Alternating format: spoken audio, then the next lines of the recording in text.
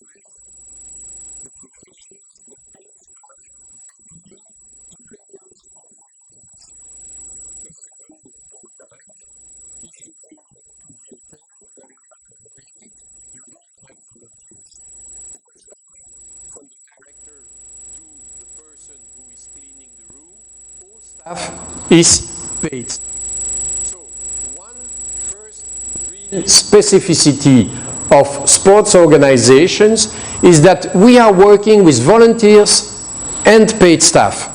And the volunteers are the people who make the decisions quite often. We are accountable to many stakeholders. We are accountable to the state.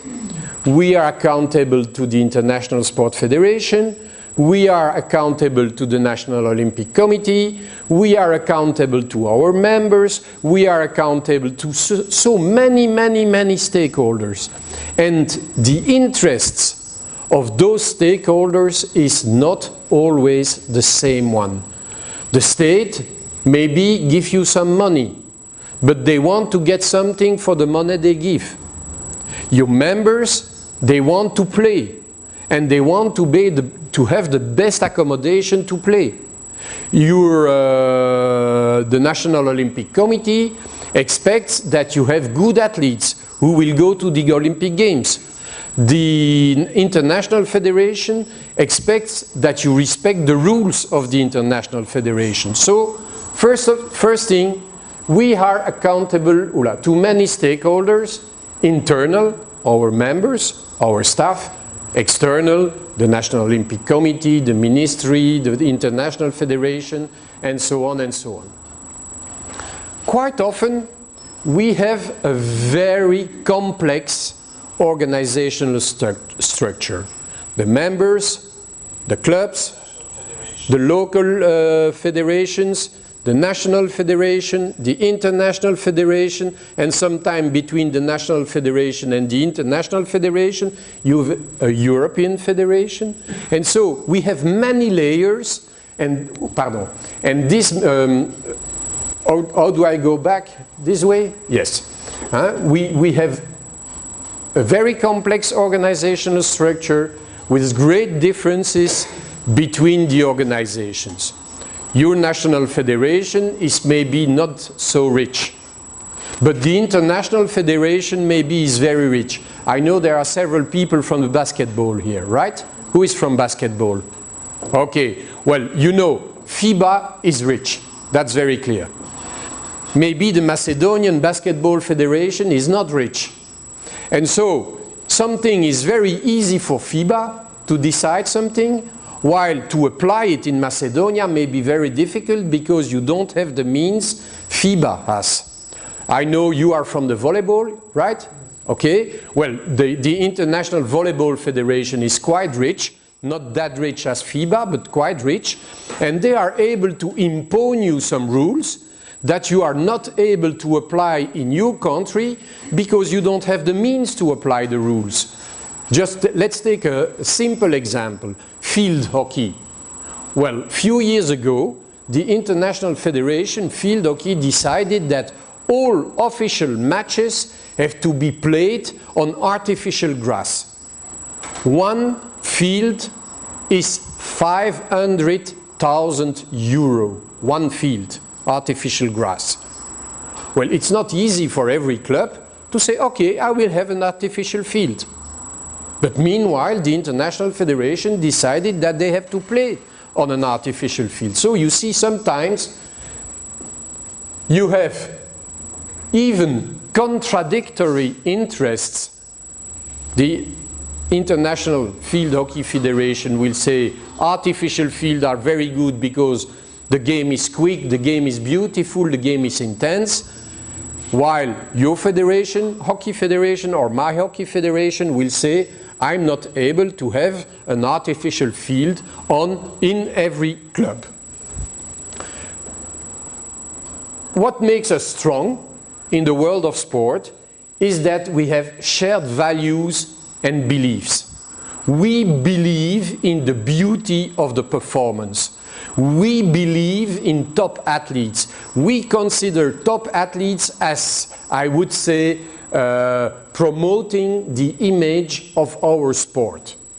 So we have strong beliefs. Maybe we have stronger beliefs than the people working in the ministry. Because the people working in the ministry, quite often they say, I'm arriving 8:30, I'm leaving 4:30, and when I leave, what happens is no more my problem. The world can collapse, it's not my problem. We, as sport people, we are thinking basketball in the morning, we are thinking basketball at lunchtime, we are thinking basketball at night, and even we are dreaming basketball. So that makes a difference. We have big values together. When Sasha calls me and says, Thierry, would you come for the course? I never say, oh no, Sasha, I'm tired. I always say yes, because we have common values. We are friends, and it's a pleasure to come here or for Sasha to come to me. But meanwhile, we have common values. And I say to Sasha, yes, of course, I will come to share this day with you, because it's my pleasure. I'm happy to do this, because I believe when I'm teaching you, I'm helping you to improve your job in sport. And so we can go together to a better view of sport. Our goals are more social goals than financial goals.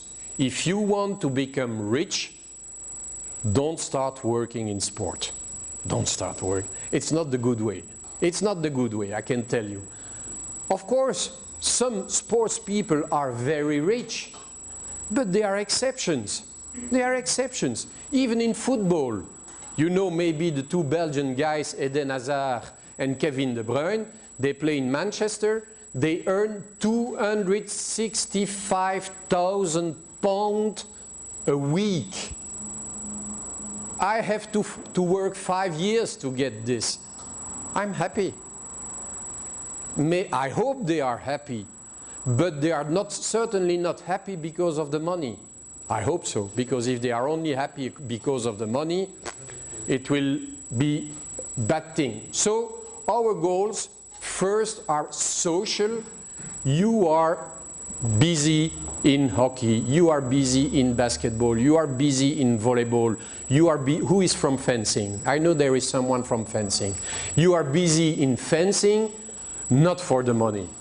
Just because you believe in your sport and you believe this sport is a good sport for the kids, for the girls, for the boys, for the adults, and you try to develop your sport in your country. So your goal is more social than financial. If you become rich thanks to fencing in Macedonia. And finally, the particularity of sport is that we have different types of umbrella organizations above us. We have the government, we have the International Federation, we have the International Olympic Committee, and they have different interests. I'm always telling, because Sasha didn't tell you, I'm the vice president of the Belgian Olympic Committee. And when we go to the Olympic Games, when we come back from the Games, if we have good results, the government will say, thanks to us, they have good results. If we have bad results, the government will say, because of the Olympic Committee, we have bad results. So you see, there is always an argument from the umbrella organizations to say, it is not working. Maybe sometimes you have to hear from your international federation, Macedonia is not doing so good.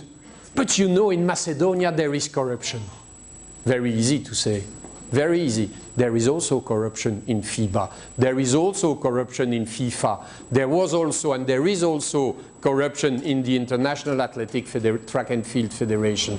So it's so easy to say there is corruption in that country, or the president is 80 years old, he is president for 60 years. This is not good governance. But meanwhile, Mr. Blatter was president for 25 years. Mr. Lamine Diack was president for 20 years. So you see, sometimes the umbrella organizations say, you have to have better governance in Belgium, in Macedonia, in Albania, or in Germany. But they don't look in their own governance. So it is very important to consider the concept of good governance as something very important. I told you that our stakeholders are plenty. That I would say it is very complicated to understand how the world of sport is organized. I will show you one way to see the world of sport, and later on in this morning I will give you another example. But this view is the view of the IOC. So you can admit that if the International Olympic Committee, which is the leading organization in the world of sport, looks at the sports planets, they put themselves in the center.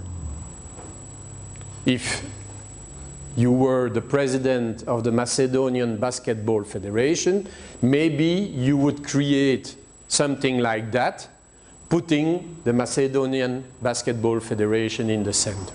So, it's about 3 circles. The first circle at the center is the institution International Olympic Committee. Just to give you a simple example, they are located in Lausanne, as you know, in Switzerland, but the IOC is about 400 persons working at the headquarters of the IOC in Lausanne, 400. And the annual budget of the International Olympic Committee is about $1 billion. From the $1 billion, you have 92 persons that go back to the sports federations, to the national Olympic committees, to the organizing committee of the Olympic Games, and 8% that is used by the IOC to run the organization. But okay, 8% from 1 billion is still 80 million. Huh? So it's a lot of money. Huh? Okay? So the center is the IOC. And the IOC, to work properly, is working with a first circle. You have the president, you have the executive board, you have the members, and you have the administrator, the International Olympic Committee.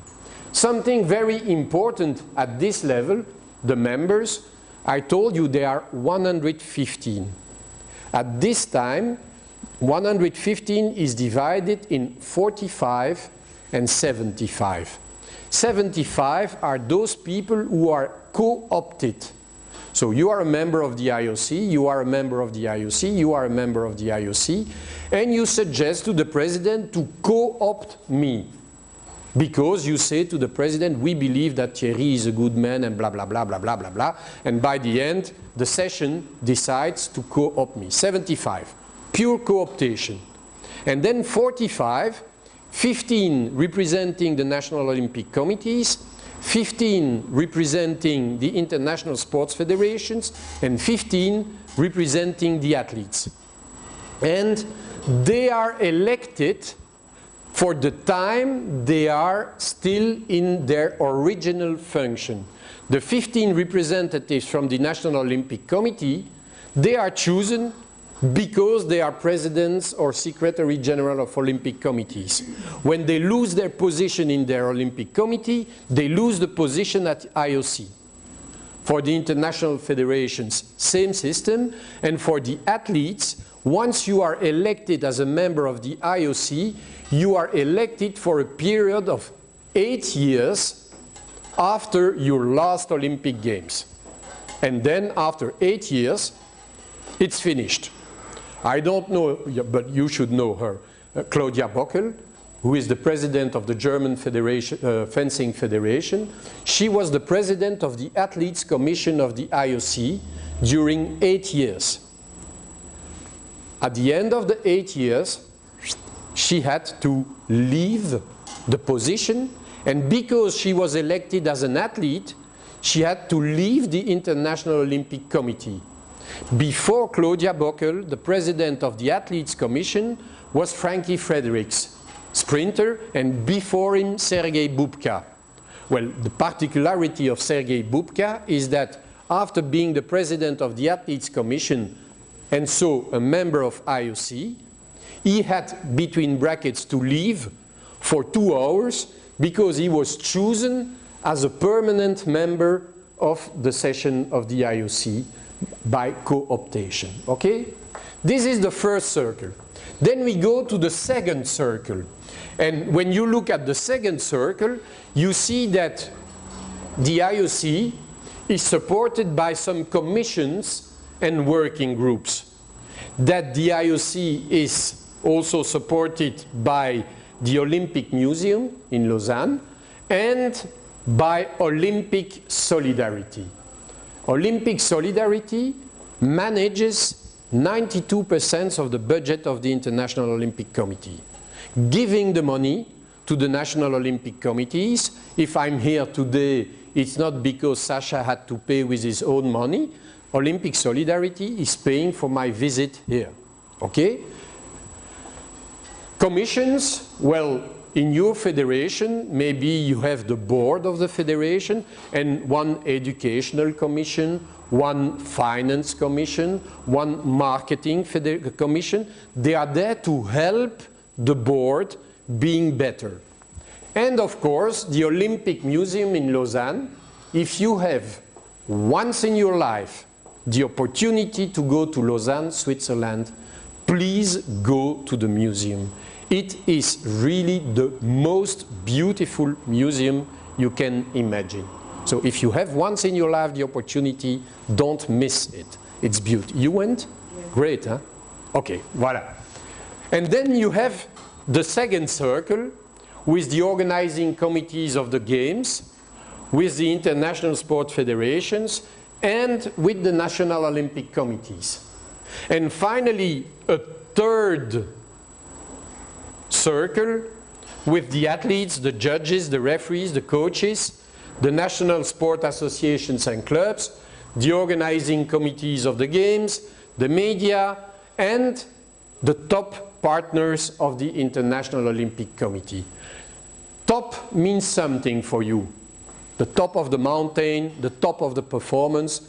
But for the International Olympic Committee, top means 10 Olympic partners.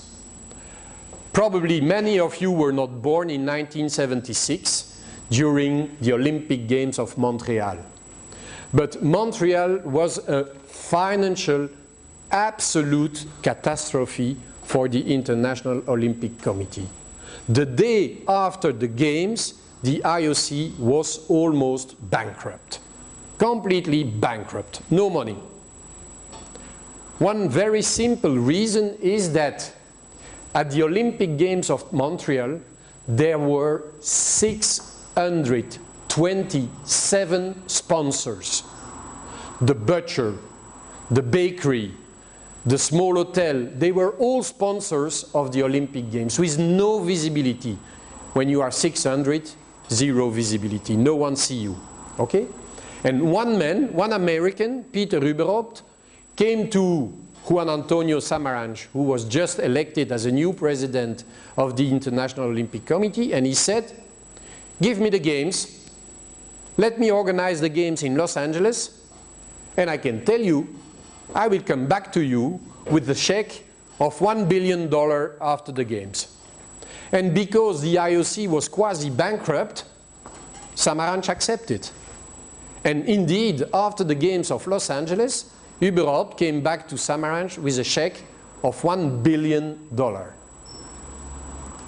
And he explained to Samaranch that good marketing was about high-level marketing.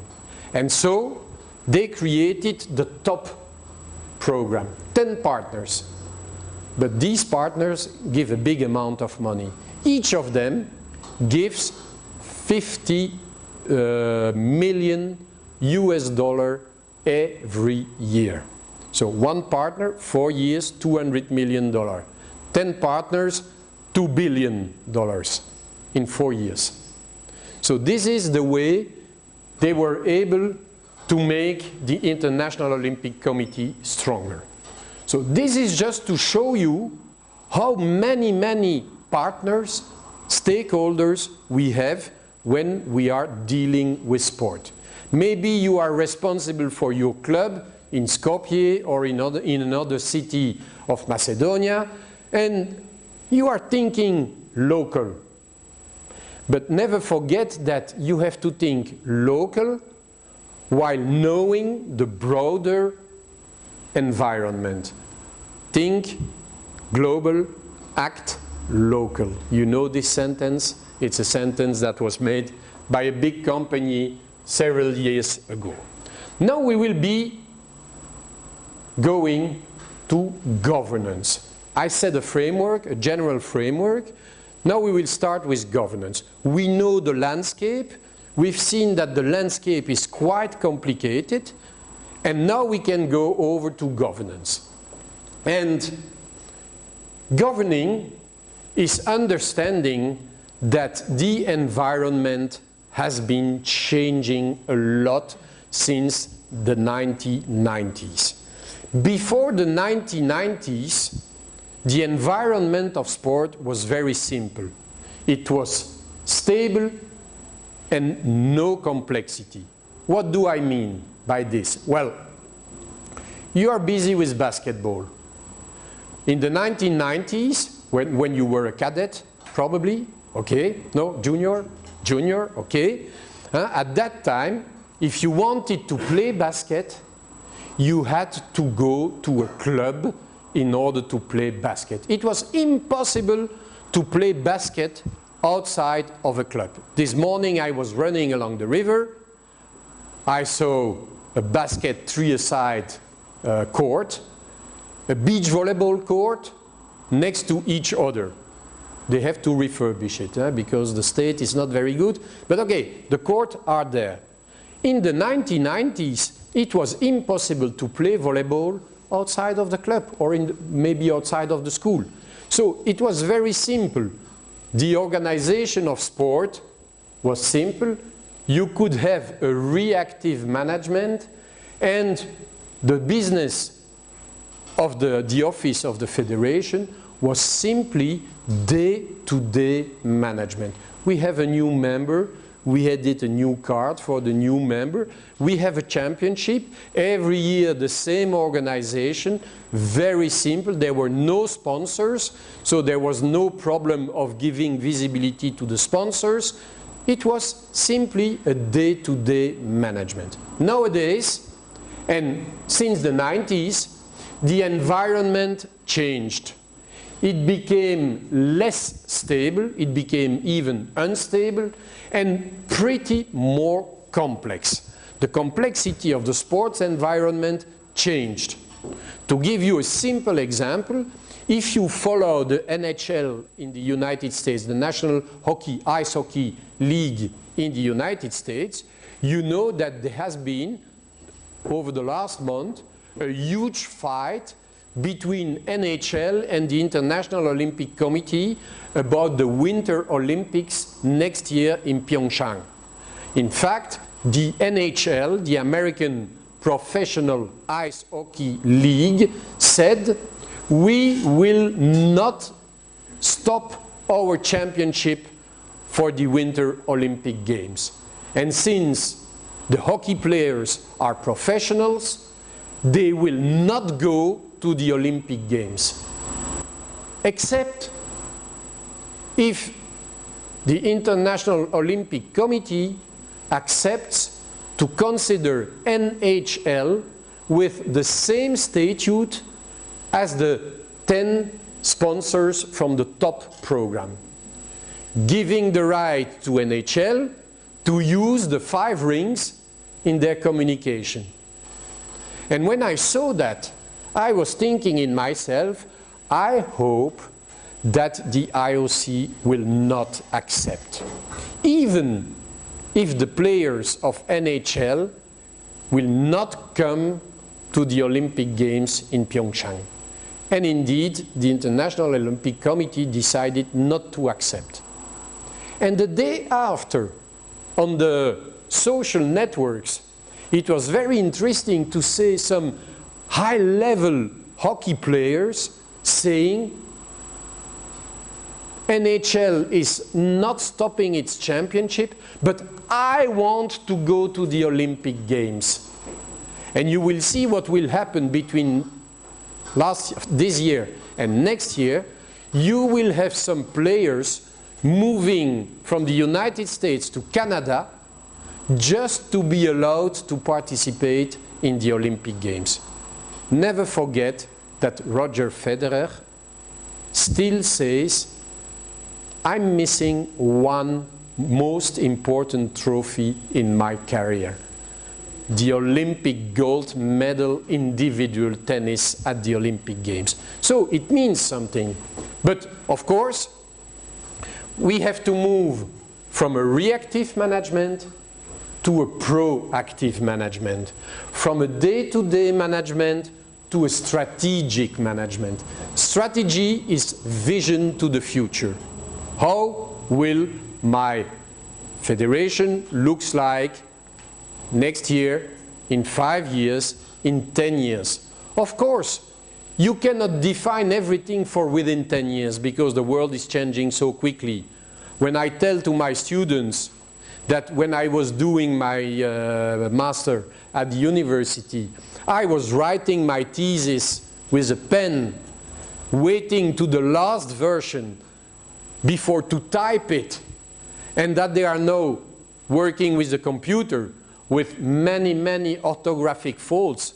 And when I tell them, I cannot read this, your orthography is very bad, they tell me, oh, professor, don't worry, the corrector will do it. No, no, the corrector is not doing it. They have to do it. So you see, the world is changing. This little tool we all have, the iPhone or Samsung and so. Just remember, those of you who are 40 or older, you started without that. And the world was going without the smartphones, without the computers. And now, everywhere we go, we ask, do we have Wi-Fi? We need it now.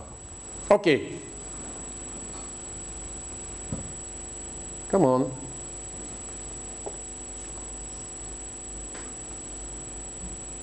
Voilà. I would like now to invite you to consider your federation, your club, your organization, and to apply what I will tell you to your organization. And you will see it's all about the reality of your organization. One organization is a system, a bubble. The Basketball Federation, the Fencing Federation, the Volleyball Federation. Which federation are you? NOC, your federation? Athletic, track and field. Okay. All your federations are systems. And they are involved in a bigger system. The Macedonian society, the European society, the world. And within the environment, you have something we call the pertinent environment, the environment that matters to your organization, and the non-pertinent environment that doesn't matter your organization. To give you a simple example, I was working in my room yesterday evening, and of course I was very concerned about the Wi-Fi because I needed it to work on my computer. I got it very well, no problem. But in my room, good Wi-Fi connection was something pertinent to my activity. On the other side of the river, I had the US Embassy, this enormous building on the other side of the river. And I was thinking, at this time, the US Embassy in Skopje is not part of my pertinent environment. I don't need them to work properly. But meanwhile, I was thinking, maybe they are looking at my emails. Probably not. But we all have this phantasm at some moments that there is a spy behind you. When Sasha asked me, Thierry, can we broadcast your lectures? He asked me yesterday or the day before, so I couldn't refuse. I was thinking, yes, and what is he doing with that? He will put it on YouTube. Okay, then I will put my time. Okay? Not that I was coming with my slippers if there was no TV, but we are adapting ourselves to the environment. Maybe you have a family celebration next weekend. Today you are absolutely relaxed with the sweater, and maybe next weekend, because it's a celebration of the 60th anniversary of your brother, you will put a tie. You adapt yourself to the environment. Now, what is the purpose of the Track and Field Federation in Macedonia? Well, to deliver an action. And the action you want to deliver is a good organization for the track and field clubs in Macedonia, to make them able to have good activities, maybe to discover good talents, and maybe later on to have athletes at the highest level. I know you got a medal 2 days ago in Taekwondo at the European Championships. Well, I'm convinced that the people in the club of the athlete getting the medal at the Taekwondo Championship, they are very proud. They are saying, good. And maybe you, as a representative of karate, you would like to have karate at the Olympic Games.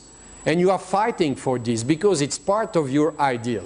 So, one organization is, as an organization, don't leave because I spoke about karate.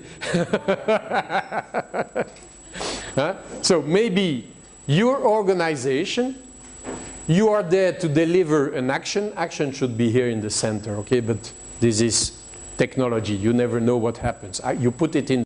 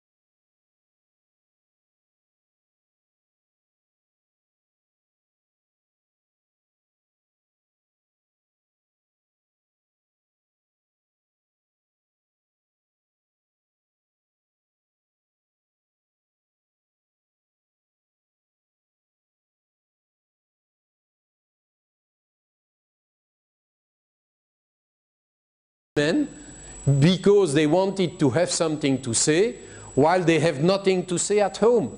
Who is the chief at home? Madame is the chief at home. And that's the reality. Eh? I'm married for 30 years, 38 years. My wife is the boss at home. Eh? That's very clear. Eh? And I'm happy with that. It's not a problem for me. But she's the boss. Not for you? Okay, so you have to understand this system to understand how we can build governance, how we can build strategies. We only can build governance and strategies through this system. When you suggest a strategy for your organization, you will have to translate this strategy with the actors.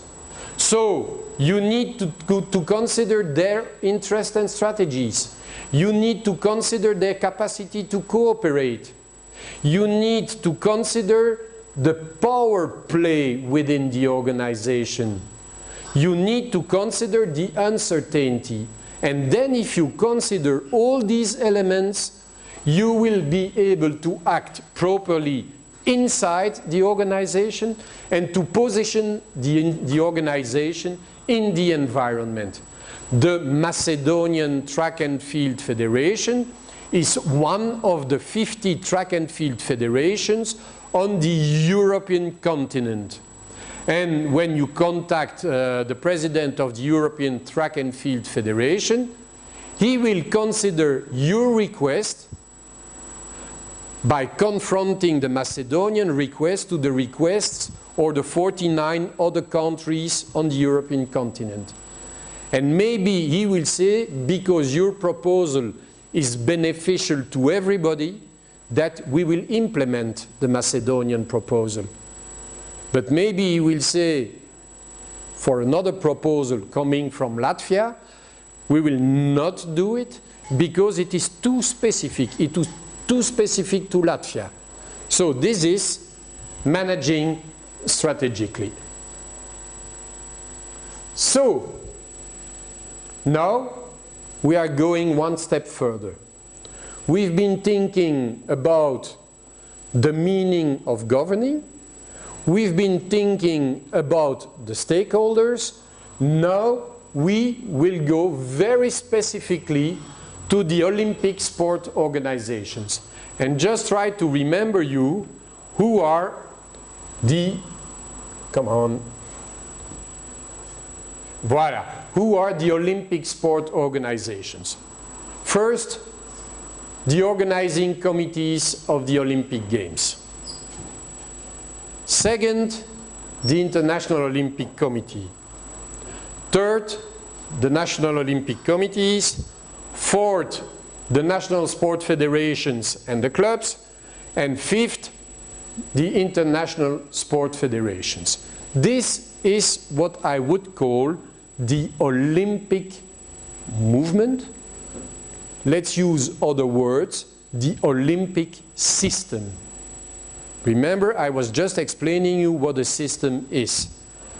Different actors with interests and strategies, some common interests, some contrary interests. These actors strive to accomplish a common goal, but they use different means to accomplish the goal. So what I just explained you with the previous slide can be applied to this. And now all these actors have a specificity. They are non-profit organizations. What do I mean when I say non-profit? I just told you that the budget of the International Olympic Committee was $1 billion every year. Yeah, but they get it by sponsorship and ownership. They do not work Okay, in factory. voilà. And they get it from sponsors and from other actors. And what do they do with their money? They give the money back to the sports movement. So a non-profit organization can have a big amount of money. It is the way the money is used. if the IOC would say, I get 1 billion every year and I'm giving part of the benefits to individual stakeholders, like a participation in the benefits, it would be like a factory. In this case, it's a non-profit organization because the money is returned to the sport movement to improve, as much as possible, the sports movement. And there is a second element, very important. Those associations are under the law of the country of their headquarters. Now you can question the reality. Why do we have so many sports federations, their headquarters in Switzerland? Well, the first reason is that the International Olympic Committee is located in Switzerland. But the second reason is that the Swiss law is very, very favorable for sports organizations. And you know that Switzerland is a federal state with cantons, and you have the Swiss law and the canton law. And the canton law around Lausanne, in the canton de Vaud, the canton law is very, very good to international sports organizations. So there is no mystery.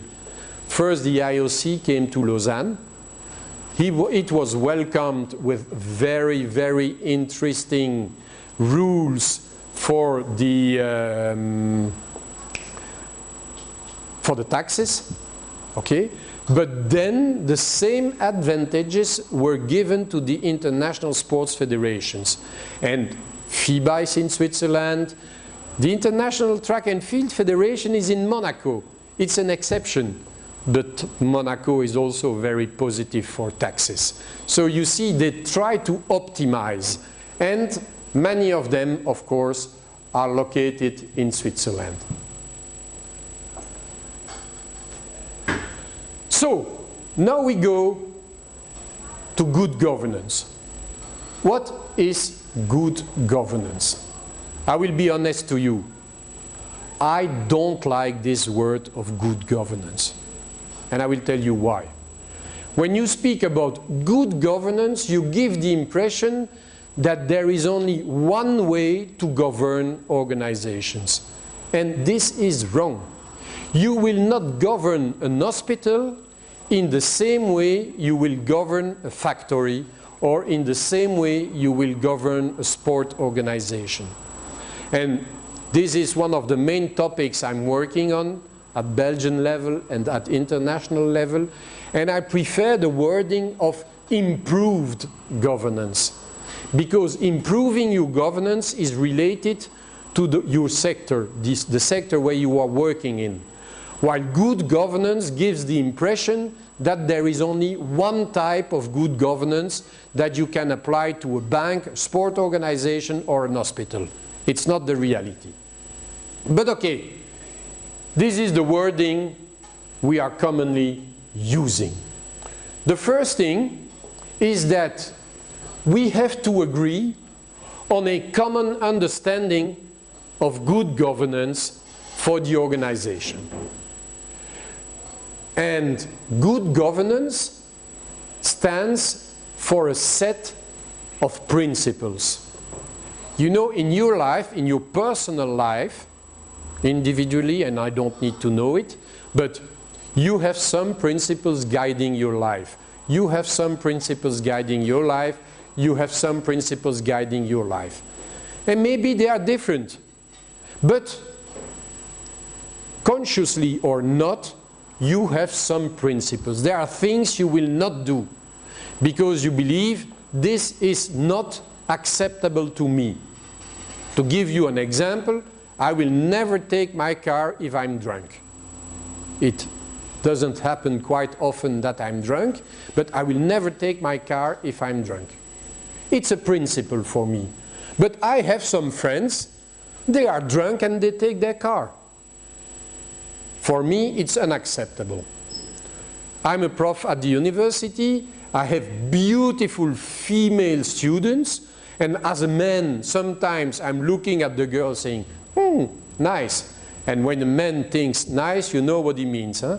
Okay? Okay, that's the reality. But I will never try to approach one of my students because she's my student. It's a principle. So we will try to show some principles of good governance. And by the end, good governance is not a status. It is something evolving every day. Maybe few of you are parents, you have children. Well, education, it is not simply a rule. It is not simply a way of thinking. It is something you are doing every day. And your kids, they are evolving, they are good, they are bad, and you have to pilot them through the life. In Latin, educere means leading out of. Leading out of what? Of childhood, of adolescence, and making from your child an adult. My children are 37 to 27, and it's very interesting to see that I've did my best with my wife to educate them, and now they are educating their kids. And sometimes my wife and I, we believe, we should not do that the same way they are doing. And immediately after we say, but we don't have to educate our grandchildren. Our children are educating our grandchildren. So, good governance is like education. It is an active and ongoing process, never ending. If I tell you today that your karate federation is well governed, I'm making a picture at instant X. And maybe tomorrow or 2 days later, it will be better or worse.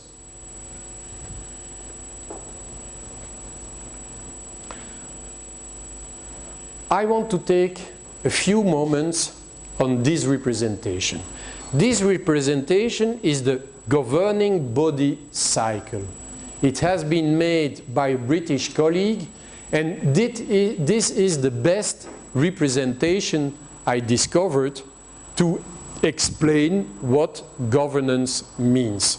So I want to take a few minutes on this picture. Look at the blue circles. If you look at this representation to the top, the focus is external, on the external stakeholders of the organization. If you look here, the focus is internal, at the internal stakeholders of your organization. If you are a sports federation, external focus is International Sport Federation, International Olympic Committee, government. Internal focus is the athletes, the coaches, the members of the board, the president, and so on. If you look on the left side of my circle, we focus on the short term. If you look on the right side of my circle, we focus on the long term. So, this quarter here is about external focus on the long term. This quarter here is about internal focus on the long term. This quarter here is about internal focus on the short term. And this quarter here is about external focus on the short term. Let's start with the long term. External focus, long term. Your relationship with the International Sport Federation, with the IOC, with the government for the next 5 years. Well, what they expect from you is that you determine, you create some policies for the next 5 years. Where shall we be, we, Macedonian Basketball Federation, in 5 years? With the national team, in the European Basketball Cups, with our cadets, with our youth.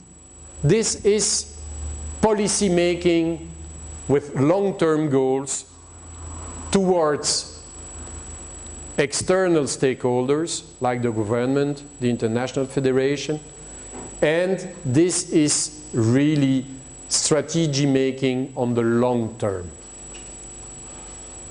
If you define policies, you have to translate them inside. And the translation of the policy inside is the strategy. How shall we reach the long-term goals? We've decided that we, as a Macedonian Basketball Federation, need to be European champion with the national team in 5 years. You have a good reputation in basketball. Those countries here have a very strong reputation. So you say, you are the new president of the Basketball Federation, and you say, in 5 years, Macedonia will be European champion basketball. Long-term goal. Policy. Hypothesis. Long-term goal. Then you will go back to your team in the federation. And you will say, guys, we've set up a long-term goal, policy making. Now we have to develop a strategy inside the federation with our close stakeholders. How shall we do this to realize the goal? And you define directions, you define means, you define orientations to reach the goal. Then we go on the other side, the short term.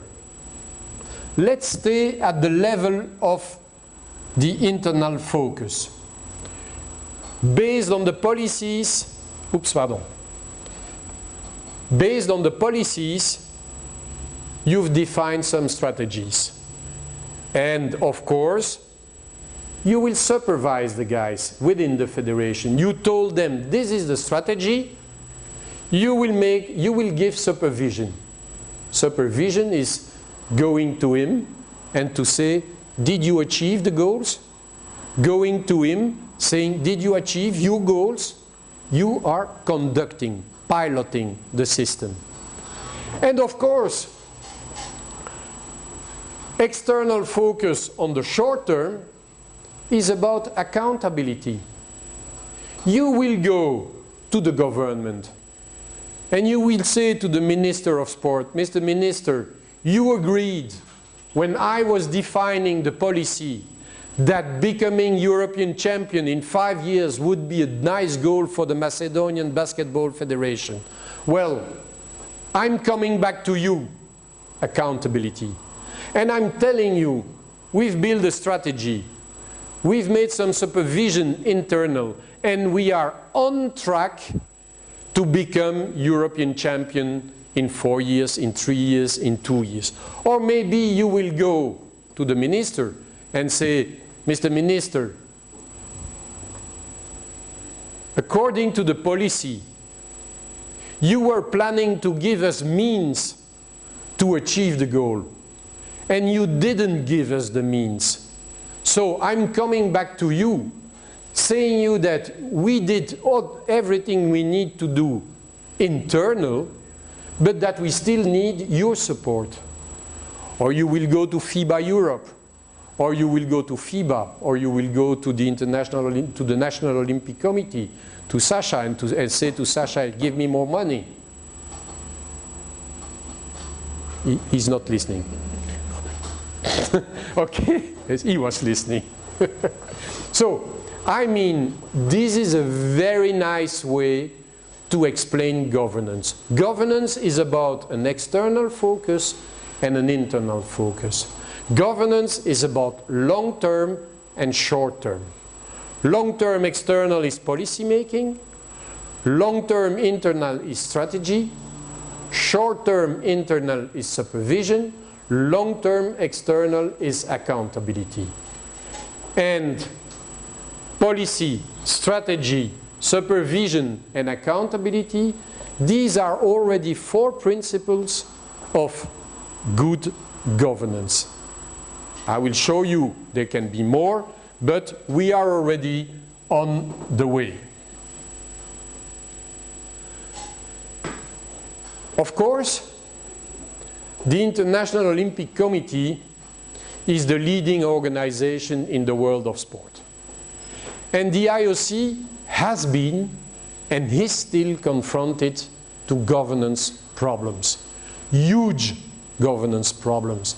The IOC is not a kind of perfect system where everything is perfect. No, they have the same problems as the Belgian Olympic Committee, the Belgian Hockey Federation, the hockey club in the city of Brussels. They have governance problems.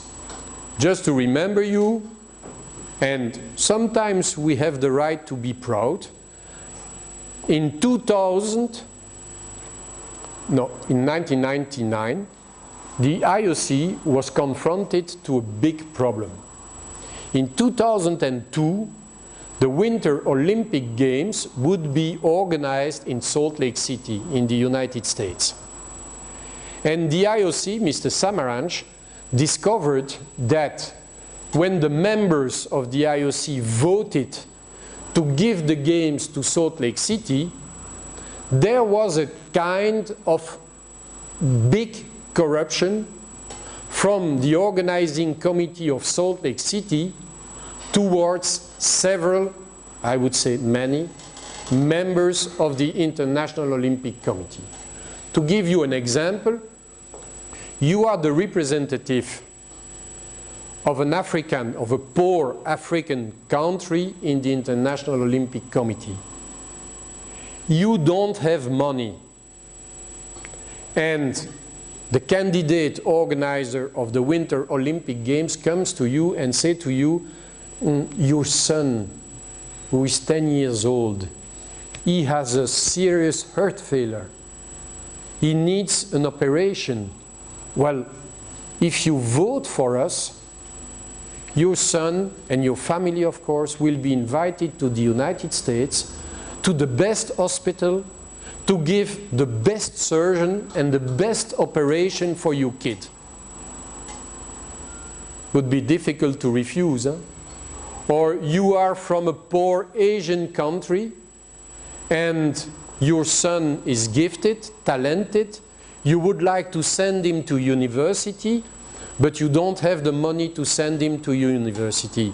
And the guys from the candidate city, they come to you and they say, we will pay studies for your son in Harvard University in the United States. We will pay everything, the studies, the room, and we will even give him a weekly allocation for food and everything. It's difficult to refuse. Okay? Well, this kind of corruption was basic corruption. It was not giving you big amounts of money. It was big corruption. But at that time, Mr. Samaranch understood that if he allowed this for the future, it would be a catastrophe. And he acted promptly. While the same phenomenon was happening in FIFA, was happening in the International Track and Field Federation and in other international sports federations. But FIFA didn't act until we had this big explosion with Mr. Blatter and Mr. Platini 2 years ago. And then we discovered that a big amount of money was going to people just to have their vote, to have their agreement. In the International Track and Field Federation, it appeared that Mr. Lamine Diack, who was the president of the International Federation, was having a kind of parallel money use next to the board of the federation. And that the board of the federation was not aware about what Mr. Diack was doing with 2 or 3 persons. So it means that the IOC was first confronted to the problems of governance, so they were first to act. And they, they started to define basic universal principles of good governance. And if you go to the Olympic Charter, and the Olympic Charter is a booklet of 120 pages that defines the rules of functioning of the Olympic movement, well, you can see that all members of the Olympic movement should adopt as their minimum standard, basic is minimum, the basic universal principles of good governance of the Olympic movement as proposed by the IOC. And then you will say me, but why should I, President of the International Table Tennis Federation, accept the rules of the IOC? And probably what you don't know is that you will accept the rules because the IOC is giving you a big amount of money through Olympic solidarity. I've been a member of the board of the International Archery Federation for 10 years. I was the president of the Belgian Federation at that time. Well, I can tell you that the International Archery Federation was receiving every year from the International Olympic Committee 6 million euros for the functioning of the federation. So if I give you 6 million euro every year, I tell you what you have to do, right? That's the rule. I'm your main sponsor, so I will tell you this is what you have to do. And obviously, international sports federations, including the big ones, FIBA, FIFA and others, well, they accept, at least theoretically, these rules because, at least theoretically these rules because they get money from the International Olympic Committee. When I was a student, I was receiving some money from my parents to go to the university. And it was very difficult for me to tell them, you know, I'm not interested. I was interested, but okay. It would be difficult to say I'm not interested because I was receiving the money.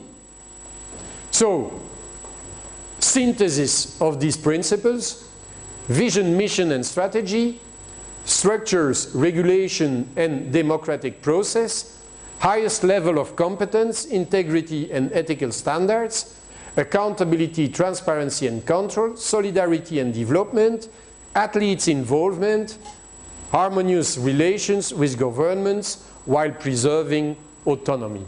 These are the basic principles defined by the International Olympic Committee. From 2001 until 2013, the president of the International Olympic Committee was Jacques Rogge, fellow Belgian. Since 2013, the president of the International Olympic Committee is a German one, Thomas Bach.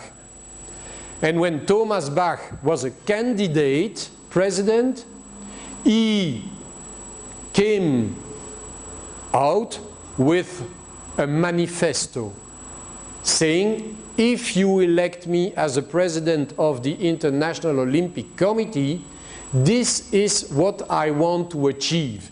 These are my long-term goals, policy. These are my short-term goals, strategy. And the basic element of the strategy of Thomas Bach was this: the Olympic Agenda 2020. So, becoming a president in 2013, he said, between now and 2020, this is what I want to achieve. He was elected as a president, so he went to the executive committee of the IOC with his manifesto. And he said, guys, I've been elected based on this manifesto. I suggest to transform this manifesto into the IOC strategy for the coming years. And of course there was a consultation, there were some adaptations, and finally there was a booklet edited, Olympic Agenda 2020. 2020 means year 2020, but it means also 20 plus 20 recommendations. And within this recommendation 27 is comply with basic principles of good governance. The principles I showed you on the previous slide. So it means that the Olympic movement has been accepting the proposal of Thomas Bach to comply with the basic principles of good governance. Recommendation 28 is about supporting the autonomy. So, the sports movement is like our kids.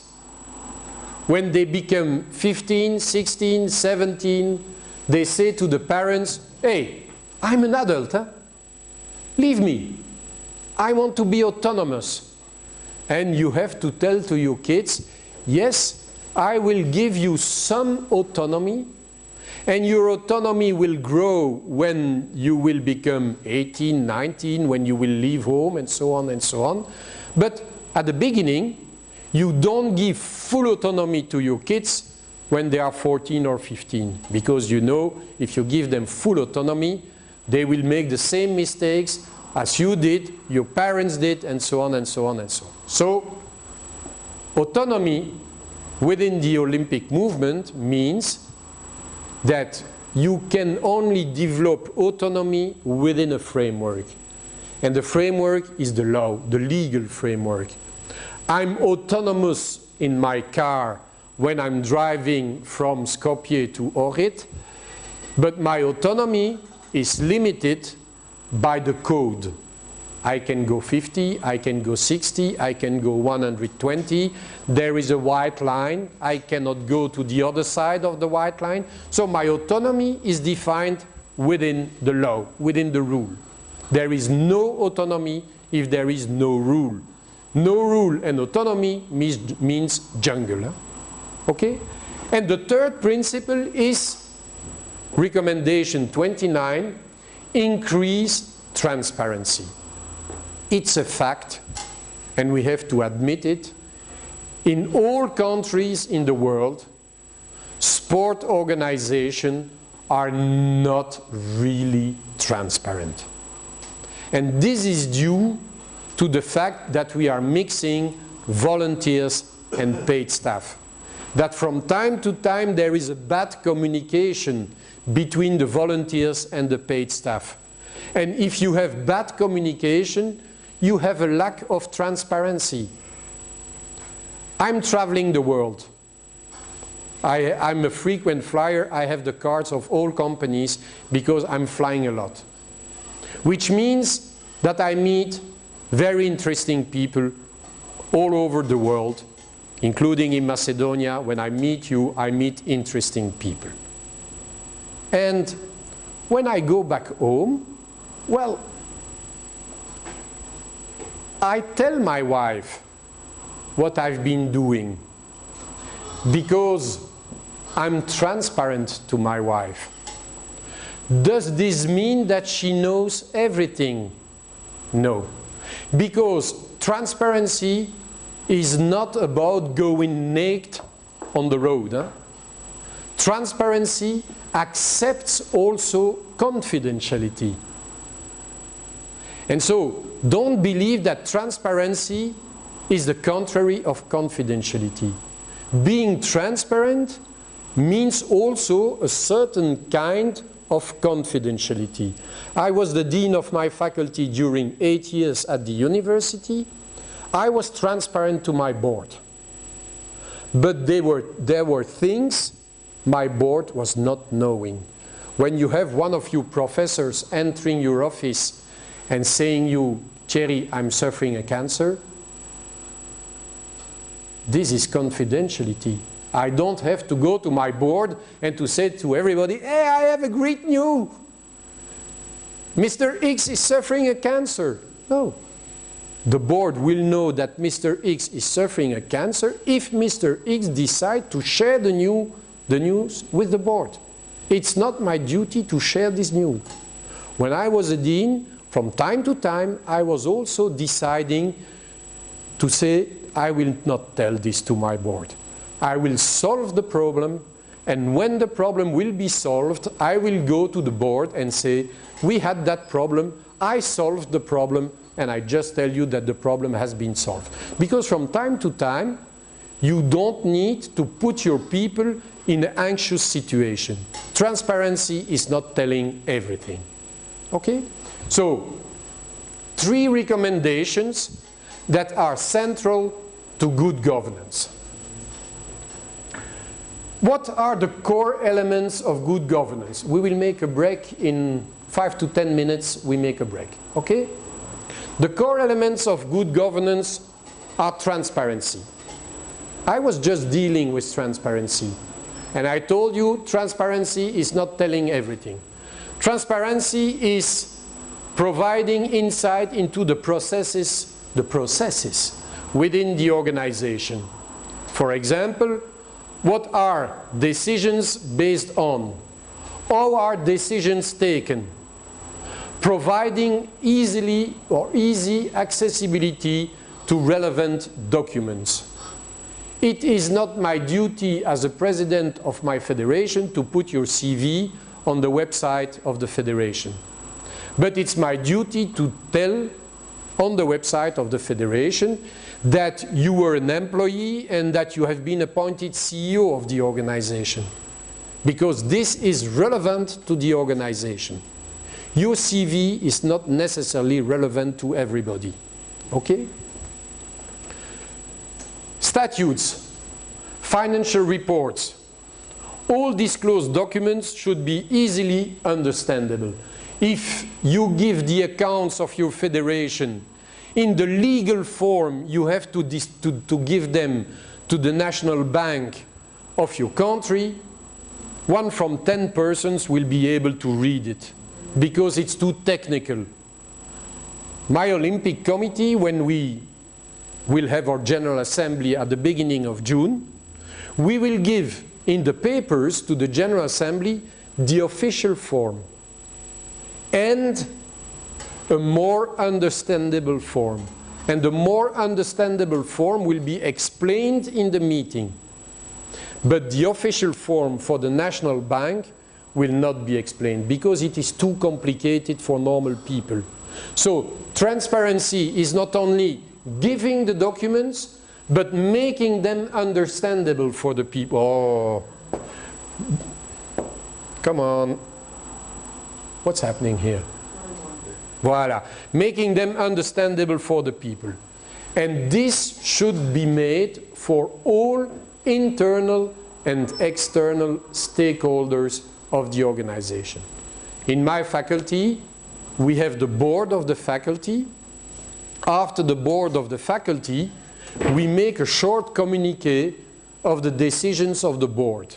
And we put the communiqué on the website of the faculty, on the first page. Then, at the next meeting, we approve the minutes of the board. And the minutes of the board, once they are approved, are at the disposition of all faculty members, not the student, the members. Okay? So, this is transparency. Accountability. Clear and transparent assignments of roles, especially for the executive board. One example. Who is allowed in your federation to make payments? Probably the finance officer. Okay. But I hope you have put some limits. Let's say up to 1,000 euro, he signs a loan. Between 1,000 and 10,000, he needs a second signature. Above 10,000, he needs a third signature. This is accountability. And this is what was missing within FIFA at one moment when Mr. Blatter, and I have respect for Mr. Blatter, don't misunderstand me, but Mr. Blatter was able to make financial decisions on his own, without consulting the finance officer, saying, okay, I will give so much to that federation, I will give so much to that federation. This is not normal, because even if he was the president, he was not the one who was designated to sit on the money and to use the money. So accountability is assignment of roles. Assignment of responsibilities. If you are the CFO, the person in charge of money within your organization, what is exactly your responsibility? This is the framework in which you have to work. You go out of the framework, it's no more your job.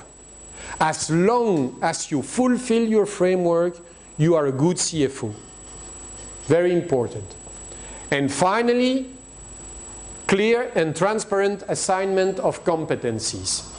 My youngest daughter, she's now 27, studied human resources management. She entered the company when she was 23 at the Human Resources Office of the company, an international company with offices in 12 European countries and the headquarters in Brussels. And she became responsible for what they call those people traveling from one country to another country and getting their salary during 2 years in Belgium, and then during 2 years in Great Britain, and then during 2 years in Macedonia, and then within, and you know, these are very complicated careers. And my daughter said, well, I've been assigned a task, but the task was far above my competencies, because she was just coming out of school. And she was acting for people working in France, in Belgium, in Italy, in Great Britain. And she said to her boss, you have two solutions. The first one is give me responsibilities that are at the level of my competencies. And the second one is pay in order to give me the competencies to be able to do what you ask me to do. They choose for the second solution. Now she's very happy because she got some complementary education to be able to do what was expected. But at the beginning she was very honest. She said, you are assigning me tasks that are not relevant to my competencies. And so at this time I cannot be considered to be accountable for the mistakes I will make because I don't have the knowledge. Give me the knowledge, I will be accountable. You don't give me the knowledge, I can't be accountable. You understand what I mean? Okay. Participation and involvement. Well, in our organizations where we are more focused on human capital and social value than on money, it is important to install democratic structures and processes. It is important that all stakeholders of the organization would be represented in the governing bodies. For a long time, for a very long time, more than 100 years, we had no athletes in the board of the sports federations. Can you imagine? The IOC is saying every day the athlete must be central, and in the big majority of sports federations in all countries there were no athletes in the board. The main stakeholder was not in the board. Can you imagine a company with a stakeholder representing 60% of the assets of the company and being not represented in the board? Impossible. Impossible. In sport organizations, this is still possible. Crazy. We have to make place for the athletes in the board. The International Olympic Committee asked to the national Olympic committees to make this. Not all of them until now did it. I'm very proud to have 2 athletes in the board of the Belgian Olympic Committee, 2 from the 15 board members. I can tell you they are very, very productive. They are very useful, and they are avoiding big mistakes because they have the feeling of the athletes. So, and finally, those who want to actively participate should be given a chance to do so. I think I have one more or two more slides before ending. Integrity and ethical behavior. You need a code of conduct. What can you do, what can you not do? You need to ensure equality and diversity. Equality starts with gender equality. It is crazy to note that sports organizations are male dominated, while sports participants are equally female and male. We have a problem. Like they said in the space 20 years ago. Cap Canaveral, we have a problem. We cannot leave the moon. This was the problem at that time. But we have a problem. The ceiling roof for women promotion in sport organizations, but also in universities. In my own university, it is evident that PhD students, doctor students, we have a sound balance, male-female. Assistant professor, male is going so, female is going so. Professor, male is going so, female is going so. And then when you come at the highest level, ordinary professor in Belgium, you have 8 male and 2 female, which is not normal. So there is plenty of work to be done. Ensuring that decisions are based on all available information. And finally, create an atmosphere that encourages ethical behavior. And I think, no, I will keep this one for after the break. Mr. Secretary General? Yes, it is allowed. Can we have a break? It is allowed. Okay.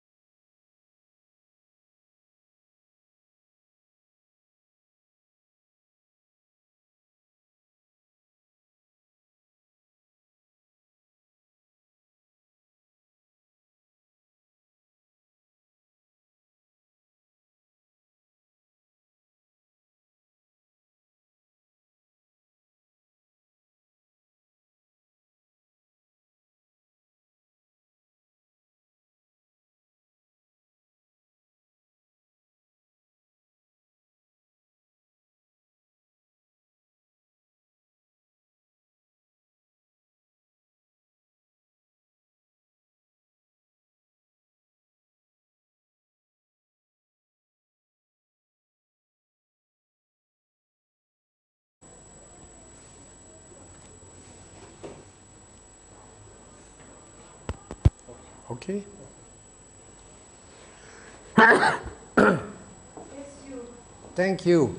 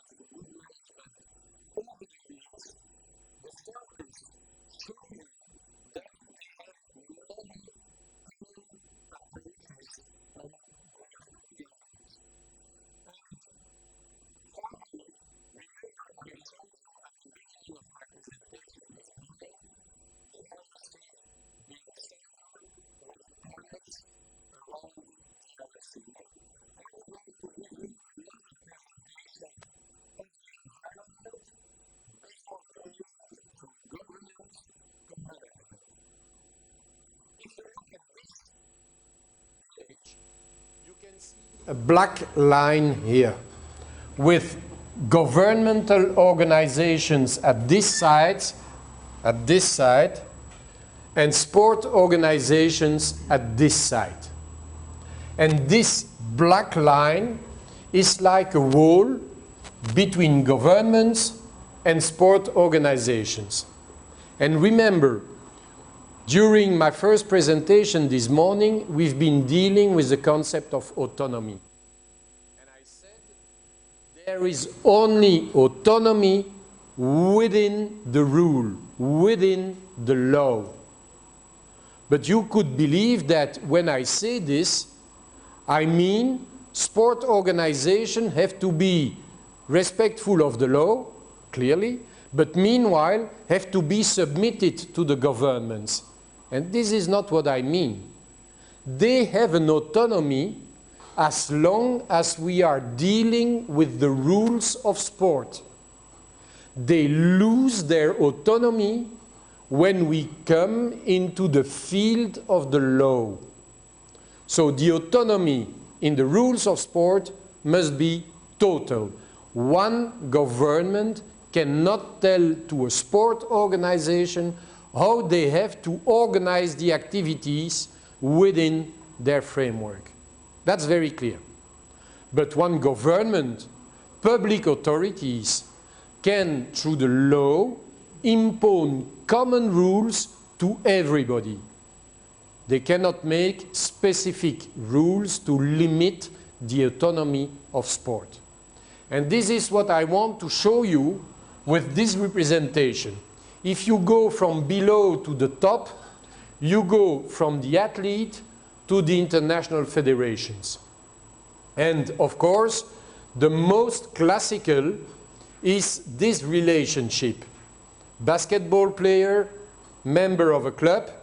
The club is member of a regional federation. The regional federation is member of a national federation. National federations are members of continental federations. FIBA, Basketball Federation of Macedonia, FIBA Europe, FIBA World. This is the classical scheme. Next to the owners' international federations, you have also the users' international federations.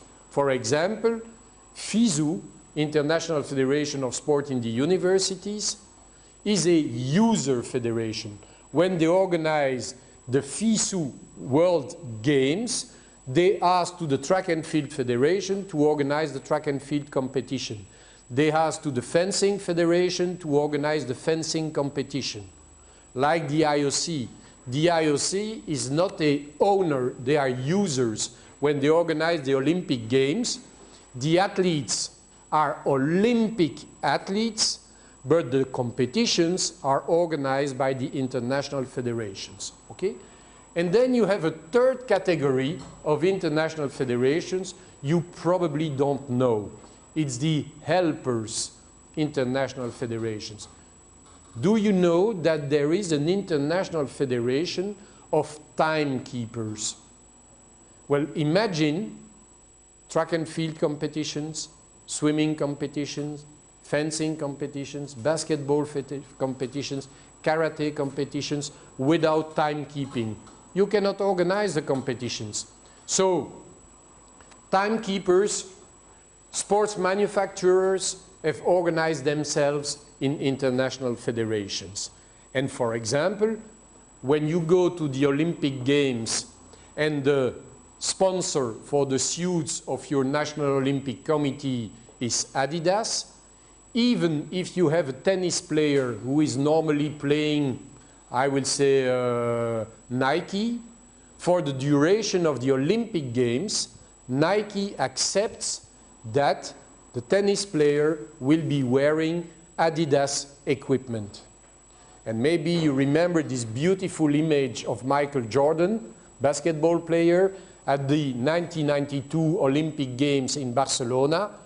Champion was the sponsor of the National Olympic Committee of the United States, and Michael Jordan was already a member of the Nike team.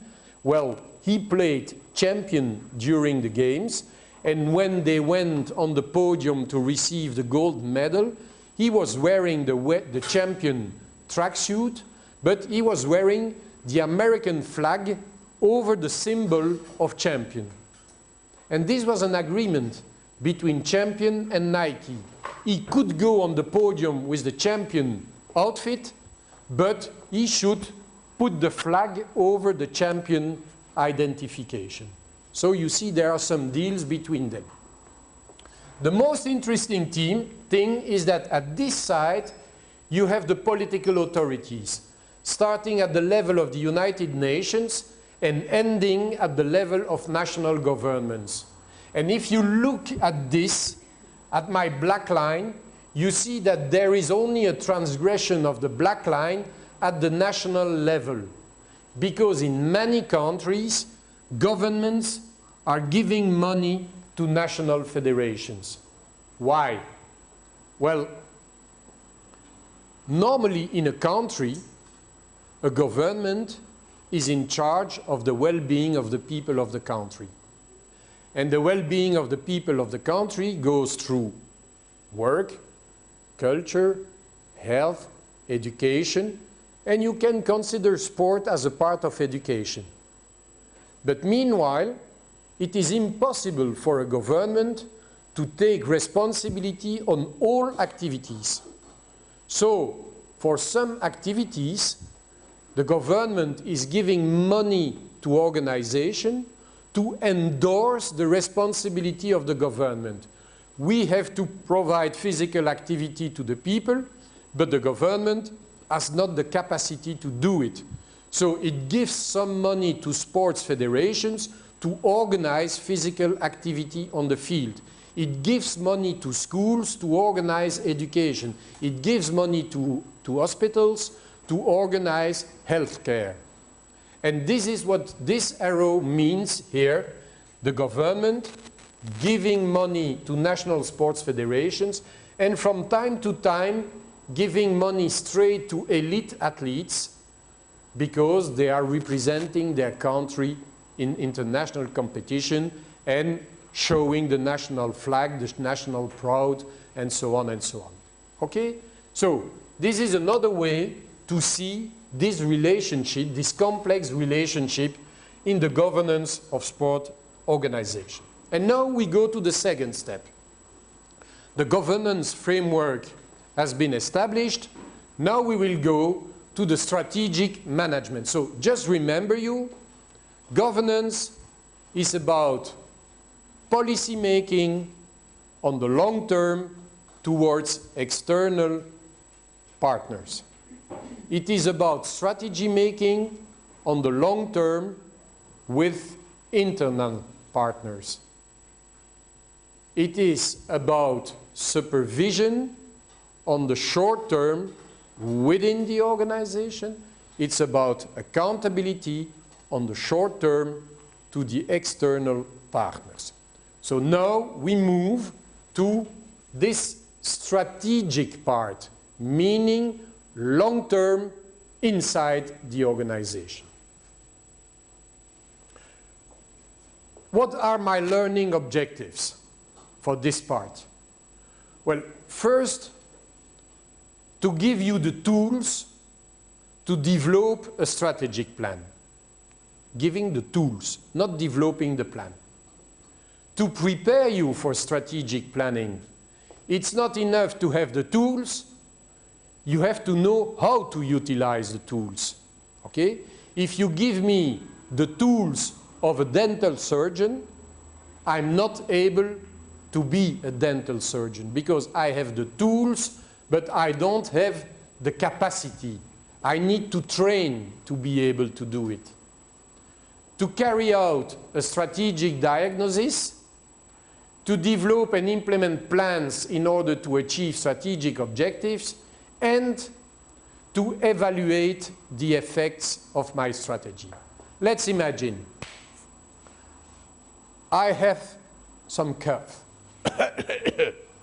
I go to the medical doctor. The medical doctor is a master in strategy development.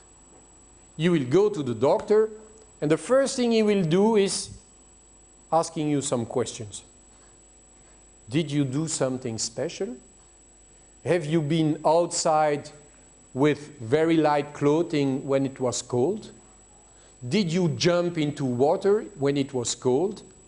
He's first of all preparing his strategy. He wants to know more about the reason why you have a flu. Then he will put his diagnosis. He will use some tools to listen to your, the way you are breathing. He will look in your mouth, and then he will say, okay, it is not simply the flu, it's an angina. First step, the diagnosis. Then, when he has identified the angina, he will say, I have to develop a strategy to help this person. And the strategy of the doctor will be to give you some medication. And so he will say, you will take antibiotica 2 times a day. I will give you a kind of syrup just to avoid this irritation here. And then you will come back in 8 days and we will check. So he suggests you a strategy by giving you a medication. He asks you to apply the strategy. You go back home, you take your medication. And at the end of the strategy, he asks you to come back because he wants to make an evaluation. And then when you come back, he will ask you, and how are you doing? Oh, it's okay. It's finished. I'm okay. Okay, just a little check. Okay, indeed, it's finished. Or maybe you will say, well, you know, doctor, it's still on way. You have to check more. And then he will restart the process. New diagnosis, new strategy, new medication. You will come back in 8 days, verification, and maybe it will be finished at that time. So, what I want to do with your sport organization is exactly what the medical doctor is doing with you when you go to him because you have some flu. And this means that we will try to create a kind of strategic management cycle. First, I have to prepare.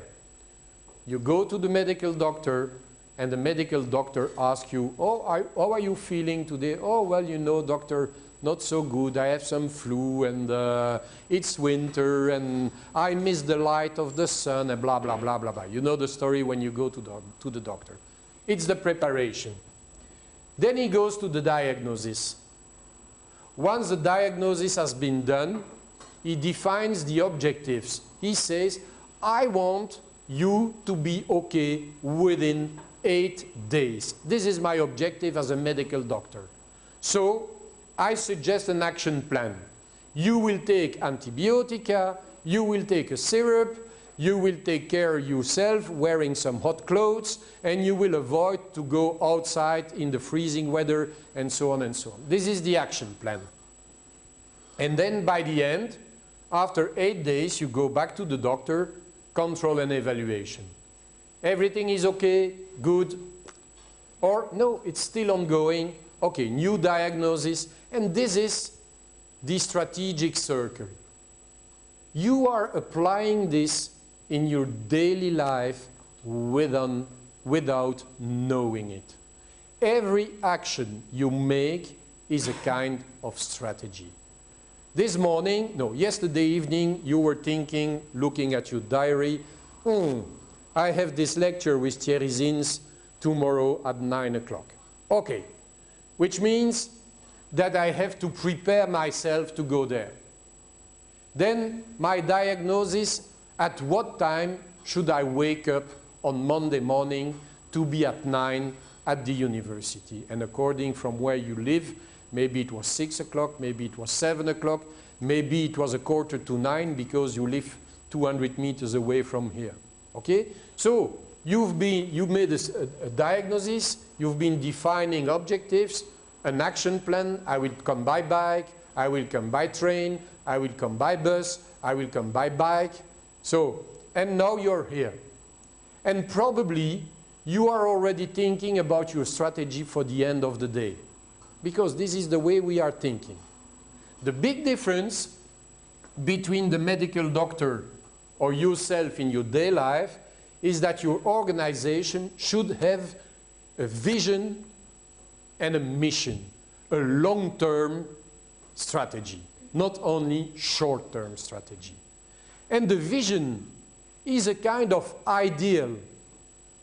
At one time, the new elected president of the Belgian Field Hockey Federation in 2005 said, I want, within 10 years, that the Belgian national field hockey team will be Olympic champion. And everybody said, hey, that's a dream. And he said, no, that's my vision. It's the highest possible goal I want to reach.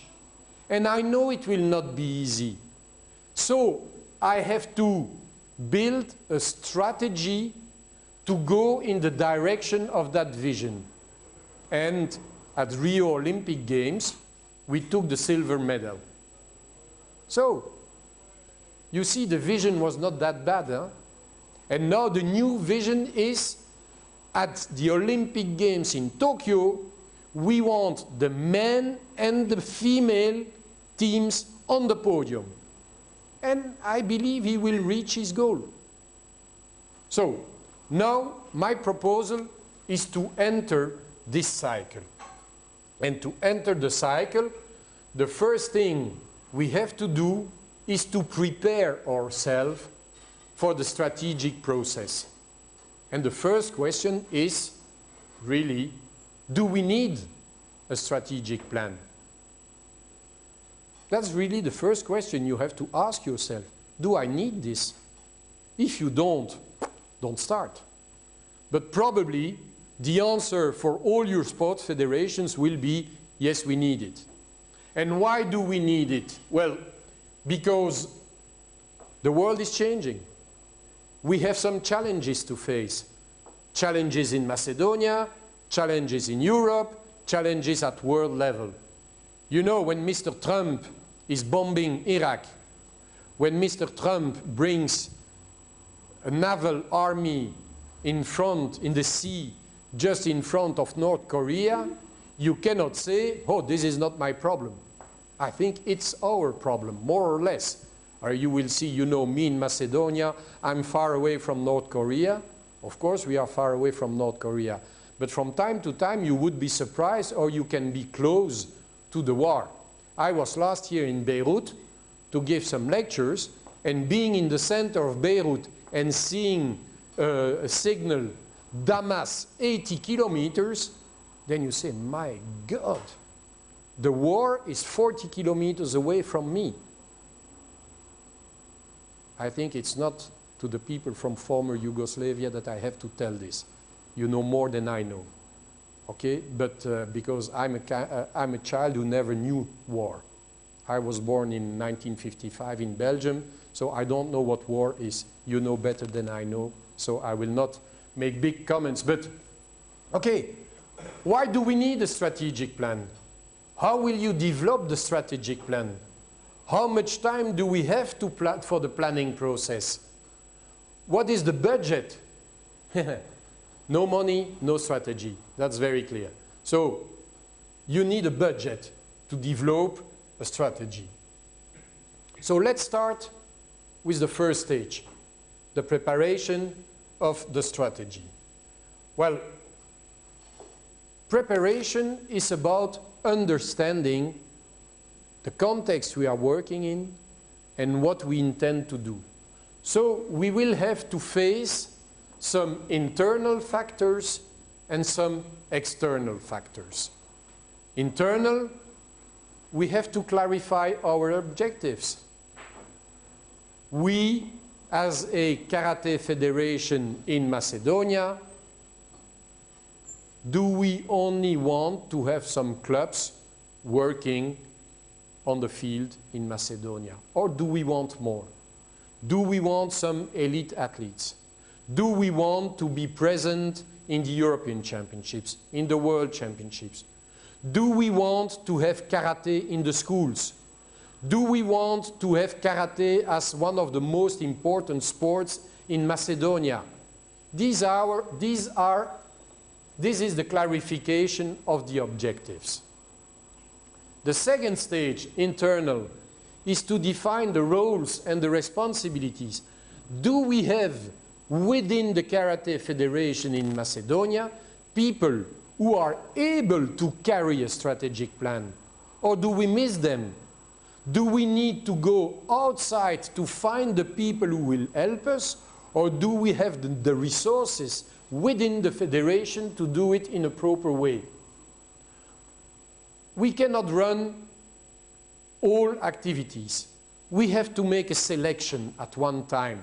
And the selection will be adapted to our human resources capacity. So we have to create cohesion between our activities. We are concentrating on the fact that we want to be the best basketball team in Europe between now and 2020. And we are not only looking at the actual senior team, we are also looking at the junior team, at the cadet team, because the cadet team of today will be the senior team in 6 years. This is exactly what hockey did in Belgium.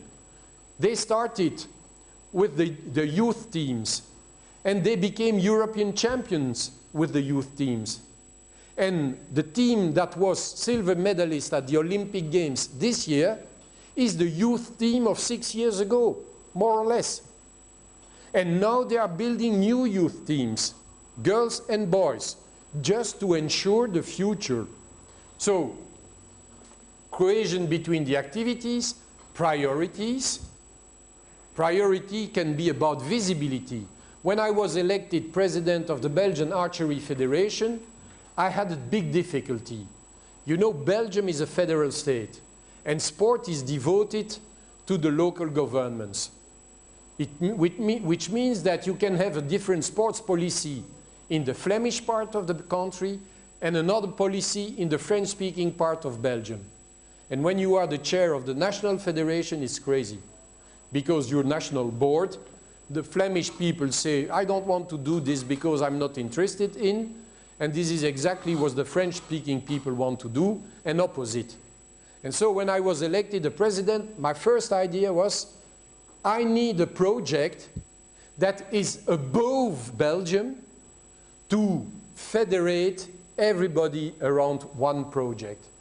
And so I was elected president, and my first board, 1 week after being elected, I came to the board and I said to the board, we will be candidate to organize the European Championships in 2004.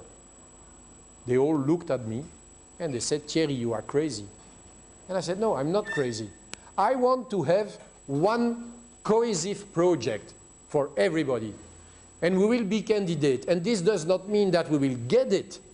But our first cohesive project will be to build up a candidature. So we were candidate and we won. I was quite sure to win because I'm careful. I don't go to strike if I'm not armed. So I said, okay, we have a good chance to. We won. We organized the European Championship, and this was really making the cohesion between the two communities. And because I had this cohesion, I was able to have other projects at the national level. So I tried to create cohesion and to define priorities. And this was also a way to, this was also a way to improve communication and collaboration. This is inside, internal factors. External factors, why do you want to have a good strategy for your federation? Because you want to show you are well organized. You have a good governance, okay? Because you want to communicate with partners. I go back to this European Championships archery in Belgium. I wanted to have television. Sasha, besides you. I wanted to have television. And of course, having, thank you, madam. Voilà. having television for me was very important because having television was a warranty to have partners. If you have television, you get partners. If you don't have television, you have no partners. But to get television for archery, I knew I had to pay. It is not football. Football, television is coming and asks, may we film? Archery, you go to television and you say, I would like you to film. And they say, maybe I will film if you pay the film. So I got a first partner and I said to the partner, I will use your money to pay television. Do you agree? And they said, yes, I agree. We agree.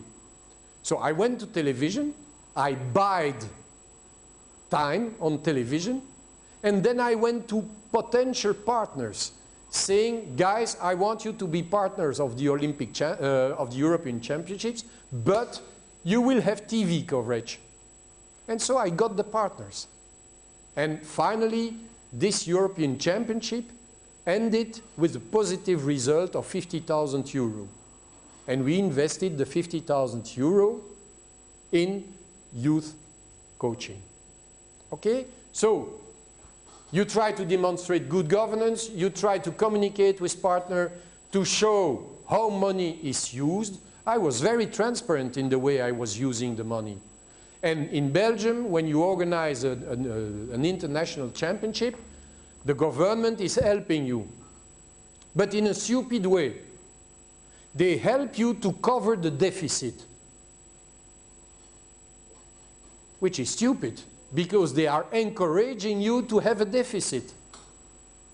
So I was having a boni, a positive result.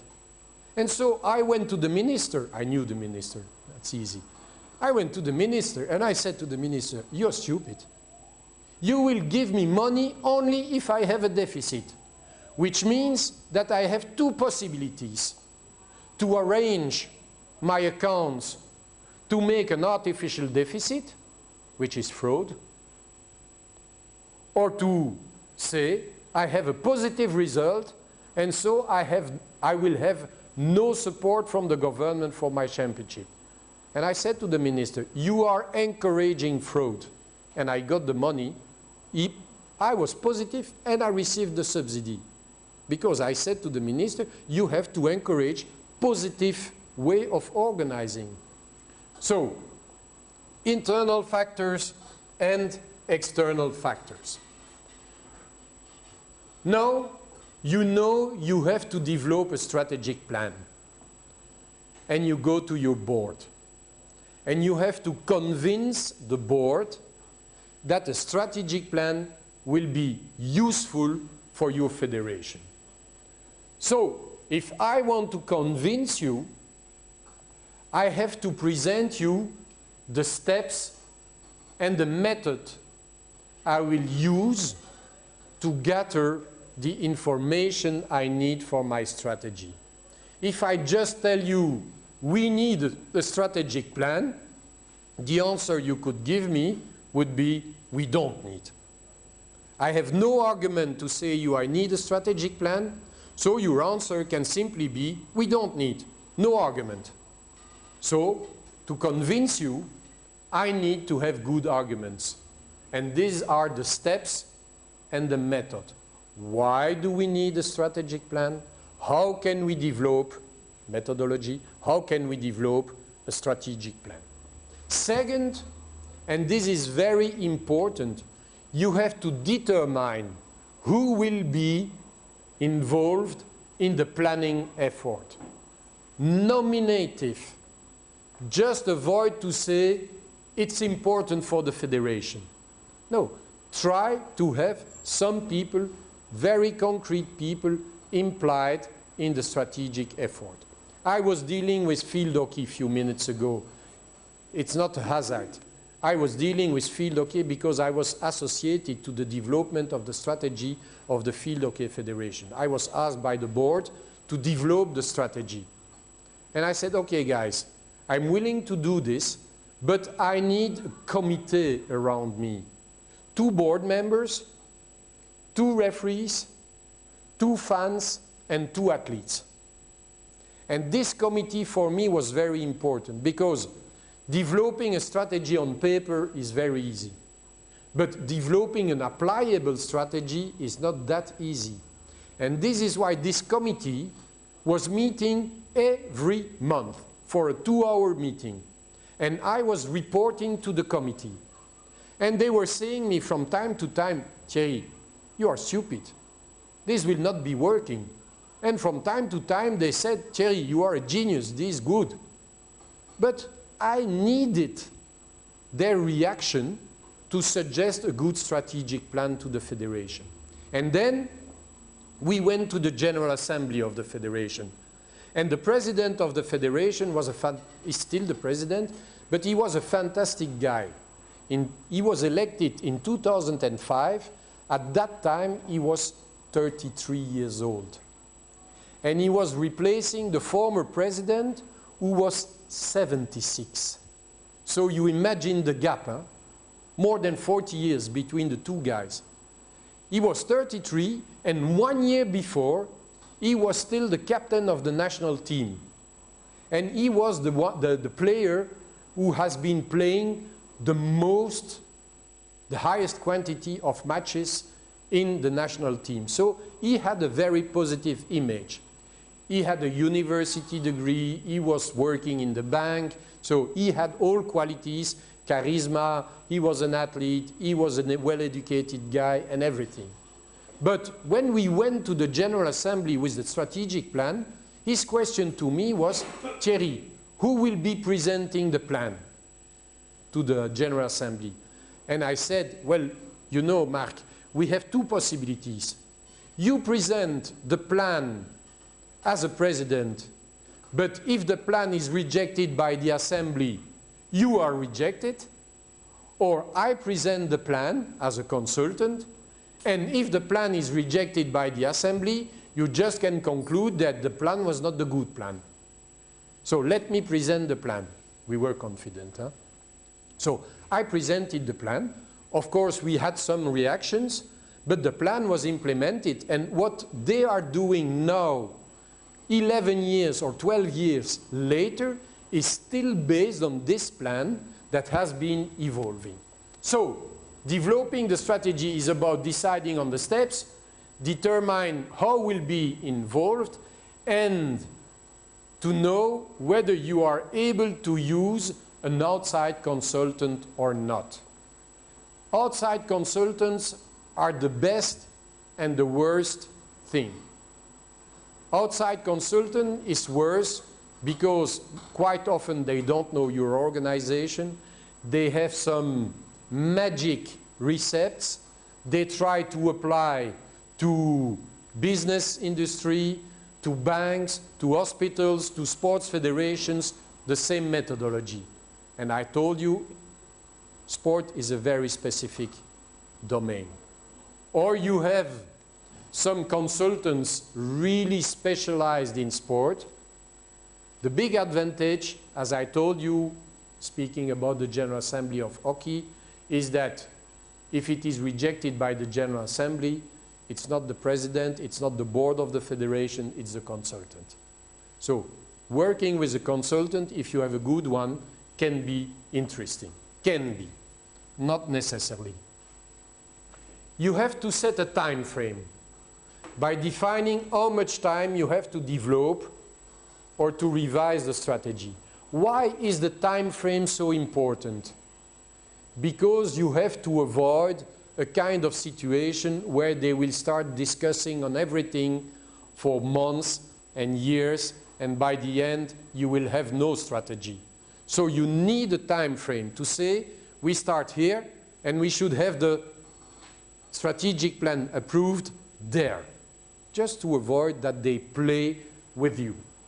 Plan a 3 to 6 months time to analyze and develop the new strategy, and try to have a collaborative approach. You are the one in charge of developing the strategic plan in your federation. Don't do it on your own. Work with the board, work with the clubs, work with the athletes, work with the coaches, work with the referees, because all of them are concerned by the strategy of the federation. Try to avoid, to eliminate part of the stakeholders. So very important if you want to do it in a practical way. Developing strategy is not only about time, it's also about financial and administrative costs. Take this into consideration when you try to develop a strategy for your federation. So, you need to collect information to develop a strategy. You need some human resources to develop a strategy.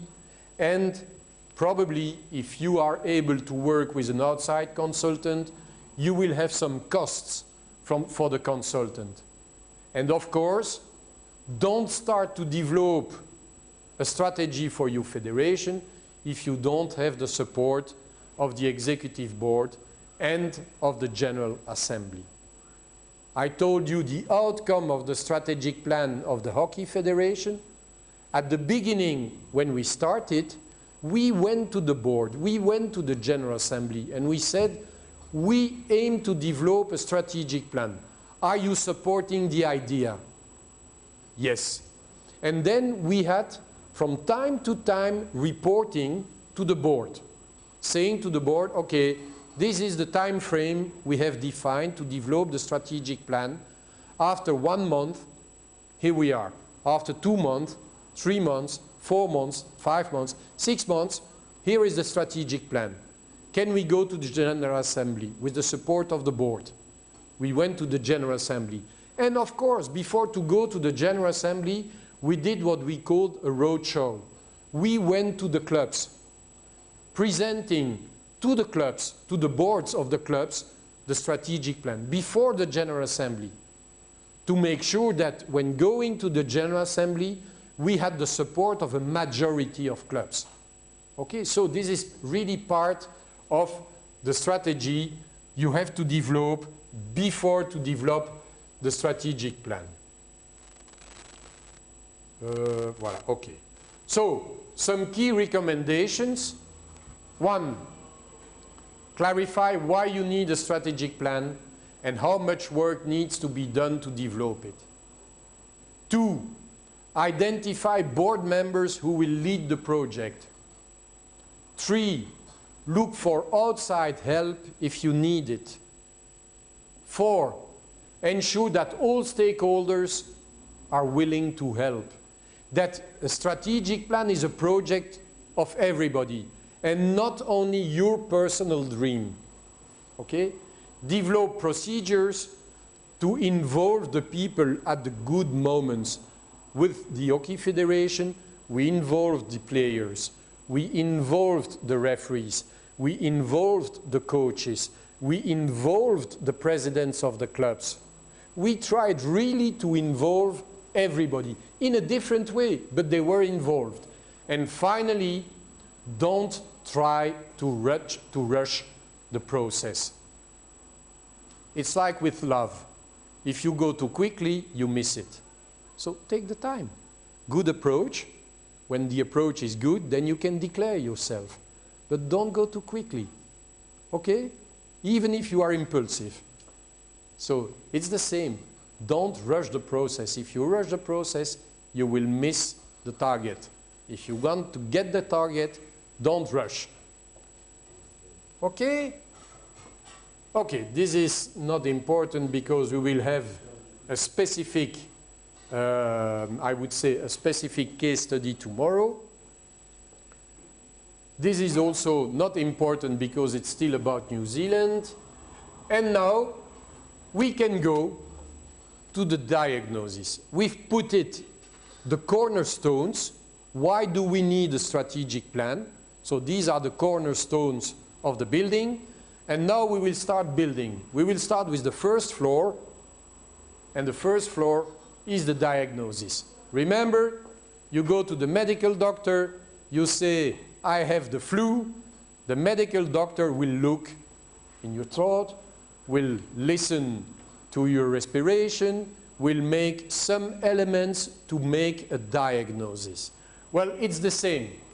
The diagnosis helps determine where your Olympic sport organization is in relation to its internal and external environment, so that you can take advantage of opportunities and avoid threats. One opportunity for the Basketball Association in Macedonia could be that you have famous international players. I don't know, I say it, okay? This could be an opportunity. For the Serbian Olympic Committee, having Vlade Divac as a president for several years was an opportunity, because Vlade Divac was a myth in basketball. So everybody wanted to be on the picture with Vlade. I have a stupid picture at home, me with Vlade Divac. Okay? But I'm proud of this picture because I was next to a hero, a sport hero. Okay? So he is a positive image for the Serbian Olympic Committee. So you try to take advantage and to avoid threats. We are here. Okay? Preparation was about the rationale to have a strategic plan. Now we are starting with the diagnosis. And when we try to develop the diagnosis, well, the first thing we will try to do is to make the diagnosis of our environment. The micro environment, very close to me, and the macro environment, more distance. I would say micro environment for your situation is the relationship between your federation and the sports structures in Serbia, in Macedonia, sorry. This is micro environment. Macro environment could be the relationship between your federation and the international body and the Olympic movement. So, microenvironment, the members, the clubs, the leagues, institutional and financial partners, suppliers of goods and services, current and potential public, and competitors. This is the closest environment of your federation. Macro environment can be about situational factors. It is probably easier to be a sports federation in France than in Macedonia, because the government is giving a lot of money to sports federations in France. And structural factors, it is probably easier to be a young sport federation than to be a sports federation that exists for 100 years. Because if your federation exists for 100 years, you probably have a temptation to say, we will do it like always. It has been working for a century, it will be working for 20 more years. When you are a young federation, you didn't exist 50 years ago, so you are building. Karate Federation is probably a young federation in your country. 20, 30 years? 50 years already. Okay, but Taekwondo Federation is certainly a young federation. Okay? While, well, Basketball Federation is probably a quite old federation in Macedonia. But meanwhile, you can say, well, you know, Macedonia is independent since when? 91? So, which means that you can say all federations are young in Macedonia, because before it was the former Yugoslav Republic, and it was the Yugoslav Federation. Okay? So these are those structural factors.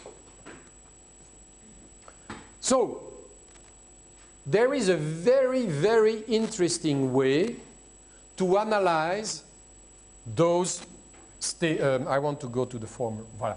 There is a very, very interesting way to analyze those stakeholders. Which one? Well, every stakeholder can be analyzed against two factors. Is this stakeholder interested in what I'm doing? going from little interest to a lot of interest?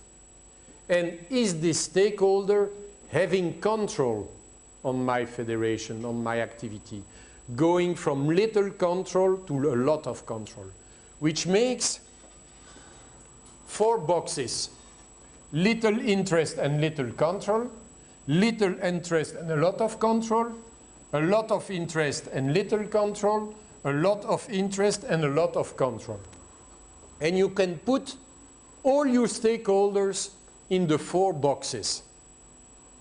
And it is very clear to you that the stakeholders who are in this box with a lot of interest and a lot of control are the most important for you. Those you have to cherish. And those who are in this box, little interest and little control, just keep them informed, because they have less influence on your strategy. So this first step, putting your stakeholders in an interest control matrix, is very important. What is their capacity to control my organization? What is their level of interest on my organization? The general public in Macedonia has less interest and less control on the Karate Federation. Except if you come back at Skopje airport with the world champion being a Macedonian. Then everybody will be proud to see the Macedonian flag on the shoulders of the guy or the girl and to say, he is a positive image of our country. But usually, if you take the first person here in the street, on the street, and you ask this person, what is your interest for karate in Macedonia? This person will answer, no interest. And if you ask him, do you have control on karate in Macedonia? They will answer, no control. So just keep them informed. While these ones, you have to manage them very carefully, because they are your key stakeholders. Okay?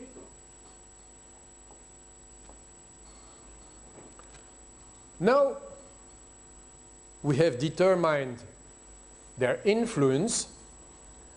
We will really go to a second step within the diagnosis.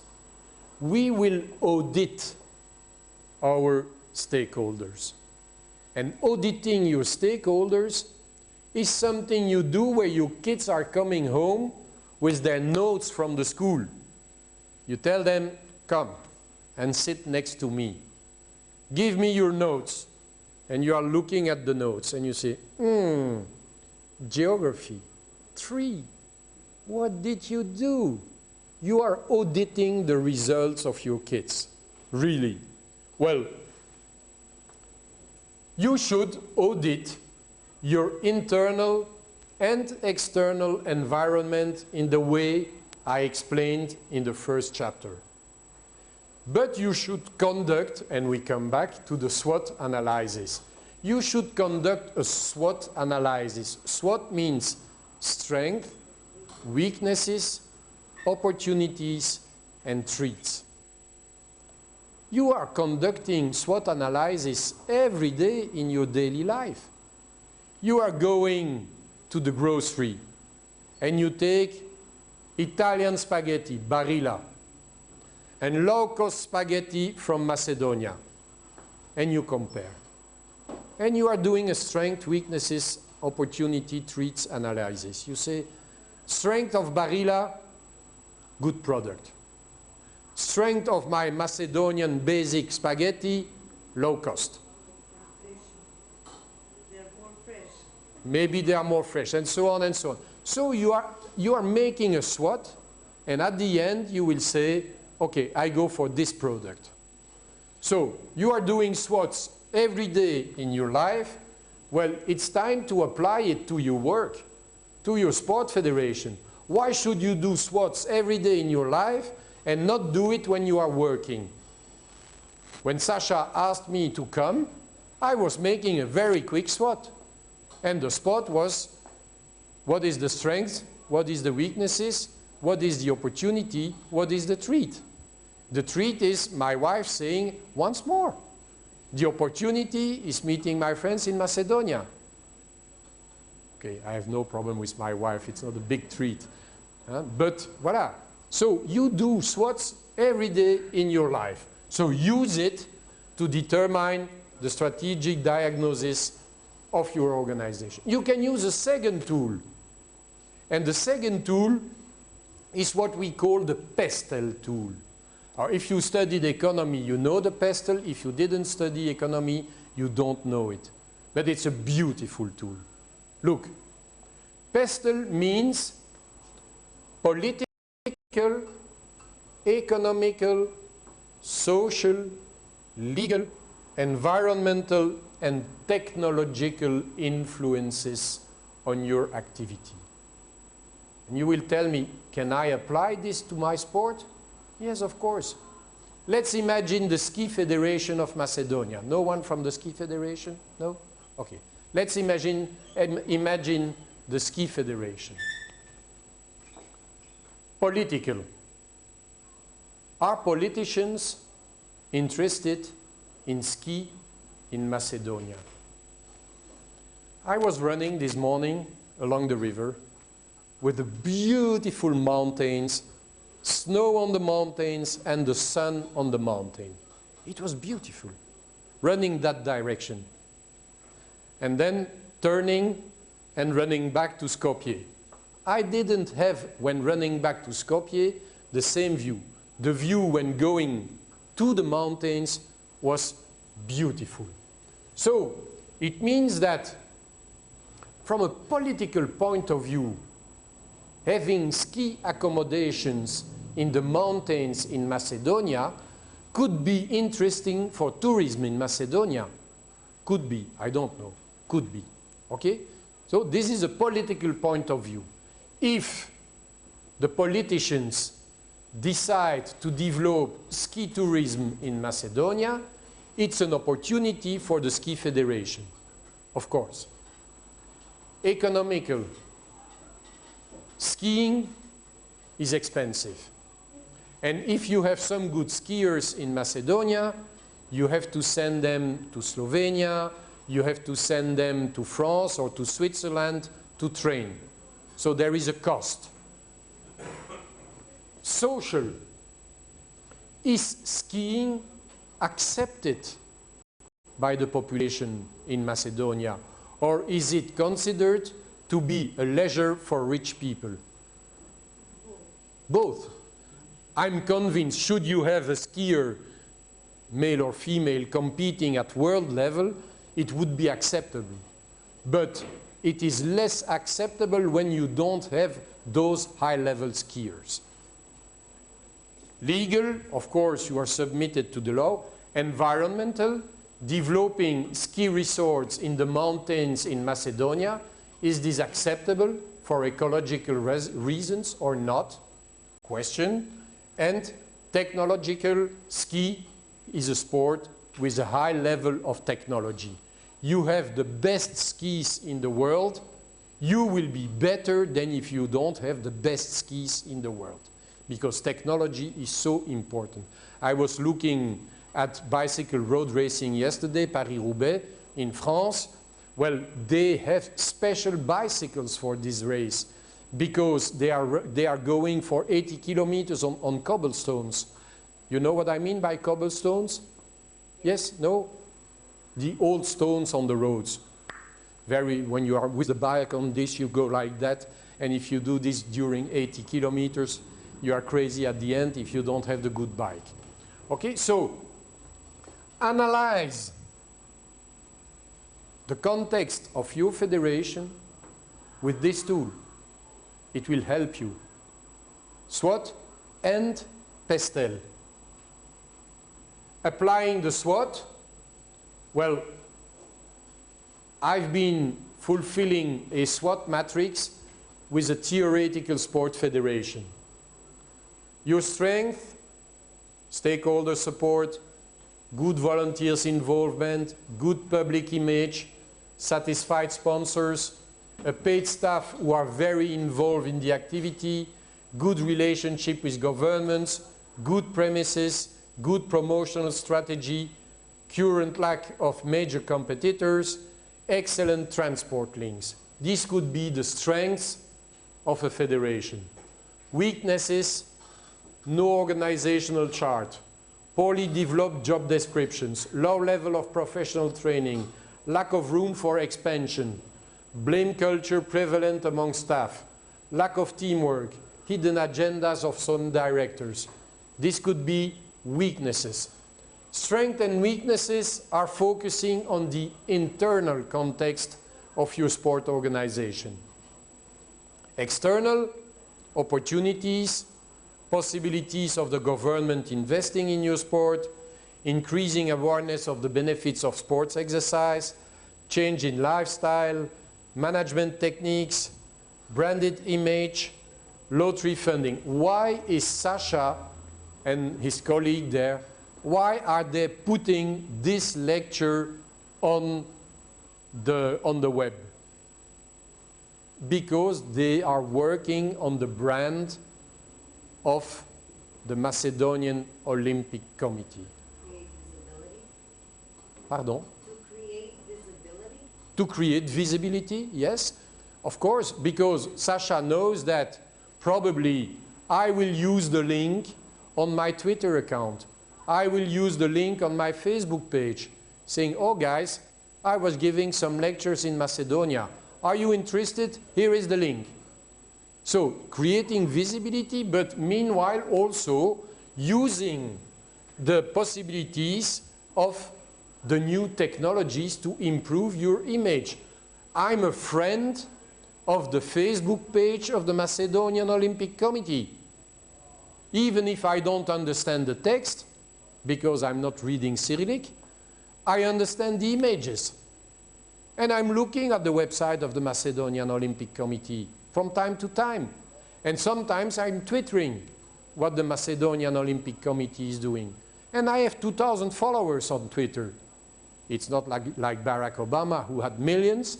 But okay, of course, my 2,000 followers, I will have some of them, the former MEMOS students, who will say, oh, this is nice, I will retweet.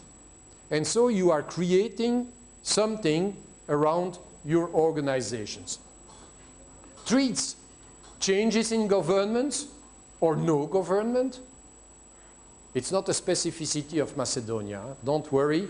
We had no government in Belgium for 500 days 6 or 7 years ago. And I will tell you, it was exactly the period of the financial crisis, 2008. It was the best situation for Belgium because we didn't spend money during the crisis. And so we went out of the crisis in a better situation than those countries with governments. So at one moment, having no government can be beneficial. I don't know the exact situation in Macedonia, so I'm taking care of what I say, but okay. So, combining SWOT and PESTEL is the best way for you to define which actions you could be carrying. Look at this. If you do an internal analysis of your organization, analyzing your strengths and your weaknesses, you will be able to define your abilities and your competencies. And knowing your abilities and competencies means that you know your strategic capacity. If you analyze the external context of your organization, you will discover opportunities and threats. And this will define some imposed requirements. If your abilities and competencies define your strategic capacity, the requirements define the key success, the key factors for success. And if you make a balance between what you are able to do and what is required, in the middle of the two, you will have the actions you can carry out. Because it's easy to say, in an ideal world, this should be done. But we are not in an ideal world. Since Eva gave an apple to Adam, the ideal world is forgotten. Okay? If Eva didn't give the apple to Adam, we all would live naked in a beautiful world, just taking care and live. No, we have to work. So it's the fault of Adam and Eva if we have to work. It's a joke, eh? Okay? But by the end, the balance between your strategic capacity and the key factors of success is what you are able to do. And what you are able to do is your strategy. Dreaming an ideal world will not function.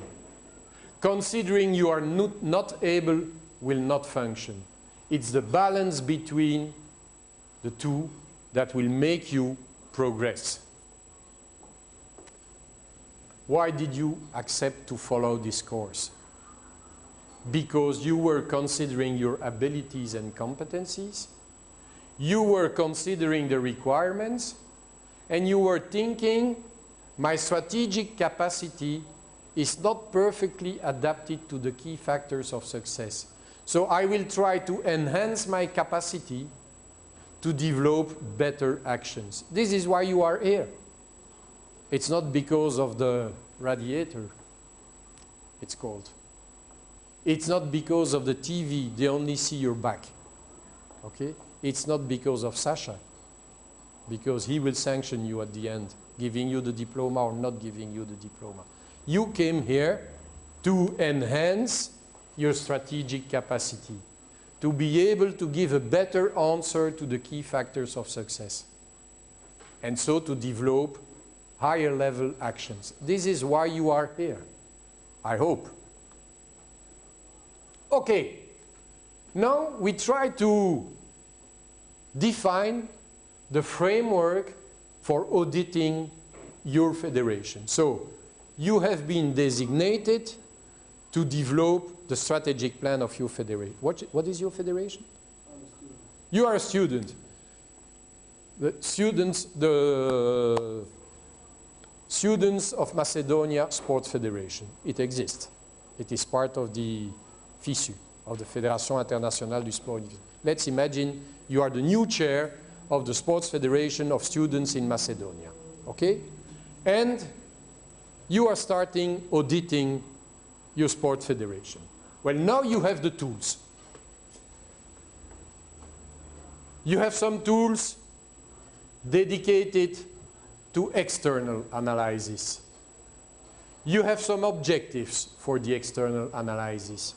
You have some tools dedicated to internal analysis. And you have tools and objectives. Let's start. You start with the environment, external. Okay? You will use the pestle. You will use the SWOT with the opportunity treats. What you want to know, with the pestle, you will assess the nature of the environment and its impact on your federation. With the SWOT analysis, you will try to define which are the opportunities you have in the environment and which are the threats. Never forget that if you manage an opportunity, it will become a strength. If you don't manage a threat, it will become a weakness. We all know this situation where we see that things are going worse and we don't do nothing. And at the end, the things have an influence on our functioning and on our organization. So this is what you will do external. Internal, you will start with a resource audit. Do we have money? Do we have people? Do we have accommodation? Do we have Informatica, do we have this, this, and this? You will audit the resources. To audit the resources, you will finally have a good assessment of what you can do with your resources. You will analyze the best practices. You will say, how is the Student Sports Federation working in Slovenia, in Croatia, in Austria, and let's say in Bosnia-Herzegovina. You will make a comparison. You will look at the way they are working and you will say, oh, this is very good what they do in Croatia. Oh, this is very good what they do in Bosnia. Oh, what they do there in Austria is not good for us. So you are doing a kind of research on best practices. If this is successful in Slovenia, why would it not be successful in Macedonia? And finally, with the strength and weaknesses analysis of the SWOT, you will try to determine what you have to work on within your federation. Our strength is that we have, I don't know, let's imagine 50,000 people aged 18 to 23 following higher education in Macedonia. This is a strength. Our weakness, we don't have an exact knowledge of what sport they are practicing. So maybe one of your first objectives would be to try to have a clear view of the sports practice of students in higher education in Macedonia. And you would be surprised to discover that 15% of them are practicing football. 20% of them are practicing basketball. 15% of them are practicing volleyball. 2% of them are practicing karate. Or maybe karate should be somewhere where we can make an effort to have more practice. But we can do it alone. So you will go to the Karate Federation and you will say to the Karate Federation, I want to promote karate within the university sport in Macedonia. Can you help us? Which way they can help you? Giving some coaches to the universities. And this will be then enhancing your strategic capacity by using their strategic capacity. Okay? Mutualization of strengths. So, this is the first thing you will do, auditing your federation. So some key recommendations when starting the audit of your federation: identify all stakeholders who affect your organization, inside and outside. Determine the level of priority of each stakeholder. Remember the matrix: influential, interested. You use the matrix to determine the priority of each stakeholder. No interest and no influence, leave them. Just keep them informed. They don't need more. High level of interest, high level of influence, cherish them. Okay? Let's imagine that the Basketball Federation needs a strong support from the Olympic Committee. Well, the Olympic Committee is influential and interested, which means that you will meet Sasha as soon as possible, that you will tell Sasha how basketball is fantastic in Macedonia, that you absolutely need the support of the Olympic Committee, and that even if the Olympic Committee is supporting you, you will promote the image of the Olympic Committee. So this is a win-win situation you try to create. Diagnosis is not only external, it's also internal. External diagnosis is very easy to do because you don't have any discussion with the people. Internal diagnosis is more difficult. If I come to you and I tell you, you know, you are part of my team, but you are not very efficient, you will not be happy. It's very difficult to say to someone that you are not happy with this work. It's more easy to say to someone, I'm happy with your work. But if you do an audit, maybe you will have to say to someone, I'm not happy with your work. I'm a member of the board, I'm the vice president of the board of an organization in Belgium. 2 weeks ago, we have fired 2 persons. It's not easy to fire people, because firing people, you know the consequences for them if they are fired. They have no professional revenue. But at one time, you come in a situation where you have to take strong decisions. I think we have taken the good decisions. But okay, it was not easy to have the people just in front of you and to say, sorry guy, but next month you don't need to come. Okay? And use the SWOT framework to organize the information.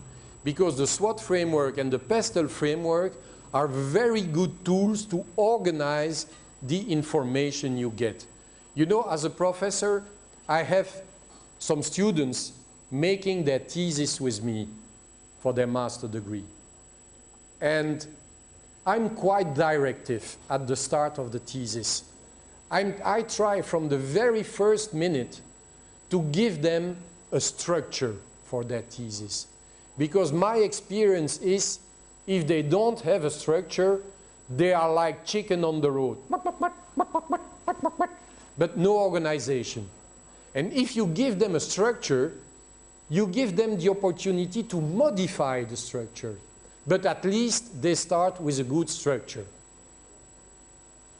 I did a project with Sasha many years ago, and he knows my way of working. I start always with a structure. And then Sasha was free to adapt the structure of his project, of course, but starting with a structure is helping. SWOT helps you structuring your strategic diagnosis. Okay, this is no important since we will go to a concrete example in Macedonia. I will just deal before the lunch the lunch break. I just want to deal with vision, values, and mission.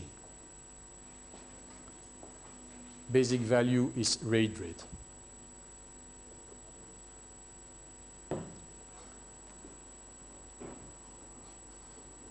You have done, I told you, an internal and an external analysis. This will help you to determine potential strategic action. You should focus on actions that address several SWOT factors. You made the SWOT, you have some factors that appear several times, focus on them. You will structure your strategic actions by defining the vision, the values, and the mission. Why did I decide this time to come to Macedonia for this course? Because it is part of my vision. My vision is, Thierry, try to use your competencies to help people in the Olympic movement to become more professional. It's a vision. And this is because of this vision that I've been taking the plane to come to Macedonia, and that I will be back in Macedonia in less than 1 month. It's because my vision. It's also because my values. I'm not coming for the money. In fact, while lecturing for you, I'm not earning money. I do it for the pleasure, for the values. And the values is sharing with you, being partner of you, maybe knowing you better. Well, this is the first time I meet you. You remembered me that we already met years ago. But I have some friends in Macedonia due to this program, not only Sasha, others. And this is why I'm happy to come back to Macedonia. And maybe I consider it's my mission to share my knowledge. So you see, I'm acting within a kind of strategic framework based on a vision, based on values, and based on the definition of a mission.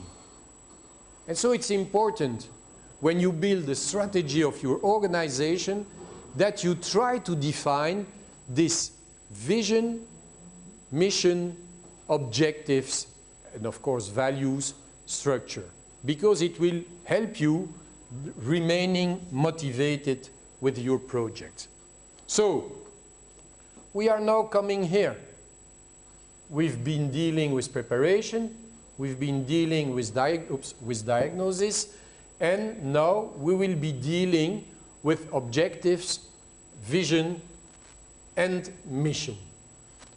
I will just, Sasha, if we stop 12:30, is it okay? It's better one. Okay. You decide. I know that everybody would. No. One. Okay. No, nema problema. Okay? Pardon? 1:45. That's good negotiation. Okay? If we try to define the concept of vision, well, we can say that the vision corresponds to what the organization wants to achieve in the long term. This morning I was watching television, and because I don't speak Macedonian, I was looking at an international program. I was looking CNN, the American television. And they were discussing with a correspondent of CNN on the decision of Mr. Trump to put some bombs on Syria and to go with some ships in front of North Korea. And it was very interesting because the expert was saying, well, we start to see, after a dramatic start of the Trump presidency, when they were announcing many stupid things, we now start to see that there is a kind of embryo of reasonable, coherent political statements from the United States on world level. So it means that, well, it could mean that when Mr. Trump was elected, he had absolutely no vision on what being President of the United States means. And I'm quite convinced he had no vision on that. Because many people say that he was surprised to be elected the President of the United States, that he was not programmed to become the President of the United States. And now, after a few months, the administration is finding some balance, and they are striving to more coherence. This does not mean that it is my coherence, to make it clear, but they are striving to more coherence. That's the vision. What do we want to achieve on the long terms? The values are the underpinning beliefs that the organization promotes. I will give you a simple and stupid, not stupid, but simple example. We've been asking to the people working for national Olympic committees, paid staff, if they were happy to work for their national Olympic committee. And the ratio of positive answers, yes, I'm happy to work for my national Olympic committee, was about 85%. If you do this in a company, in a normal company, you will have a ratio of 50 to 55%, which means that people involved in national Olympic committees have common beliefs. They consider that working for Olympism is something very positive. And this is why you have this ratio of 85% of people working for national Olympic committees all over Europe saying, I'm proud that I'm working for the National Olympic Committee. While when you go to normal companies, it's 50–55%. Many people saying, you know, I'm working for this company because this was the company who accepted me. Okay, quite neutral argument.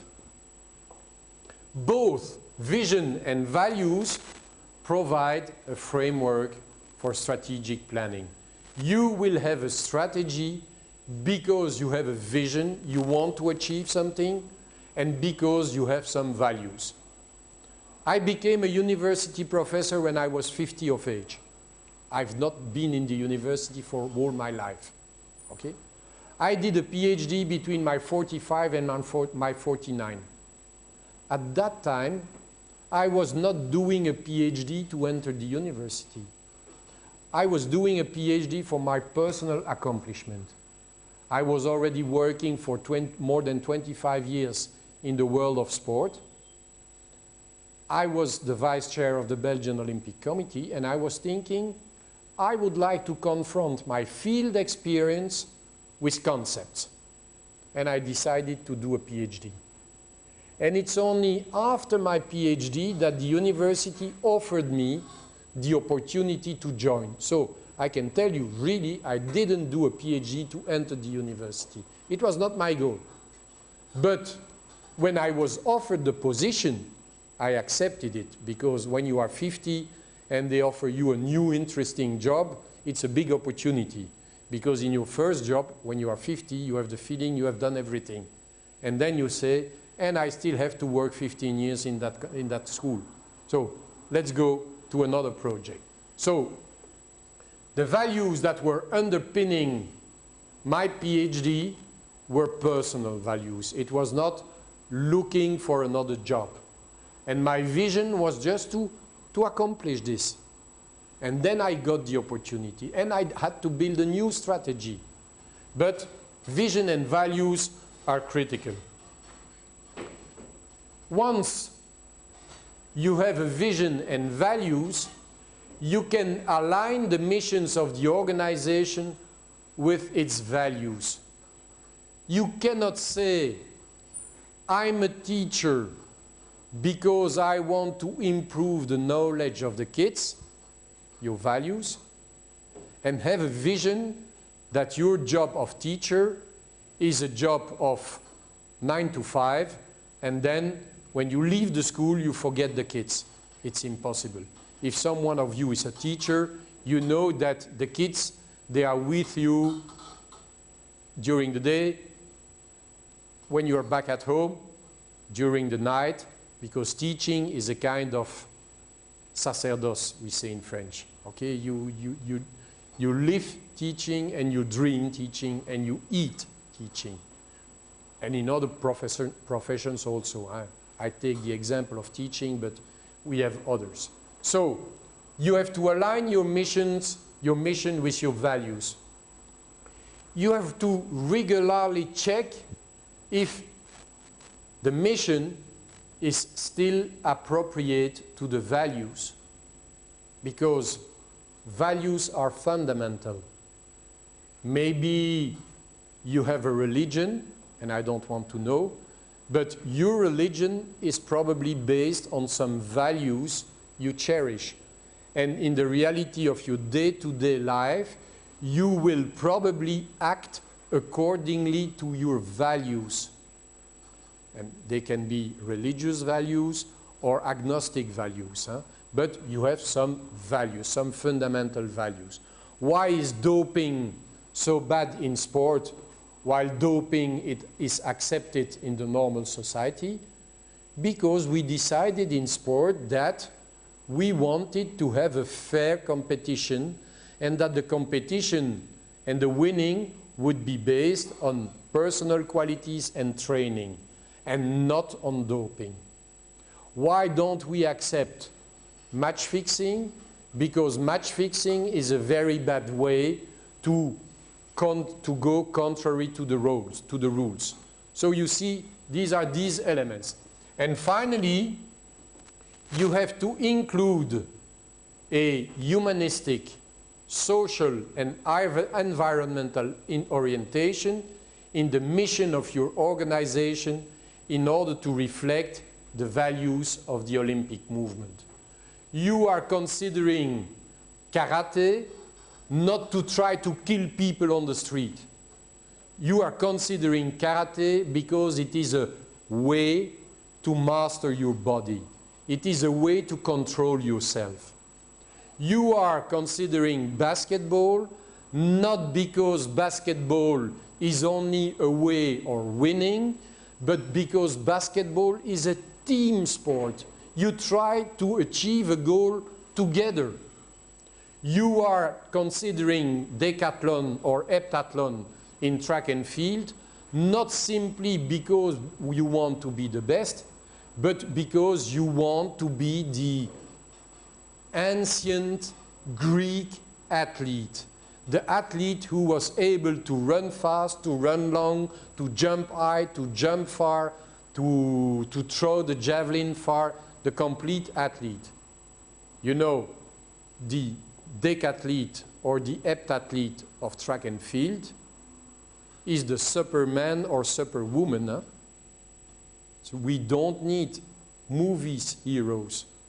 We have decathletes, we have heptathletes. Nafisa Toutiam from Belgium, the Olympic champion heptathlon. I know her very well since she was 14.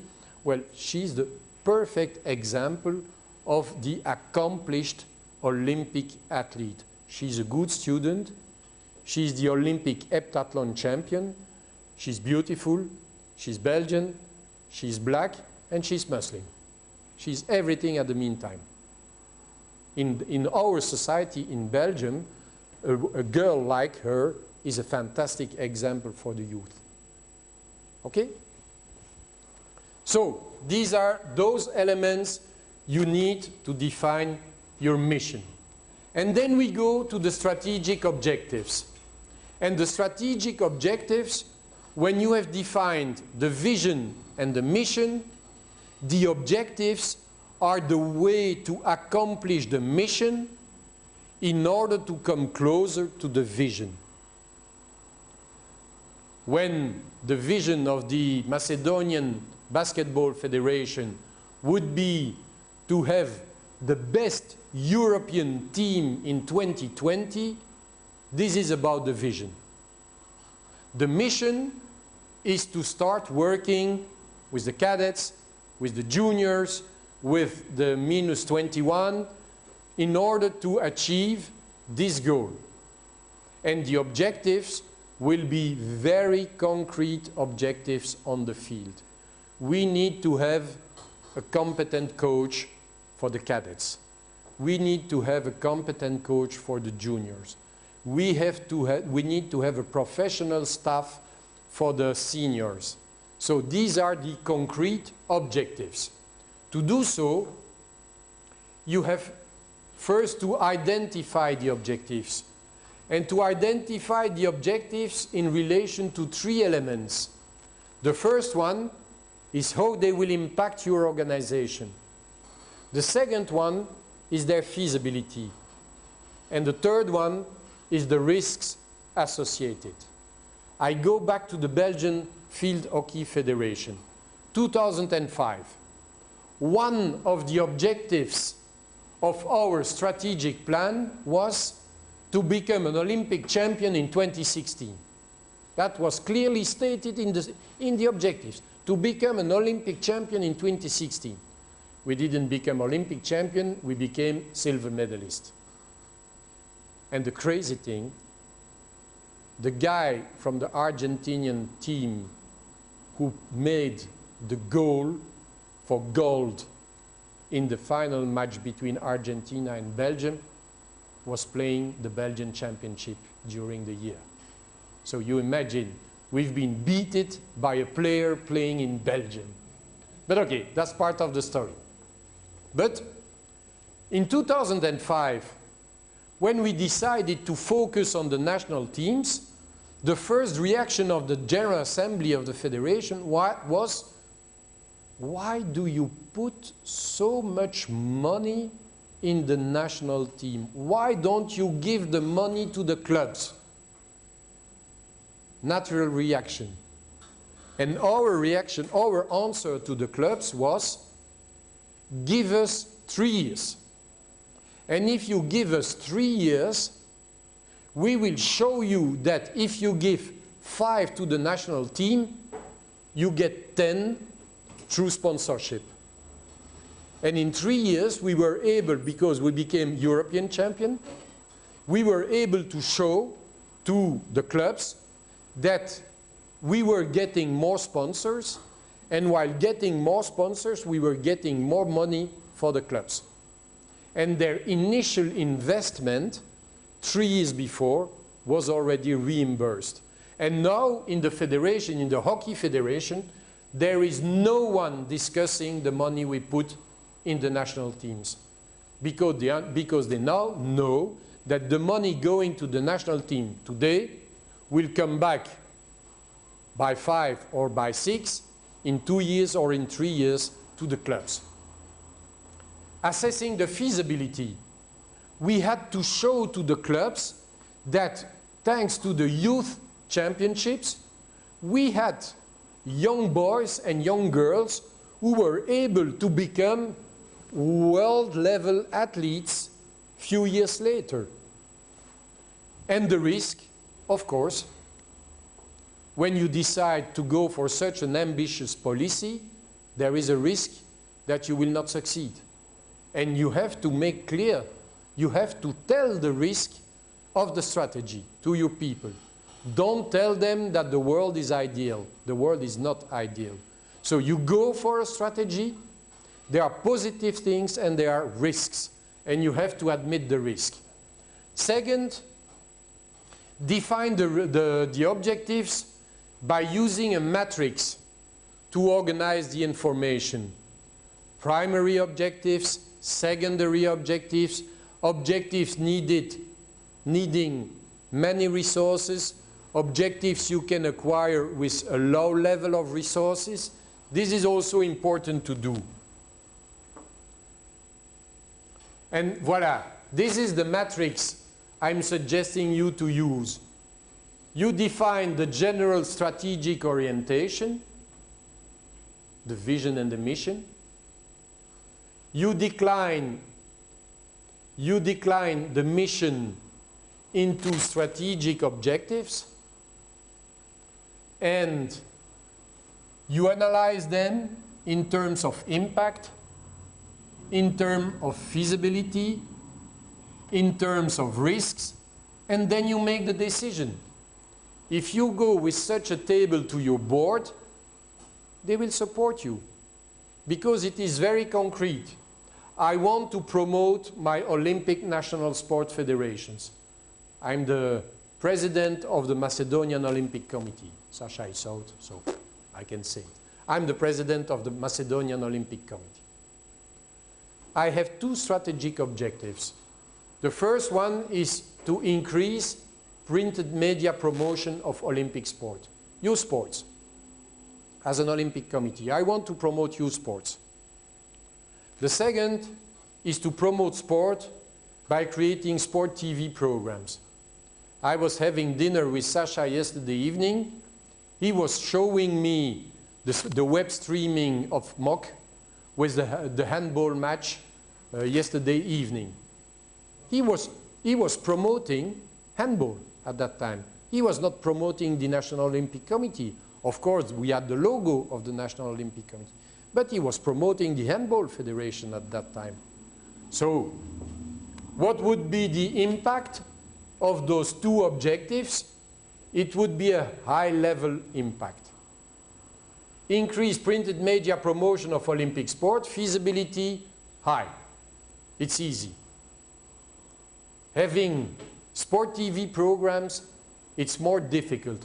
Why did Macedonian Olympic Committee opt for web TV? Because official TV is more difficult. I know there is a program from one of the national TVs in Macedonia related to sport in cooperation with the Olympic Committee. No? I thought, okay. But web TV is an easy solution. One of my female students was participating, not this weekend, the weekend before, to the Ironman in South Africa. She's one of the best triathletes in Belgium. I was looking at the competition on the web TV. I was using technology to have the split times after swimming, the split times on the bike, the split times when she was running. And I was able to send an SMS of congratulations 1 minute after the end of the competition. And I got a phone call 2 days after. Thierry, how did you do this? And I say, well, I was looking at you on the web TV. So we have now technologies that allow us to do something. He's filming, but putting the movie on YouTube is for free, right? Voila.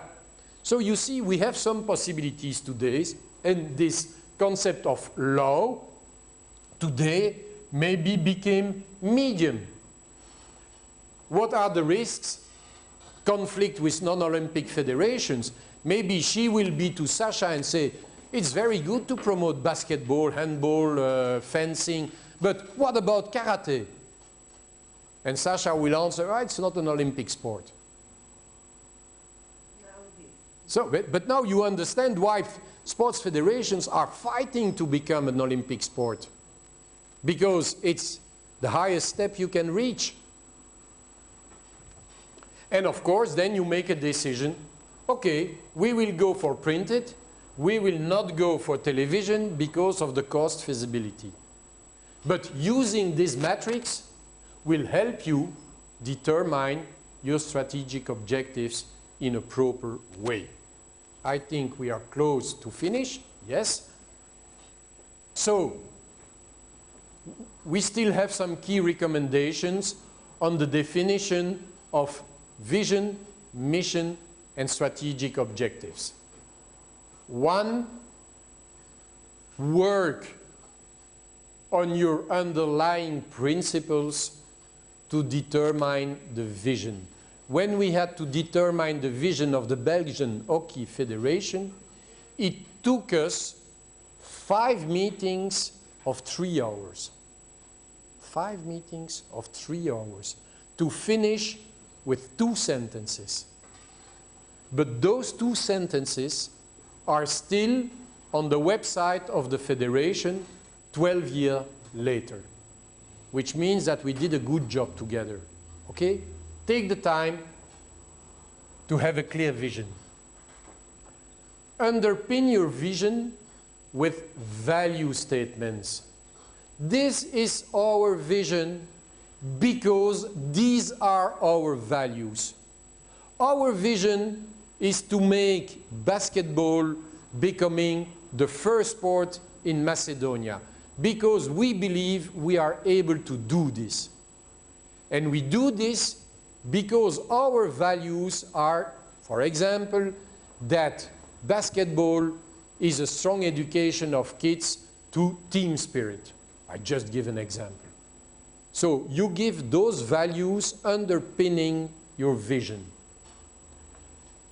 Whilst you have created your mission based on your vision, well, then you can develop your objectives. My mission is to achieve national basketball team of Macedonia to be the European champion in 2020. Is it the good year 2020 or is it 21 or 19? You don't know? European Championships basketball? Okay. Okay.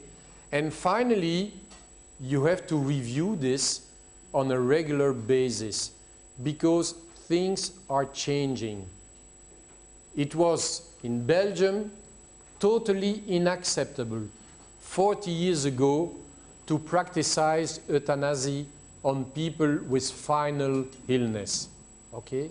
Nowadays, it has been accepted, but within a legal framework, which means that the mentalities are changing. Pope Franciscus received the visit last week of the Prime Minister of Luxembourg.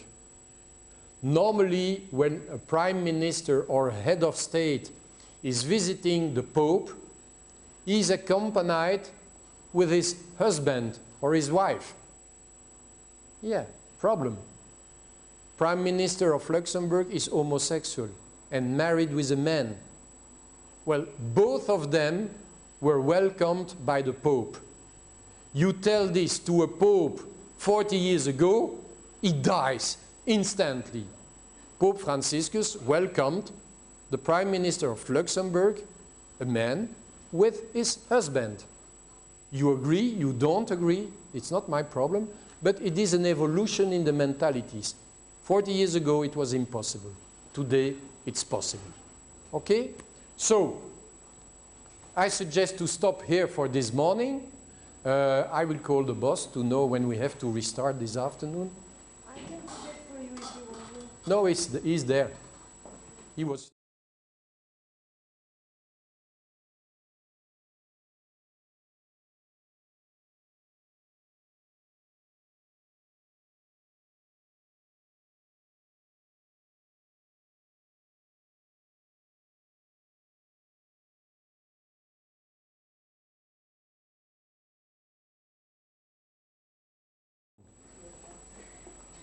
They want to go home. Dobro, we stop now? Dobro, ova sad bude i za jedno 5 minuti će dođe ovaj jedan i dva. Da. Bude do 1.15. Neka bude fleksibilno, ali ne strati. Da, u 1.20.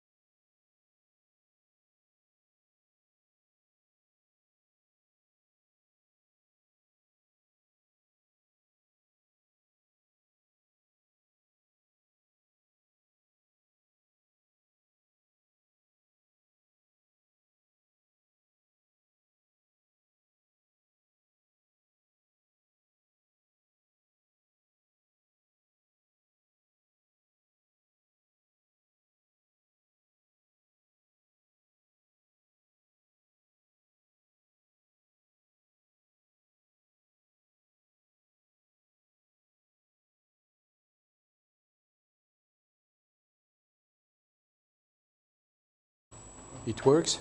Yeah? One, two, testing, one.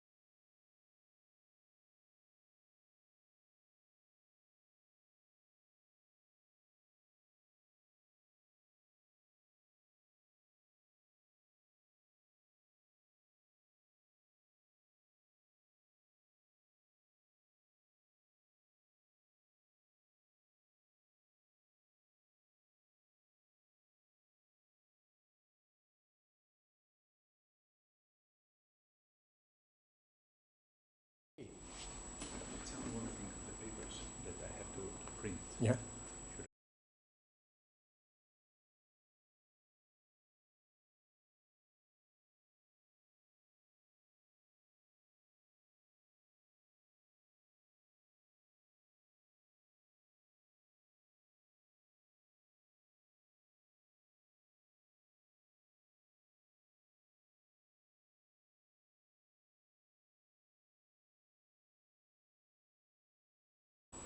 Okay, still courageous?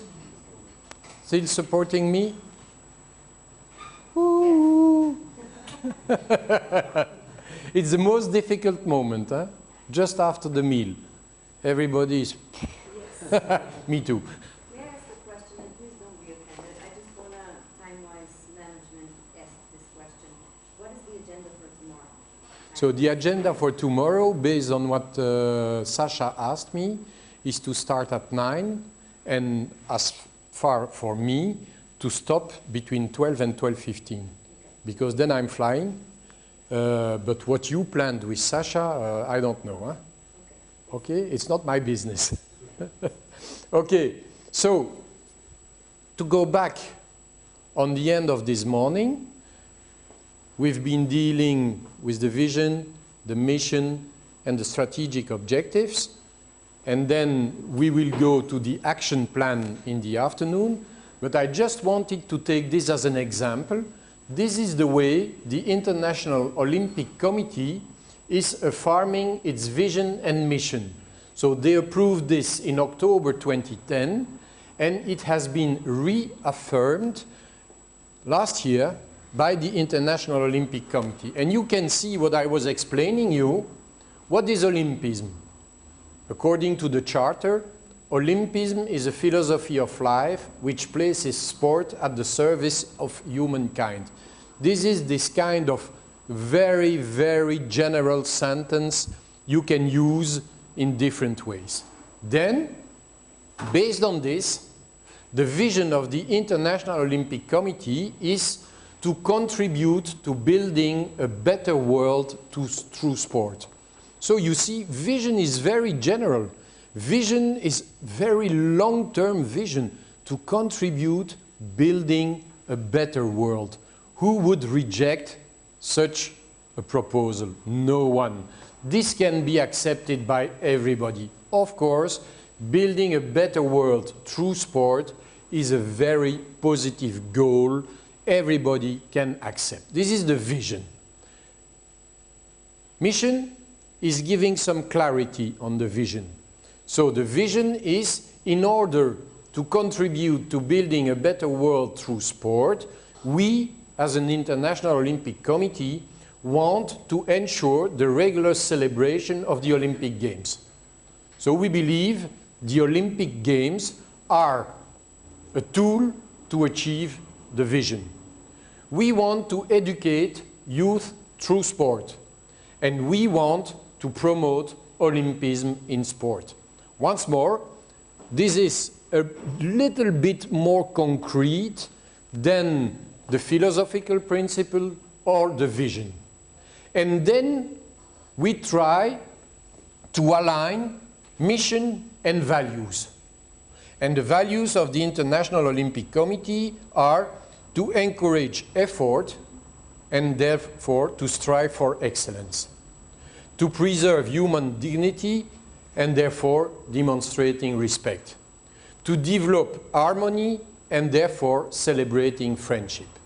And then we go to the working principles: universality, solidarity, collaboration, autonomy, and social responsibility. So you see, we go from a very general philosophical principle to more concrete elements.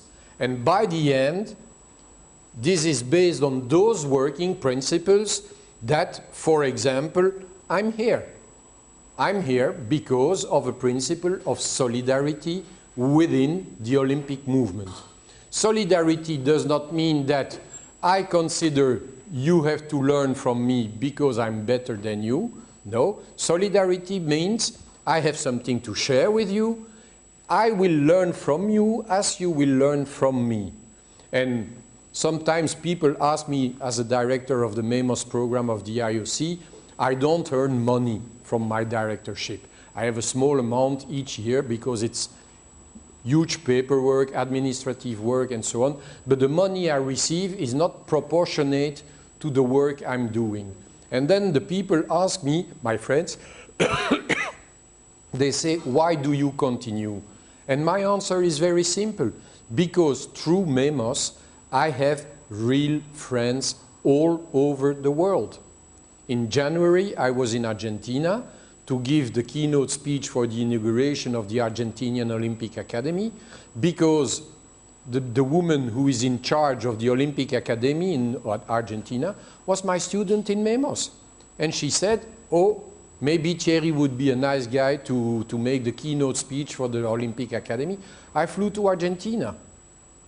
Very honestly, if I was the physical education teacher I got the diploma for in 1976, I would not have those opportunities.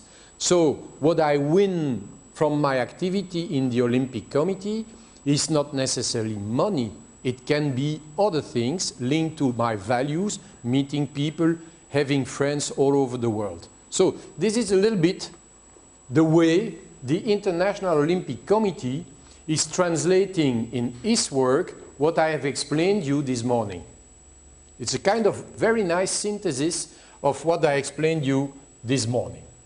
So this is not important, this is not important, and now we go to the next level, the action plans. So remember when I was using the metaphor of the doctor, the medical doctor, I have the flu, I go to the medical doctor. He's making a diagnosis. After the diagnosis, he's defining the objectives of the therapy he wants to apply to me.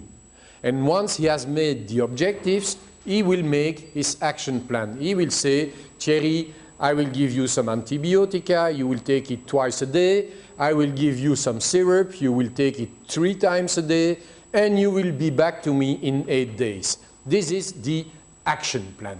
So the action plan is the way to achieve the objectives.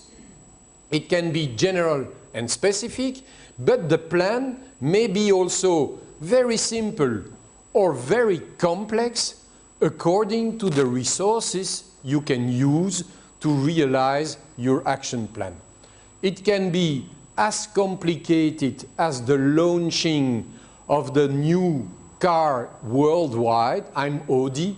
I created the Audi A9. A8 is the maximum now. I created the Audi A9. I'm the chief engineer of Audi.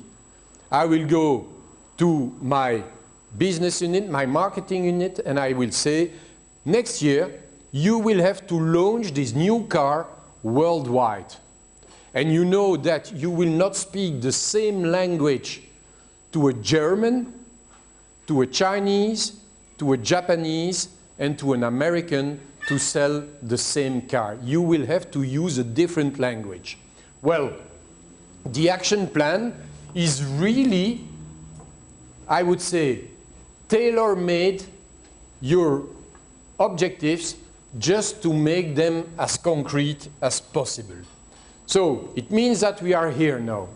We did this, we did this, we did this, and now we are here. And we want to define the way we will go from objectives to action, to concept, to concrete actions on the field.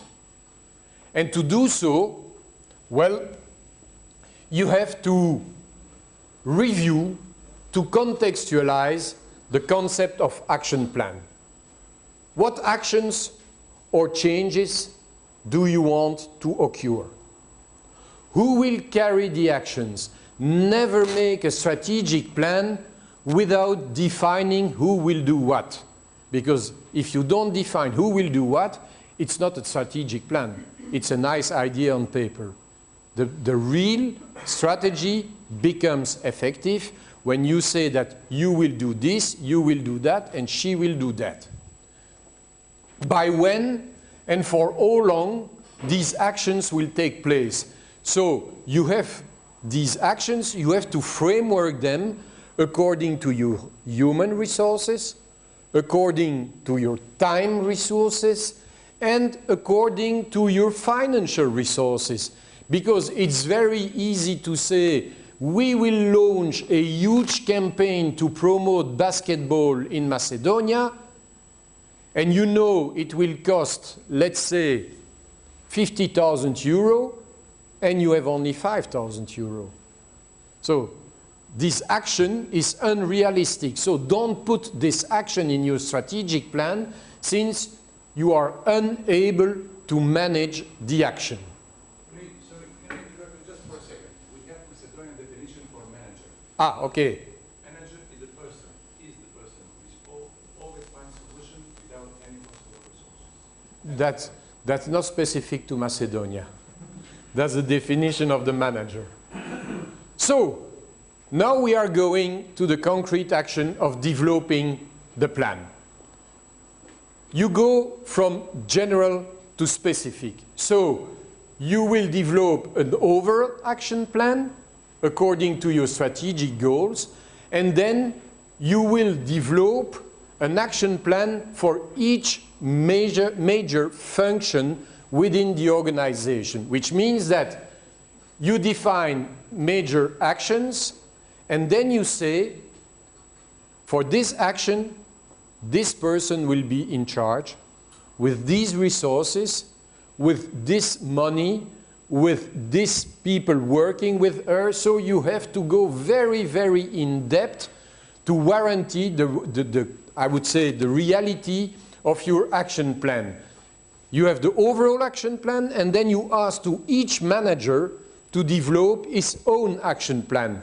To go back to the Basketball Federation of this morning, well, you have the decision to go for basketball Macedonian team to become the best one in Europe in 2020.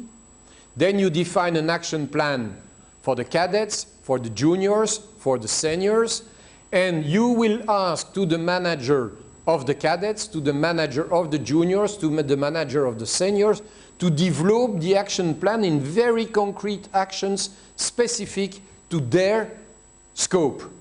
The juniors, the cadets, and the seniors, because they have a common goal to be the best in Europe in 2020, but they have different means to access the goal. So everybody will be working at his own level to manage, to realize, to achieve the goals. Based on the resources, make sure that your action plan can be resourced, and also involve local stakeholders in the development of the action plan. At the level of a sports federation, it means that you cannot have a strategic plan, an action plan at the level of the federation if it is not carried by the clubs. Because the clubs are the local units, and your federation, never forget that the word federation means bring together, federate, brings together. Who are you bringing together? The clubs. And the clubs are bringing the athletes together.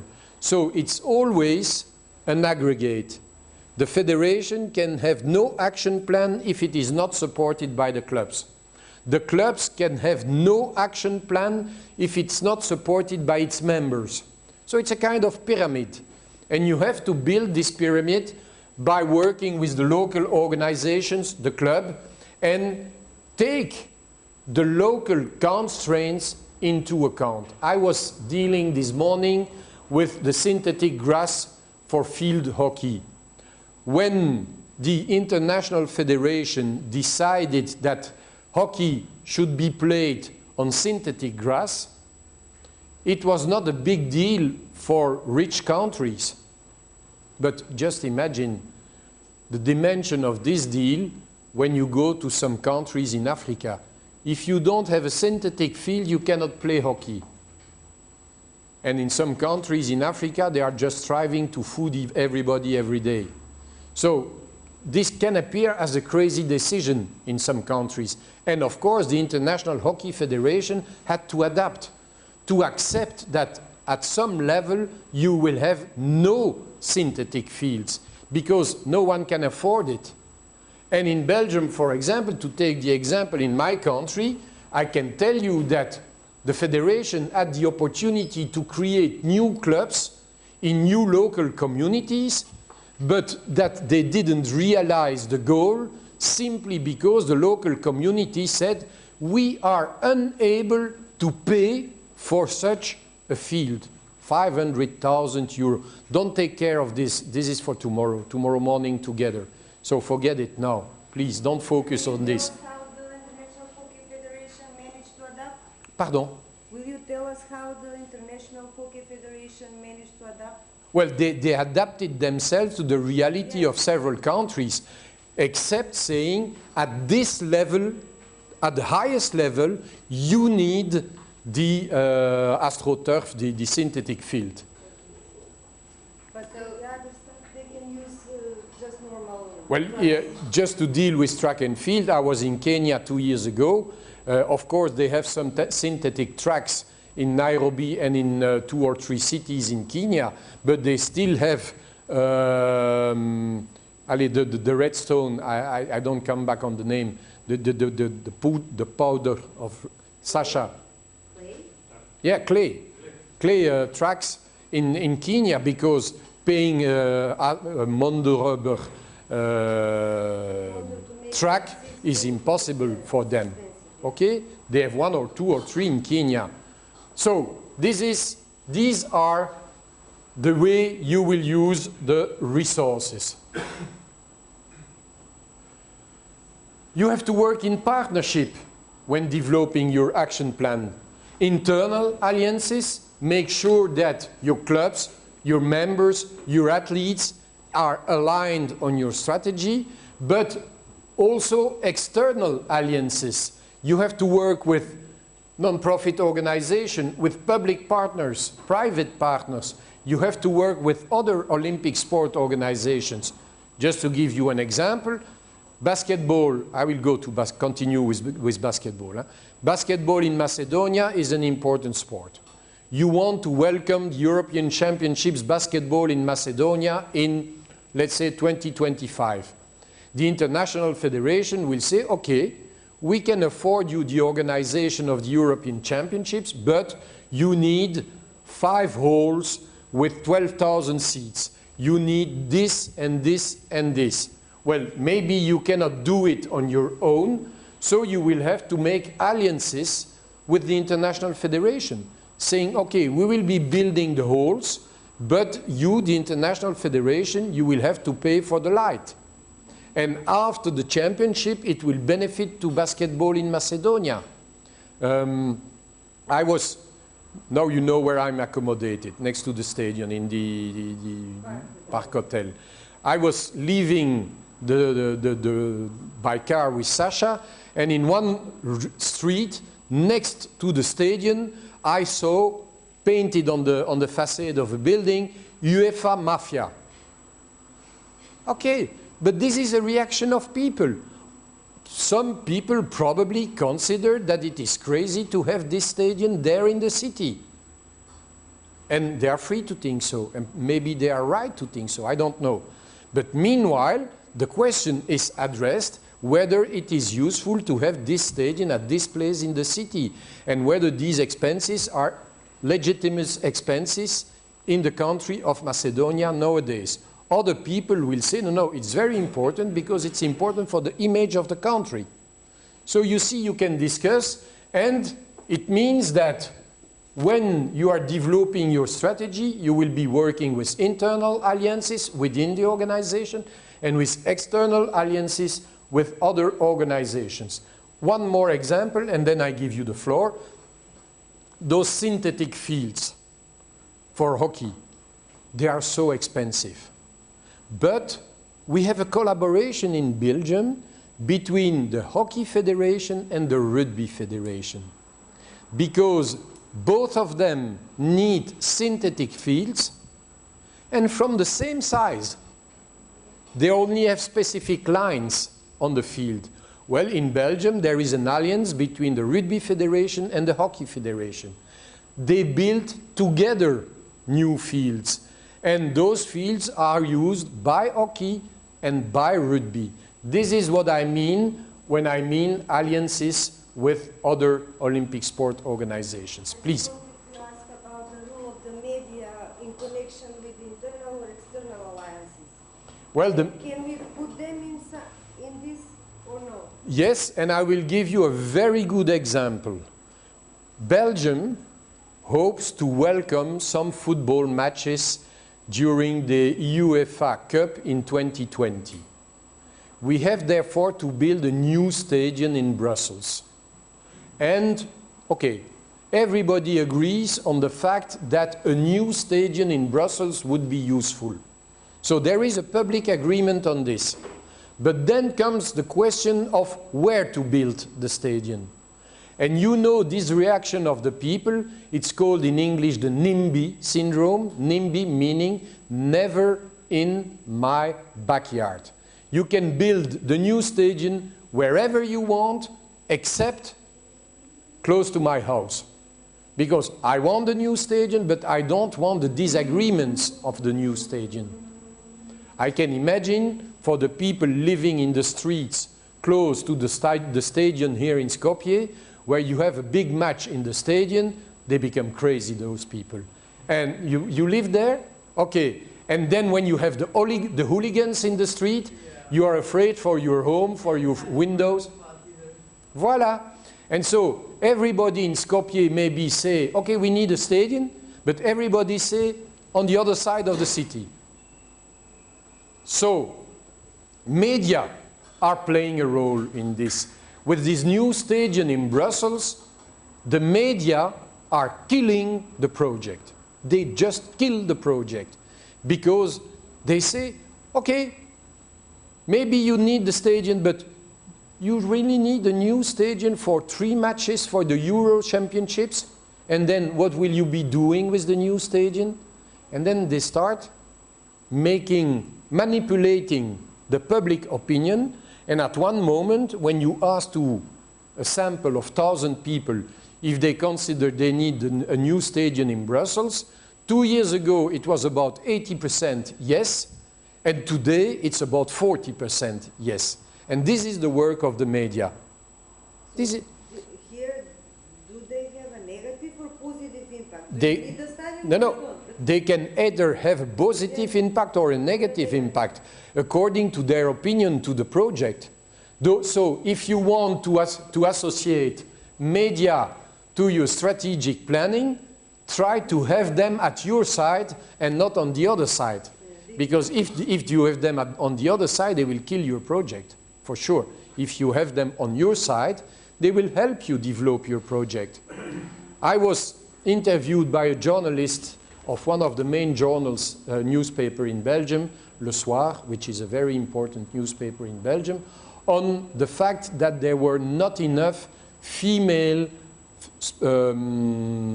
administrators in the sports federations in Belgium. And I accepted the interview only because of the quality of the journalist who was interviewing me. Because I knew that he would make a well-balanced paper. That he would not say, we don't need women, or that he would not say, we need only women, but that it would be balanced. And it was, okay, he was giving my point of view in a very accurate way, and then he was developing his own arguments, but in a well-balanced way. So, dealing with media is important, but you have to know that media, they can be your best friend or your best enemy. And so, make the right choice. If you involve them, make sure they will help you, and not that they will destroy you. Okay? So, these are the working partners. Okay, voila. So, this brings us to some key recommendations. Start with the overall plan and finish with individual plans, detailed plans. Involve all parties who have responsibilities for actions. Define work plans, procedures, responsibility and resources, and establish alliances where it is possible. Because you know the sentence, we are stronger with 2 than alone, we are stronger with 3 than with 2, if the 3 partners can work together in a proper way. So it brings us to the media. Associate the media to your project if you believe the media will be helpful. If you believe they will be contrary to the project, leave them. Don't use them. So, there are some tools, very interesting tools to do this. And I will try to show you, because internet is working, so I will try to show you a tool on internet. Allez, hop. Voilà. If you type this,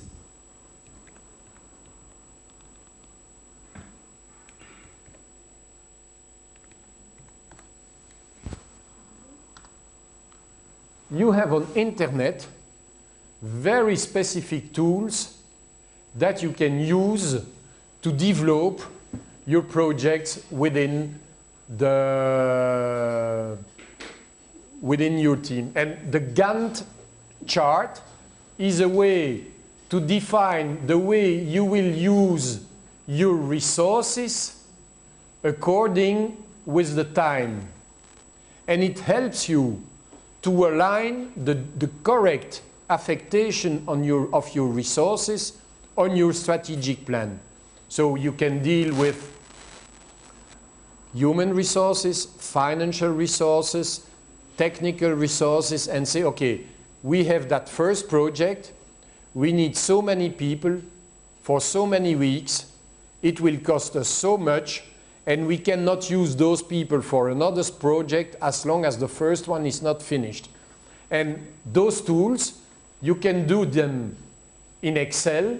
You can use it very easily. This is using an Excel sheet. So you see, very simple. You create an Excel sheet, the task, the percent of achievement, the resources, the category, and the timetable. And you use a color for each of them. And this gives you a good visualization of the way you are using your resources. So you see just Gantt, G-A-N-T-T, and you will have in Excel or in specialized tools, you will have the resources on the internet. Just download them, you can use them for free. So I go back to the presentation. Voila. So these were the key recommendations related to the action plan. And then we go one step further. I told you about Belgian hockey. I said we have developed the strategic plan of the Belgian Hockey Federation, and you see that even in hockey you have naked supporters. So this is one of the problems of hockey, field hockey. They have always been a kind of sport for rich, distinguished people. In Belgium, this was the image of field hockey. Rich, distinguished people playing a nice game. Hockey has become more popular, and certainly the successes of the Belgian national teams have brought to hockey people that were normally 20 years ago playing football. So you have this movement of supporters, kind of football supporters coming to hockey with their way to behave, and this was unimaginable in hockey in Belgium 10 years ago. And this is now the reality when you go to hockey. 10 years ago, a top-level match in Belgium was 250 spectators. Nowadays, a top-level match in hockey in Belgium is 10,000 spectators. And when we were working with the federation, this is the kind of Gantt chart we developed with the Hockey Federation.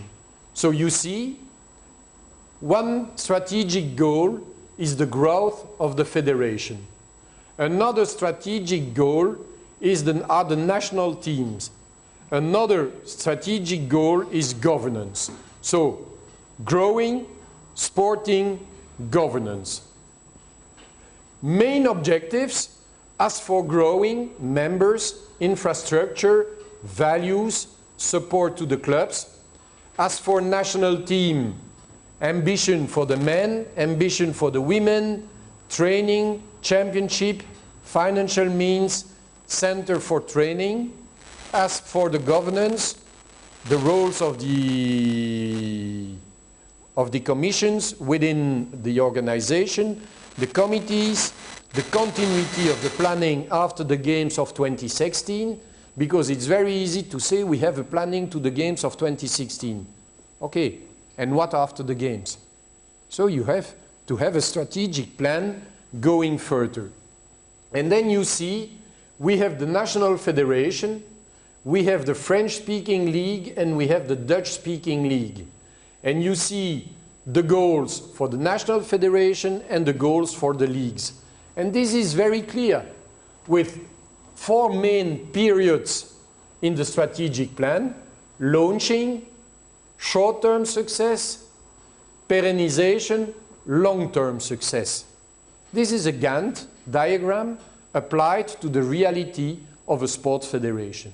And when you click, but here it is impossible, but in the original program, when you click on the line, you get the names of those who are in charge, a very, very detailed timetable, and every time, and this will bring us to the evaluation, every time you have a meeting of the strategic team, you have key performance indicators showing that we've been okay with this, that this was bad, that this was very good, that this is achieved 100%, that this is achieved 50%, so we can evaluate continuously and improve the evolution of the project. And you see here the code colors: diagnostic, defining, building, monitoring, key moments, and modeling. So voilà, this is an application to the Belgian Hockey Federation.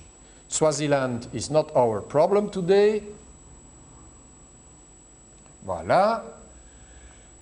And now we try to close the circle. We go to control and evaluation. And of course, if you have a good program, well built, you immediately need to define control tools. If I tell you that I went from Skopje to Ohrid in 1 hour 30 minutes, you can already imagine that I didn't go walking. You can also imagine that I didn't go biking.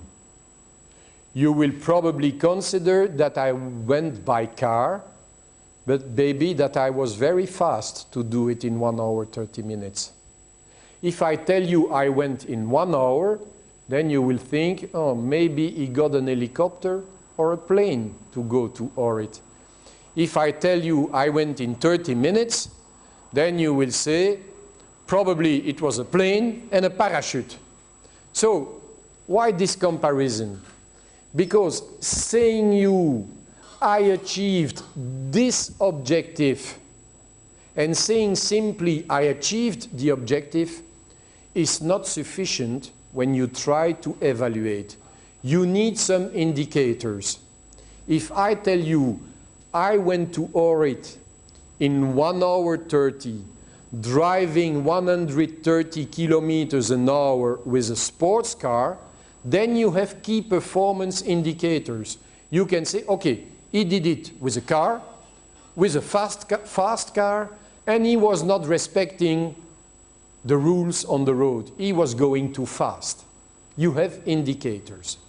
So what we will try to do now is to develop a strategic evaluation that allows us to compare objectives with results. To consider that the evaluation is a continuous process.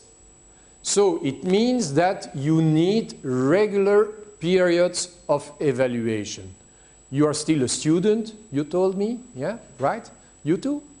Okay. You know that 2 times or 3 times in the academic year, you have some exams, okay? It is part of a regular evaluation of your students' curriculum. And you know that you will have an evaluation, let's say in January and in June. Belgium, it's January and June, okay? So this means that the exams you have during your curriculum, they are strategic evaluations. And if the professors are intelligent, it's not always the case, but if the professors are intelligent, they want to compare the objectives of your program with the results. And if they consider that the level of the results is sufficient to the objectives, they will give you your diploma. So we are used to a system of evaluation. And of course, if you are doing a master, you start bachelor 3 years, master 2 years. During 5 years, you will have this continuous evaluation process. And of course, the role to make this evaluation is a goal given to the highest authority, the executive board in the sports federation, the council of the professors at the university, who will have a deliberation every year at the end of the academic year, and they will say, he's succeeding magnum cum laude, he's succeeding very well, so they will give grades. The level of attainment of the objectives. So what you do with students at the university or in the school, you will do within your organization, which means that we are here. So there is a very simple way to do this. And this chart explains you the way how to make a good evaluation. The goal of the evaluation is to compare objectives versus results. To do this, you will develop an internal and external analysis of the situation. The question will be then, do we have to modify our objectives? And you have two possible answers. Yes, we have to modify them, or no, we don't have to modify them. Let's choose the easiest way to start. No, our objectives are the good ones. Are the strategies okay? Yes, the strategies are the right one. So we can continue. Do the programs, the plans, and the budgets need to be adjusted? If you can answer no, you can close the circle and continue. Evaluation is continuous. Okay? If you are in the situation where you have to modify your objectives, you will define new objectives. If you define new objectives, you need a new strategy. Even you need a new strategy, you need new programs, plans, and budgets. And then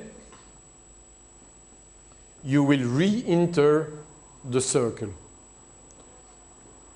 The objectives were good, but the strategies were not adapted. Well, you will readapt the strategies. The objectives were good, the strategies were good, but some programs were not correct. Well, you will readapt the programs. And this is the circle you should develop within your organization when you try to develop strategic control. I was flying to Skopje yesterday. Beautiful flight. The weather was fantastic, so we first had the Alps between Brussels and Ljubljana. And then we had your mountains between Ljubljana and here. It was beautiful. But when arriving to Skopje airport, I'm used to arriving at night. It was the first time I was arriving by daylight. So it was very interesting. When arriving at Skopje airport, it was nice to see that we were flying next to the airport, flying some kilometers further than the airport, and then coming back to land on the airport. So you can imagine the guy in the control tower at Skopje airport.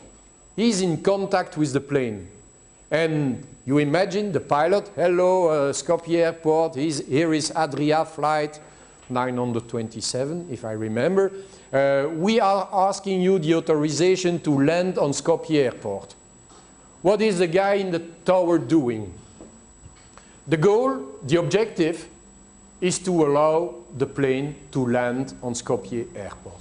The first thing the guy will do is to say, let me check if the way is free, if there is no another plane on the way to land on Skopje airport. Then he will say, okay, the way is free, so we don't need to modify the objective. You can do straight the maneuver going around the airport and landing. Or maybe he will say, you have to wait. We have 3 other planes landing before you. So I don't know if you know some uses in aviation. They create a kind of pizza tower. They put you on the top of the pizza tower and you have to circle on the top of the pizza tower. And then maybe there is a second plane circling 1,000 meters lower than you in the pizza tower. And then maybe a third one circling 1,000 meters under while the fourth plane is landing. And then we give the authorization to the lowest plane in the pizza tower to start the maneuver of landing. And we tell to the two others, you can go from level 3 to level 2 and level 1. So this is constantly monitoring, control a strategy of landing. And this is really why the tower at the airport is called the control tower. They are defining a landing strategy, and they are adapting the landing strategy to the reality. Of course, they know 1 hour before that this plane coming from Ljubljana will be landing probably at 2:45 or at 4:45. But okay, this is exactly the same process. And when you are buying a new car because your car is old, you are doing exactly the same thing. Comparison between the objectives and the results. I was driving a Ford Focus. I would like a Porsche. But is the Porsche realistic to my objectives? I have 3 kids. Where shall I put my 3 kids in the Porsche? Yeah, with a helm. Okay, so you have to make those considerations constantly in your daily life. Strategic control. You are a mother, you have 3 children, and a husband, the big child, and you have to manage the 4 of them. Strategic control. Because your husband, like always, where is my shirt? But you know where is your shirt. Your shirt is in the laundry. There, you just have to take it. I don't see it. Are you blind? It's here. Okay, so these are family strategy, but you can compare them to this. So, the world of sport, as I told you several times, is a very specific world. It was my introduction at the beginning of my presentation this morning. So, you need to use evaluation indicators that are specifically adapted to the reality of sport organizations. And, okay, it's a funny joke, but you have to use sports evaluation indicators, which means that they have to be specific, that they have to be pertinent, that they have to be objective, that they have to be representative, that they have to be transparent, and that they have to be simple. Indicators are made to be understandable by everybody. I'm working on a project for my university at this time using data from the National Institute of Statistics of Belgium. I'm not born as a statistician. Those statistics are from such a complexity, using words I don't even understand. So it's very difficult for me to use those statistics in a proper way, because I can make aggregates in various ways and so on and so on. Now I'm working with those statistics for more than 1 week. I understand the system. But the first day, when I opened the software and I was looking for this and this and this, I was completely lost. I was unable to use this because the indicators were too complex and not transparent enough to my needs. Now, by working with it, I understand and I can take the data I need. But try to establish specific indicators to your project, to make them pertinent. I mean, thus, for the Basketball Federation, means something to say that in Macedonia, you have almost 300,000 people playing basketball when you only have 25,000 people affiliated to the federation. Maybe my figures are wrong, huh? But okay, I want to give you this idea. It's very well to say we have 300,000 people playing basketball in Macedonia, but the reality of the federation is 25,000. So it means at least that you could recruit more members if you were more efficient in your way of recruiting people. But saying 300,000 people playing basketball in Macedonia does mean nothing. My youngest daughter is about to marry in 3 weeks. Okay? Okay. She was explaining us with her husband 2 days ago, having dinner at home, that yes, you know, we are dealing with marriage and people are speaking us about divorce. Because they tell us one from the two couples will divorce in Belgium in the next 20 years. But does that mean something for a young couple who will marry in 2 weeks? No, because they are not planning to divorce, they are planning to marry. So you understand that when I say one from the two couples divorce within the 20 years, it means nothing for them because they are just like two little birds so happy to marry. So they are not thinking about divorcing. But saying them nowadays, 20 years ago in Belgium, there was a huge diminution of marriage, and today there is a growth of the number of marriage. That means something for them because they just want to marry at this time. You understand what I mean? Okay. It has to be objective. It has to be representative. And finally, don't forget that you need evaluation indicators. They are very precise. But you need also milestones in your strategic plan. What is a milestone? A milestone is a way of achieving a part of your strategic plan. When you arrive at this milestone, you say, okay, I've achieved 30% of my plan.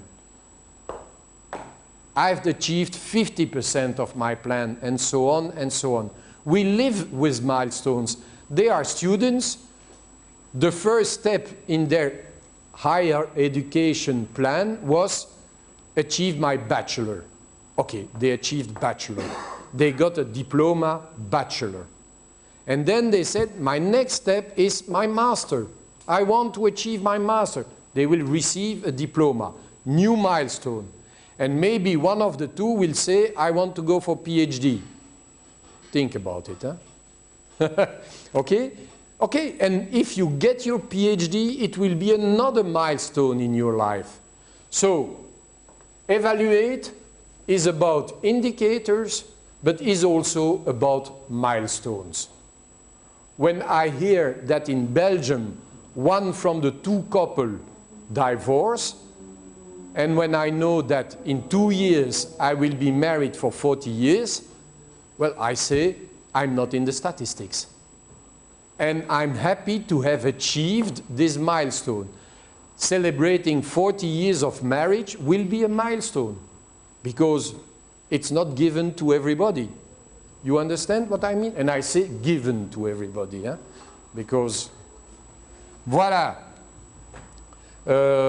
Yes, I was too brutal. Performance indicators. Sport organization is about performance. So why would you expect performances from the athletes and refuse performances from the organization? It would be crazy. But it has been the way for many years. Sport organizations have been working, requiring performances from the athletes and refusing the concept of performance for the organization. Just crazy. So, to create performance indicators for your organization, you need quality data, which means that you have to collect the data. you have to ensure that your performance indicators measure what they are considered to measure. You need to evaluate the performance against the objectives and not to decide suddenly that you forget the objectives just to justify what you do. This is a little bit the syndrome we have in Belgium with our governments. We install a new government, they give you some beautiful objectives.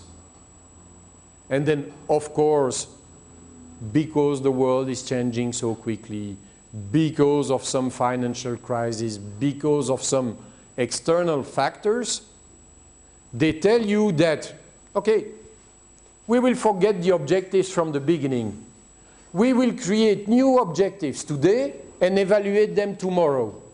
And of course then, the evaluation is very good because they say we are achieving the objectives we have defining yesterday. Yes, but the objectives you have defining at the start of the government, you forget them.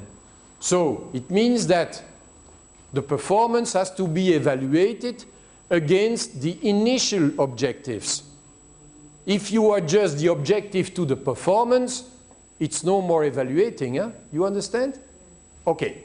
And finally, use performance indicators only as a guide and not as the Bible, not as a religious law.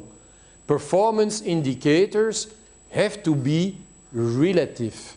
You have to consider them in coordination with the context. So this seems to be to say the contrary of this. But no. Having ambitious objectives is very important. Comparing your performance to your ambitious objectives is important. But being able to say, still our objectives are there, but the reality imposes us to revise our strategy is honorable. There is no problem to revise the strategy considering the reality. But you have to accept the distance to the initial objectives and to say, well, with regard to the initial objectives, the performance is not that fantastic. And this is why we have to readapt the objectives, because the reality changed. After the bank crash in 2008, many companies had to revise their objectives because the situation changed fundamentally. There are some barriers to evaluation. The first barrier is the psychological barrier. That's very clear. When the kid is coming home with his notes from the school, if the notes are very good, he will come to his father to show the notes. If the notes are not fantastic, he will forget to show the notes until the dad or the mother will say, wasn't it the week you were receiving some notes? Yes. And then he will take the notes out of the wallet and say, but you know, they are not really fantastic. Showing to the father or to the mother that, okay, there are some barriers. They can be psychological, the kind of the kid, but one barrier is also that you are judged on your results. And so avoiding to show the results is avoiding to be judged. And this is a huge barrier, because I'm happy to show my notes to my dad if they are good, because I will get some felicitation. I avoid to show my notes to my dad if they are bad, because I know he will not be happy. What happens in the family happens in the biggest organizations. I can show you, and all banks are used to do this, a graph of the benefits of a bank. If you use large units or small units, the line will be like that or like that with the same values. It depends on the units you use on the graph. You understand? Yeah? It's the same here. The way you will present your results influence the perception of the results. However, it is vital. It is vital because it helps you to assess your objectives and your actions, and it helps you to quantify the contribution of, your organization to society. And sport organization, we are there to contribute to society. We are there to educate kids, to give kids a good environment, and so on and so on. So quantifying the performance of a sport organization is something very important if we want to be considered as real social actors. So, some key recommendations about this. Use the board of your organization to develop indicators that directly measure the achievement of the objectives. And it's the role of the board to evaluate. Sometimes in some sport organization, people ask themselves, what is the role of the board? They have the impression that the president is deciding everything. But if the board is not the real place where you take the decision, you are in a very poor organization. Huh? Okay? Make sure that the indicators cover key areas of activity. Ensure that you do not have too many indicators. Did you, once in your life, enter the cockpit of a plane, of a people transportation plane? You have indicators everywhere. It's very complicated, and pilots of those planes are engineers because they have to master everything. 2 years ago, I was invited in the cockpit of the biggest passenger plane, the French Airbus A380. Beautiful plane. And you enter the cockpit, you have few indicators in the cockpit. It's really surprising. You are used to have indicators everywhere in the cockpit of a plane, and in the A380, you have few indicators, and the pilot, instead of having a drive, between brackets, in front of he has a computer, a laptop, in front of him. And he's piloting the plane with a laptop. It's impressive. It's very, you enter the cockpit, it seems to be so relaxed because they have one laptop in front of them, each of the two, and of course they have some elements around them, but go on internet, ask for a photo of the cockpit of the A380, it's quite simple because they have the right, they have the right indicators in front of them. And also use the indicators to explain the performance and communicate to your stakeholders. We have a huge sports center in my university in Louvain-la-Neuve, the biggest one in Belgium. And as a representative of the university, I'm member of the board of the sports center. And our director, each time we have a board, every 6 weeks, comes with, I would say, a scoreboard in front of the board. And the scoreboard is 7 or 8 indicators, red, green, yellow, showing positive results, bad results, and results that can positively involve. And comparing the result 6 weeks before to the result at this time. It's very visual. And we start the meeting with the key indicators, and then we go in the real meeting.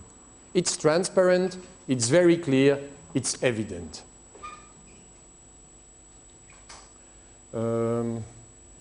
Voilà. I will not use this. Voilà. Blah, blah, blah, blah, blah. Voilà. And now, and this will be the last stage for today. We started with governance, we went to management, we go back to governance. So it's a logical way. To govern your organization, you need quality management. If you have quality management, you will have a better governance. And so the logic was to start with governance, to go to management, and then to go back to governance. And to go back to governance, and Sasha, I'm answering your demand on the relationship autonomy versus law. To go back to governance, I would like to introduce you to the Treaty of Lisbon, that is the main European law for those countries who are part of the European community. 28 until last week, 27 since Great Britain said bye-bye, but hopefully we will welcome other countries and become 28, 29, 30, hopefully without too much problem. Europe was, when I say, so to make it very clear, when I say Europe, I mean the European community, the 28, 27 countries who are part of the European community. Europe was not competent for sport until 2009. In 2009, in the Treaty of Lisbon, there was a new article, Article 165, that was involved in the treaty, giving competencies to Europe with sport, which means that not only the individual states, Belgium, the Netherlands, France, Germany, can make laws related to sport. Europe is now allowed to make decrees related to sport. And the system in the European Union is that once there is a regulation at European level, the member states receive a delay to transfer the European decree in the national law. Okay? So now Europe has the competence to take decrees related to sport. To be very honest, this was written in the treaty in 2009. We are in 2017, and Europe didn't take a single law related to sport. Nothing. But they have the capacity. You should ask why didn't take the decision? Because it's very complicated. Just to give you an example, betting in sport. You know what betting means? Les paris? Okay. Betting in sport, every country in Europe is happy with strong regulations on betting in sport, except one. Which one? A country where you have many casinos. Malta. Malta, very small state, 300,000 inhabitants, is blocking a European decision on betting. And because in Europe, and this is one of our problems, we are not happy with majority. We need unanimity on every decision. One single state, as big as Malta or Luxembourg or Slovenia, can block a European decision. That means you'll never get a decision. You're right. And that means that we have to review this principle. And we are now reviewing this principle. But it will take time. That's very clear. Okay? So, what does Article 165 state? Two main elements. Europe should contribute to the promotion of Europe in sporting issues while taking account of the specific nature of sport, structures based on voluntary activity, social and educational function of sport. First statement. Second statement, Europe should develop a European dimension in sport by promoting fairness and openness in sport competition, promoting cooperation between bodies responsible for sport, protecting the physical and moral integrity of sports people. Second issue. And third issue, Europe should foster relations with third countries and competent international sport organizations like the Olympic committees, European Olympic Committees, the International Olympic Committee, the World Anti-Doping Agency, and so on and so on. So you see, we are at the level of the principles. We are not at the level of the concrete actions. We are at the level of objectives, not at the level of actions. To achieve this, maybe you know there is a European Court of Justice.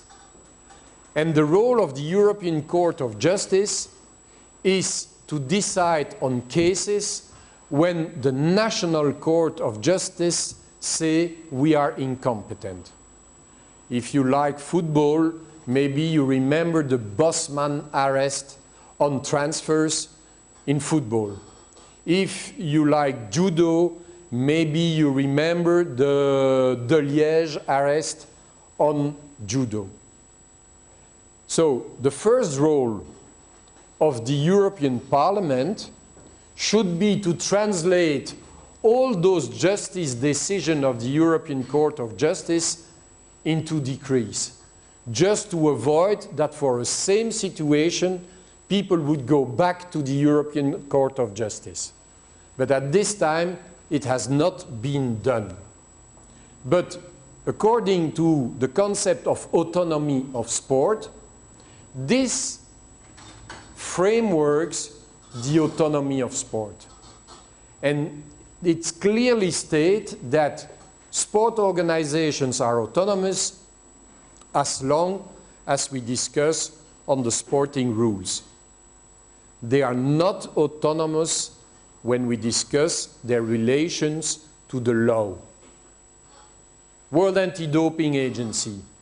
Do you remember what is the case that was at the origin of the World Anti-Doping Agency in 1998? No?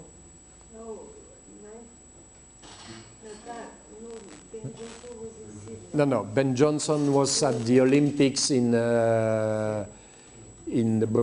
Seoul. No. In 1998, during the Tour de France, there was a huge scandal with the cycling team Festina, where they discovered in the car of the soigneur of the team everything you needed to dope an army.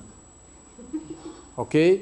They discovered also that from the 9 riders of the team, at least 6 were doped. And so the Festina team was put out of the Tour de France, and the French government said to the French Cycling Federation, this shows your incapacity to fight doping properly. You are able to sanction those athletes who are discovered doped, but you are not able to fight the providers of doping. And this was the origin of WADA, the decision that governments and sport organizations have to work together to fight doping, because you have to fight doping from the perspective of the doped athletes, but you have also to fight doping from the perspective of the providers of doping. And providers of doping is police. Punishment of athletes is sports federation. And this was the origin of WADA. And some people now say we need a similar organization to WADA to fight corruption in sport, to develop good governance in sport. Because good governance in sport is not only about the people in the sports federations, it's also about some mafias going around sport organizations. Do you know illegal betting in the world? Legal sports betting is about 20 billion euro a year. Legal. And illegal, any idea? 140 billion. 7 times more. And illegal betting is whitewashing money. Dirty money coming into betting and going out of the betting industry back to the normal consumption. So it's whitewashing of dirty money. 20 billion legal, 140 billion illegal. This is why Interpol is working together with the International Olympic Committee and the international sports federations.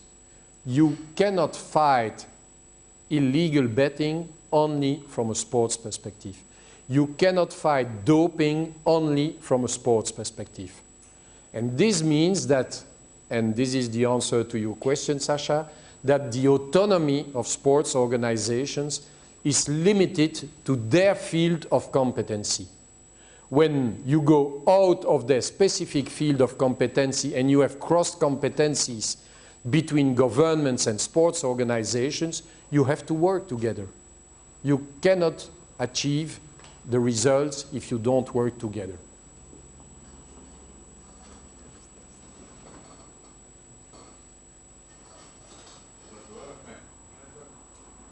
So you make sure I cannot understand. Okay, go.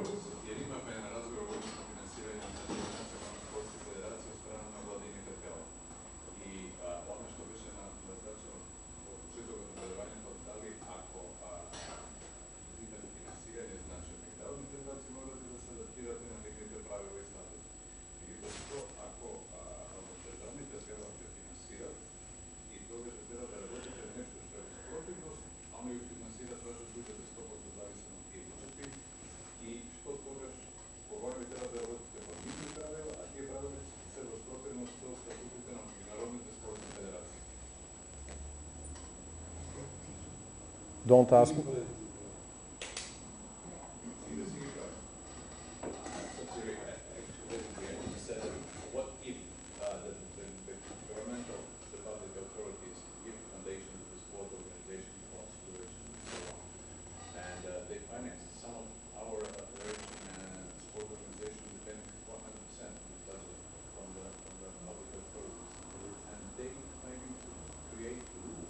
Mm-hmm. That are against the rules of international sports federations. So which means you get financial stability, but you cannot move out of the borders of your country. So actually you have a state-private organization, kind of, but you cannot compete on the international level because you have sanctions from the international sports federations. So it's simple and it's complicated in the same time. At the end of the Olympic Games in Rio, the Kenyan government was not happy with the results of Kenya at the Olympic Games. And the Minister of Sport in Kenya said, we will dismiss the Olympic Committee. We don't need it. We will do it on our own. They received a letter from the International Olympic Committee a few days after saying, cannot do this. The National Olympic Committee is not depending from you, it's depending from the IOC. And so you have to find a way to work together with the National Olympic Committee. It has been more than 7 months to find a solution. Now they got a solution. They have a new constitution for the Olympic Committee in Kenya, agreed by the IOC, agreed by the state, and they will go for new elections. But it has been a problem. Kuwait has still an Olympic Committee that is not recognized by the state. And it has been a fight in India for 2 years before to have a correct balance between the autonomy of sport and the power of the public authority. So you see, it's not always very simple.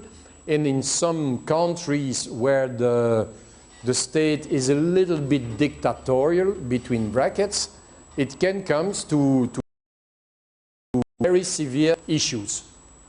That's why the best way is to do your own homework by yourself and not to wait somebody else to do your homework. Yeah.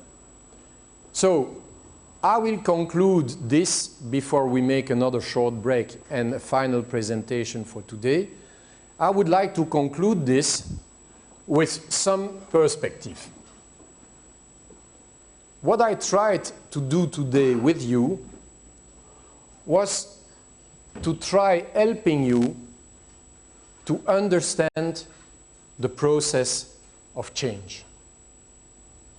Understanding the process of change is giving you some governance tools, helping you to define the organization's goals, to identify the stakeholders and the shareholders, and to identify those who make the decision. From understanding to conducting the process of change, we are going to a kind of new governance of the sports organizations. And this new governance works on 5 main areas. The missions, because they are the conditions of the existence of your organization.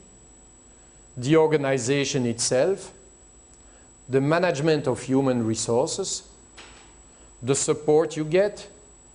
The relationship with the pertinent environment. So, understanding, conducting. As I said lately this morning, you have to think global. This is what you do here. And to act local in the reality. Acting local in the reality means clarifying the 5 major areas of the new governance. As for the missions, are you willing to concentrate on your core business? Basketball is basketball 5-a-side and nothing else? Or are you open to diversification? Basketball 3-a-side, beach basketball, new initiatives? Or are you going to a multi-dimensional business? 5-a-side, 3-a-side, beach basketball, professional basketball, amateur basketball, multi-dimensional business. As for the organization, quite often in companies we have vertical organograms. The boss is far away from the field worker and you have a very complicated hierarchy. In sport organizations, the best organogram you could have is a flat one. Instead of having a high division vertically, have a division horizontally, but a direct contact between the boss and the field workers. Avoid reproducing in sport the organogram you have in companies. I will give you a very nice example coming from the Olympic Games. And don't misunderstand me, I'm not judging, I'm just giving an example. I was the chef de délégation for the Belgian delegation to the Olympic Games in Athens. When discussing with the organizers, it was very complicated because the little chef had to ask to the bigger chef, who had to ask to the bigger chef, who had to ask to the bigger chef, and a system of 10 persons in the hierarchy. You were asking something one day at 7 in the morning, you were getting the answer, if you were getting it, 5 days later at 7 hours in the evening, because the organogram was so complicated. A huge organogram is a major threat on the decision. Same system of vertical decision making in China with the games in Beijing, but very efficient. So it was also 10 steps, but going up and going down was 1 hour in China. That was the difference. So I'm not saying that a vertical organogram is bad. The only thing I'm saying is that an horizontal organogram, a flat organogram, is more adapted and more effective in sports organizations. I would like to share one thing with you, confirming what you're saying. In Beijing, in one day, we could watch, because I also shared a mission in Beijing with our Olympic Committee, we can follow 7 to the morning competition. But from competition to competition, we have 35, 40 kilometers, sometimes 25, maybe sometimes 2 kilometers, depends. So 7 to 9 sport events in one day. In London, you can reach 3 to 4 equivalent. In Rio, not more than 2. It was impossible. Rio was crazy. Huh? You were more in the car than in the stadium. Huh? It was just crazy. I had a fantastic driver, a local guy from Rio. I was privileged, huh? Because many people had drivers coming from Sao Paulo, from Porto Alegre, so they didn't know the city. So I know people, they were stuck for hours in Rio, not reaching the competitions. But it was just crazy. But okay, this is not the problem here. So, as for the organization, the organogram. As for the human resources management, adjusting competencies and functions. But you will tell me, you will say me, okay, but you know the board in my federation is voluntary based. So I'm not sure getting the right competencies. Well, in Belgium, when I was the president of the federation I was leading, the rule was that the board was made of one administrator coming from the province of the city of Liège, one administrator coming from the province of Antwerp, one administrator coming from the province of Bruges. I changed the rules. And the new constitution of my federation was the board needs at least one specialist in finances, one specialist in marketing, one doctor in law. And I succeeded having this in my federation. So don't tell, and certainly in my country, that the constitutions makes it impossible to have competent people. Change the constitution to get the competent people. It's a long-term goal, but it's a useful goal. As for the support, well, one sport organization, one federation needs a variety of services and a variety of strategies. You need to have law, you need to have finance, you need to have marketing. And I guess, because Macedonia is a small country, like Belgium is a small country, I guess you have some sport federations with 1,000 members, 2,000 members. And then you have, of course, the big federations. Basketball should be a big federation, probably, in Macedonia. Football is certainly a big federation. But why not to mutualize services between some federations? This is what I'm fighting for in Belgium at this time. To say, okay, the Triathlon Federation is a small federation. Fencing Federation, for sure, in Belgium is a small federation. But instead of trying to have one marketing director for your federation and one marketing director for your federation, why not to have one marketing director for the two federations? And the old presidents of federations in my country, they answer, no, impossible. If I share someone with another federation, I will no more be the boss. The boss of what? So share competencies, work together, 2, 3 federations, to have a good lawyer for 3 federations. Instead of trying to pay each of you a different lawyer, try to have a good marketing director. I succeeded in Belgium to go to 1 sponsor with 4 federations together. We got the sponsor because instead of saying to the sponsor, we want you to sponsor 1,000 members, we went to the sponsor and we said, we want you to sponsor 25,000 members.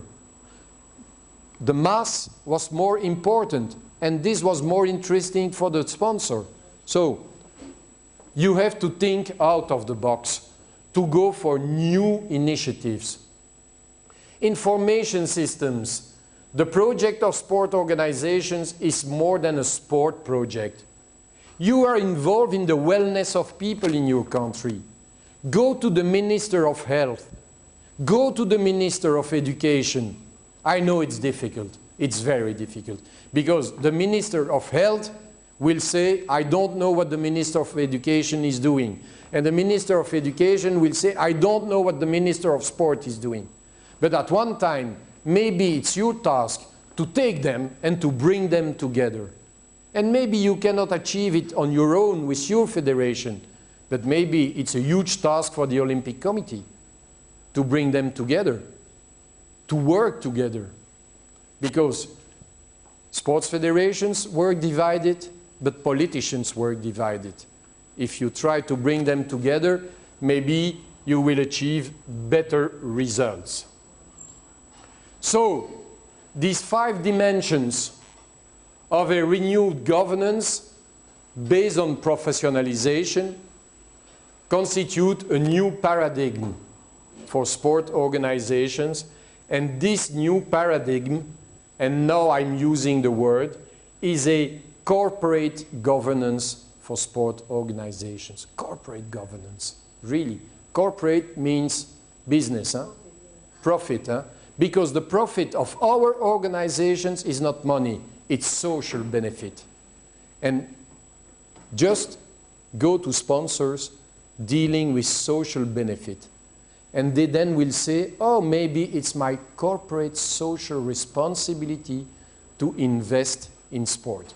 Do you know that nowadays in Belgium, the Paralympic Committee gets more easily money from sponsors than the Olympic Committee? Because the sponsors believe that investing in Paralympic Committee is taking their social responsibility. Well, show, as an Olympic Committee, as a federation for valid sportsmen and women, that you are playing an important social role in your country. And then maybe they will consider sponsoring you. There are some recent initiatives. There is one initiative I want to deal with after the break, and this one initiative I want to deal with is this one, but I will do it after the break. Okay? It's 3:05, a good 10 minutes, and then we finish. We come for last session.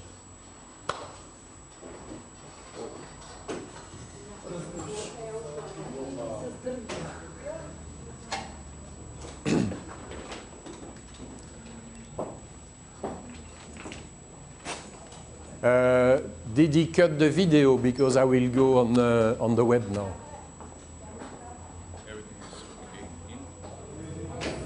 Did you cut the video? It's no more filming? Okay. It's out now, okay. Because I will go on internet. Just turn it off. I will make my boarding passes for tomorrow.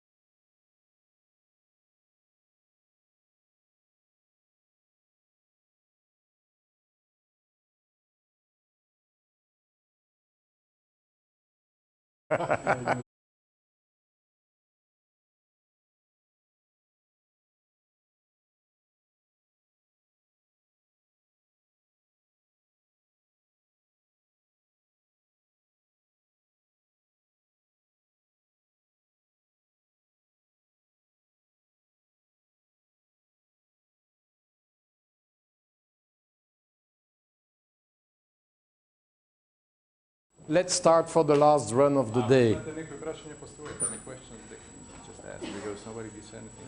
They know everything. So, the last thing I wanted to do with you today, before to have some practical activity tomorrow, but I will explain you. The last thing I would like to do with you today is to go. Okay, I leave Sasha the time to do this, but I will explain you. Don't worry about this. It's not a catastrophe. It's not a challenge. It's something we will do together tomorrow. So the last thing I would like to do today is to go to one European project I was an important partner in to show you what is possible in terms of governance of sport organizations. So you have to know that the European Commission is financing projects in the framework of what they call preparatory actions. I explained you earlier this afternoon that the Treaty of Lisbon, the Treaty of the Union, is now including an Article 165 related to sport. But to implement this article, the European Union is developing several preparatory actions to the implementation of Article 165. And within the framework of those preparatory actions, they have been financing some projects related to good governance in sport. And these projects were those 5 projects: Governance and Grassroots Sport by ISCA, Sport for Good Governance by the European Olympic Committees, Sport Governance Observer by Play the Game, a project of Supporters Direct, and a project of Sports and Recreation Alliance. It means that those 5 organizations received money from the European Commission to develop projects related to good governance in sport. One of those projects was this one, Sport for Good Governance, from the European Olympic Committees, and I was a partner of this project with my chair at the university. And because this project was appreciated by the European Commission, they decided to finance a second project called Support the Implementation of Good Governance in Sport, a project of the European Olympic Committees with my university and other partners to run the project. What was the interest of the project? Well, the project was very practical. The idea was not to establish who was a good student and who was a bad student.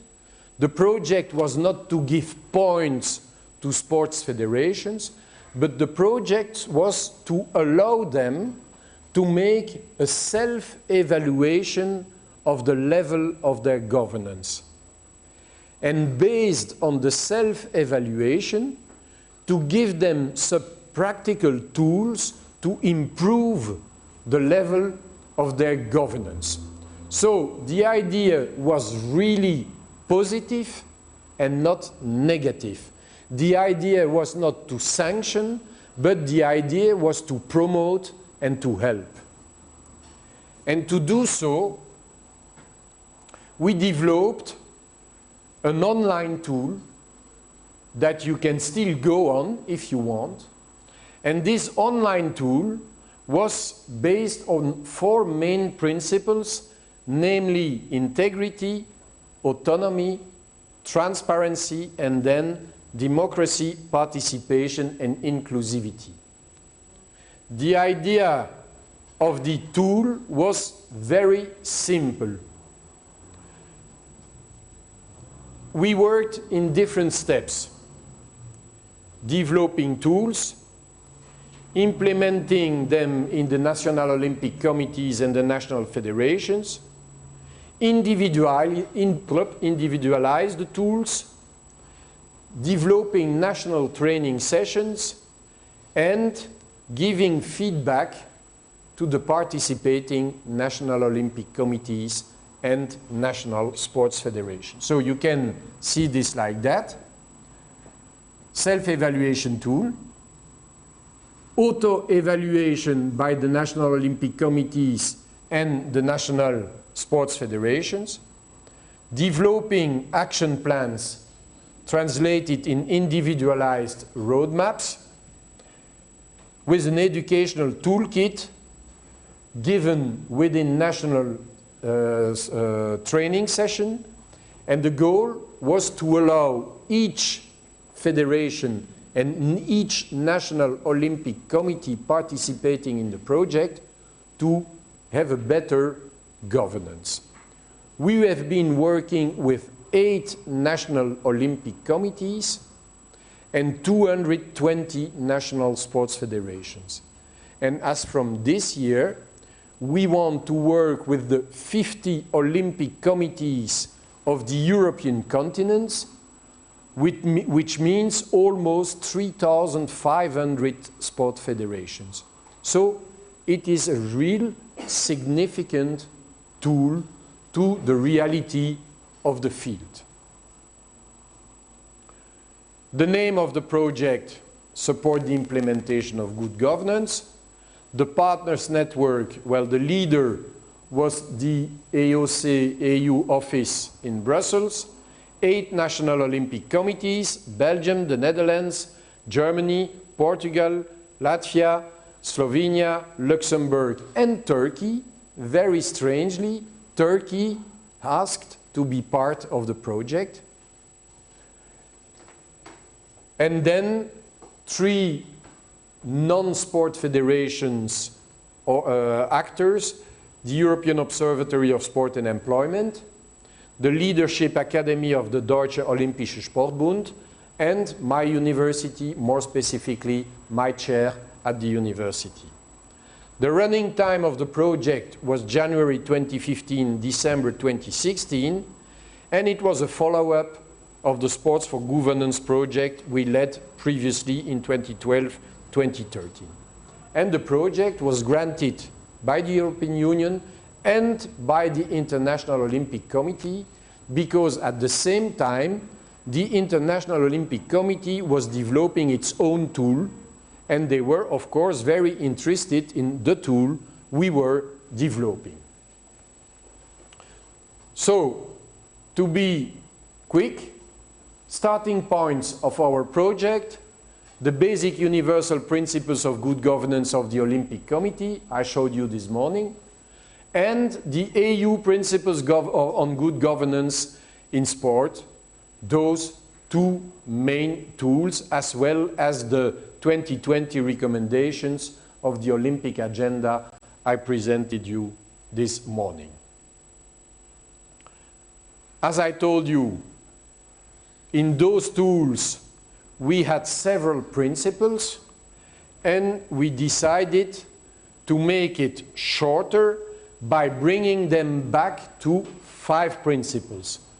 Sport for good governance was a pilot activity. 6 had several main objectives: to be a practical support to the national Olympic committees, to encourage implementation of good governance principles, to give a self-evaluation tool, to allow them to get immediate individual synthesis. They were working on the internet, so they were getting immediate feedback, and not a situation where you tell them, you will do the analysis and we will give you the results in 6 months. No, immediate feedback, customized action plans, and training sessions and workshops in the different countries. So if I go to the details of the project, 4 principles: integrity, accountability and autonomy, transparency, democracy, inclusivity and participation. 20 headlines, which means that each principle was divided in 5 specific headlines, and we were developing roadmaps for each headline with steps to reach the next level, key instruments, good practices, examples, and risks. And you can access this on the internet. If you want immediately, you can go on it and you will get it. 5 levels for each headline, and the 5 levels were nothing in place, emerging, developing, established, and embedded. And to give you concrete examples, based on this, we were developing the customized action plan, and everything was available automatically on the tool. And the idea is to present you some results. Why to present you results? Because, to my opinion, they are very, very instructive to the reality of the quality of governance in the sports governing bodies.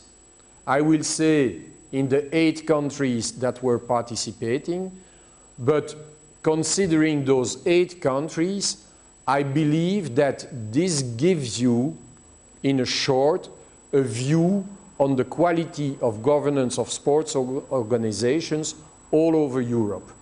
Maybe in 1 year, I will give you the result for 3,000 sports federations, but more or less, I believe the results will not be very different from what we achieved now. So, the dissemination of the questionnaire was based on an internet link. The link was provided to national sports federations, to national sports confederations, and to national Olympic committees in the 8 countries I mentioned previously. And the promotion of the tool was made by the National Olympic Committee each time.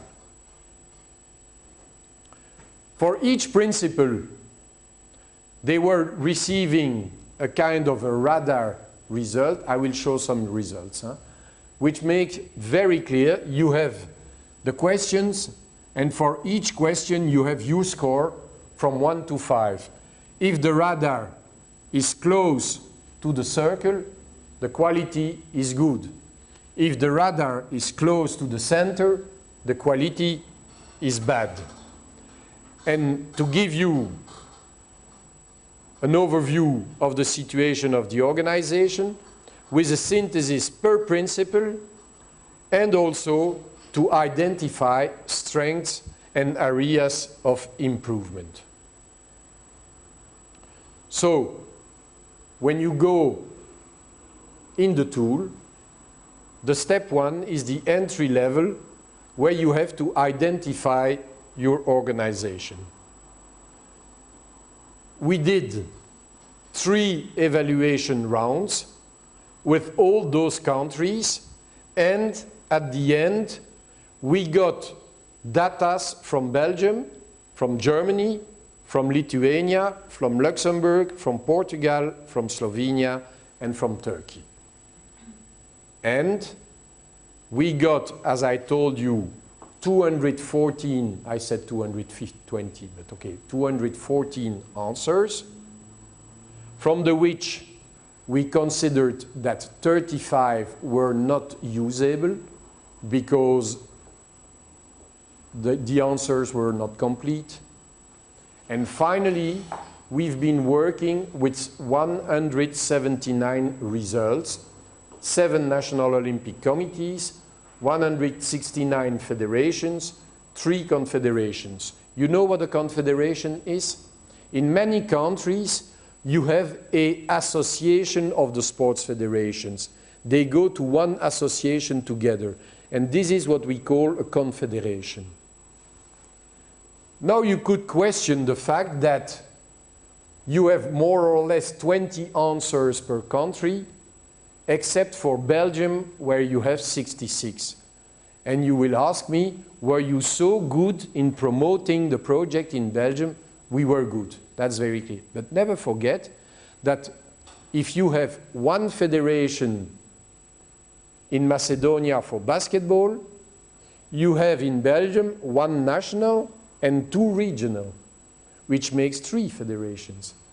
So this explains that you have almost 20 here and you have almost 60 in Belgium, because you have the 2 regional federations and the national federations. So it does not mean that we are better than the others. We simply have more federations. Okay? Now,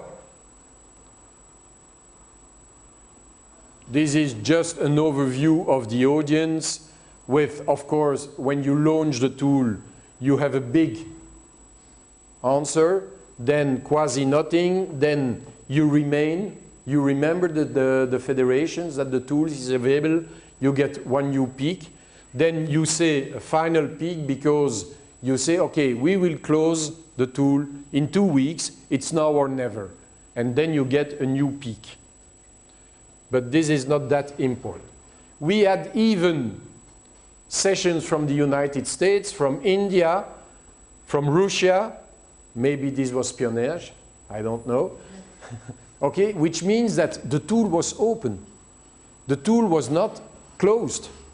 You can go on the tool today and evaluate your federation, and you will get the results. So I will skip this. So for each principle, a series of questions with the 5 levels. And to give you one example with one question, voila. In the first chapter on integrity, principle 1, how would you define the code of conduct of your organization? Going from level 1, we do not have a code of conduct. To level 3, we have a generic code of conduct for all roles and positions. To level 5, we have a specific code of conduct for each position. Okay? And then the possibility is very clear. You select your answer, and if you are at level 1, we offer you tools to go to level 2. If you are at level 2, we offer you tools to go to level 3. If you are, and so on and so on. If you are at level 4, we offer you tools to go to level 5. So a very positive approach, not negative, not saying you are good, you are bad, but saying this is your situation, you want to improve, here are the tools. Pedagogy is about positive perspective. Okay? Some criteria for statistical analysis. Simple statistical analysis, pure descriptive statistics, global mean and global standard deviation by definition. You know what a standard deviation is in statistics, everybody? Yes? Be honest, huh? If you don't know, I'm willing to explain. Well, it's simple. You take all the results, you define the mean, and then for each result, you calculate the deviation from the result to the mean. And then you make the total of all deviations. You divide the total of all the deviations by the number of participants, and you get a standard deviation. That's a simple explanation on what a standard deviation is. Confrontation of the NOC result with the global mean and the global standard deviation, confrontation of headlines results by country, segmentation of the results. Segmentation is very easy. You can segment the results by Olympic sport, non-Olympic sport, individual sport, team sport. It's very easy to make all segmentations you want to do, and segmentation by country. And for the segmentation of results, we used the red color for results 1 and 2, meaning nothing in place or emerging, the orange color between 3 and 4, developing, and the green color for established and embedded. And now we can go to the results. But there is one thing you should not forget, it's that the survey is self-declarative. So this is the limitation of the survey, because if you are overestimating your governance, the result will not be significant. If you are underestimating your governance, the result will be less interesting. But the fact is that nowadays we don't have the financial means to organize external audit. So this was the only solution if we wanted to help national Olympic committees and sport federation. It was to allow them to auto-evaluate themselves. And now I will say something I should not say, but I will say it. Portugal was always underestimating the quality of their work. And probably you will not be surprised to learn that Turkey was always overestimating the results, considering that they were the kings in everything. Okay, that's the reality. It's a fact when you look at the results. This being said, those results are still interesting. So never forget that we start at 1, nothing in place, and not 0. Okay? And that our scale is going from 1 to 5. I remember you the color codes. Orange means there is something to do. And blue is the mean of all results. I would say the European mean. The mean on integrity is 326, going from 295 to 371. Autonomy and accountability, the mean is 362, going from 325 to 4.04.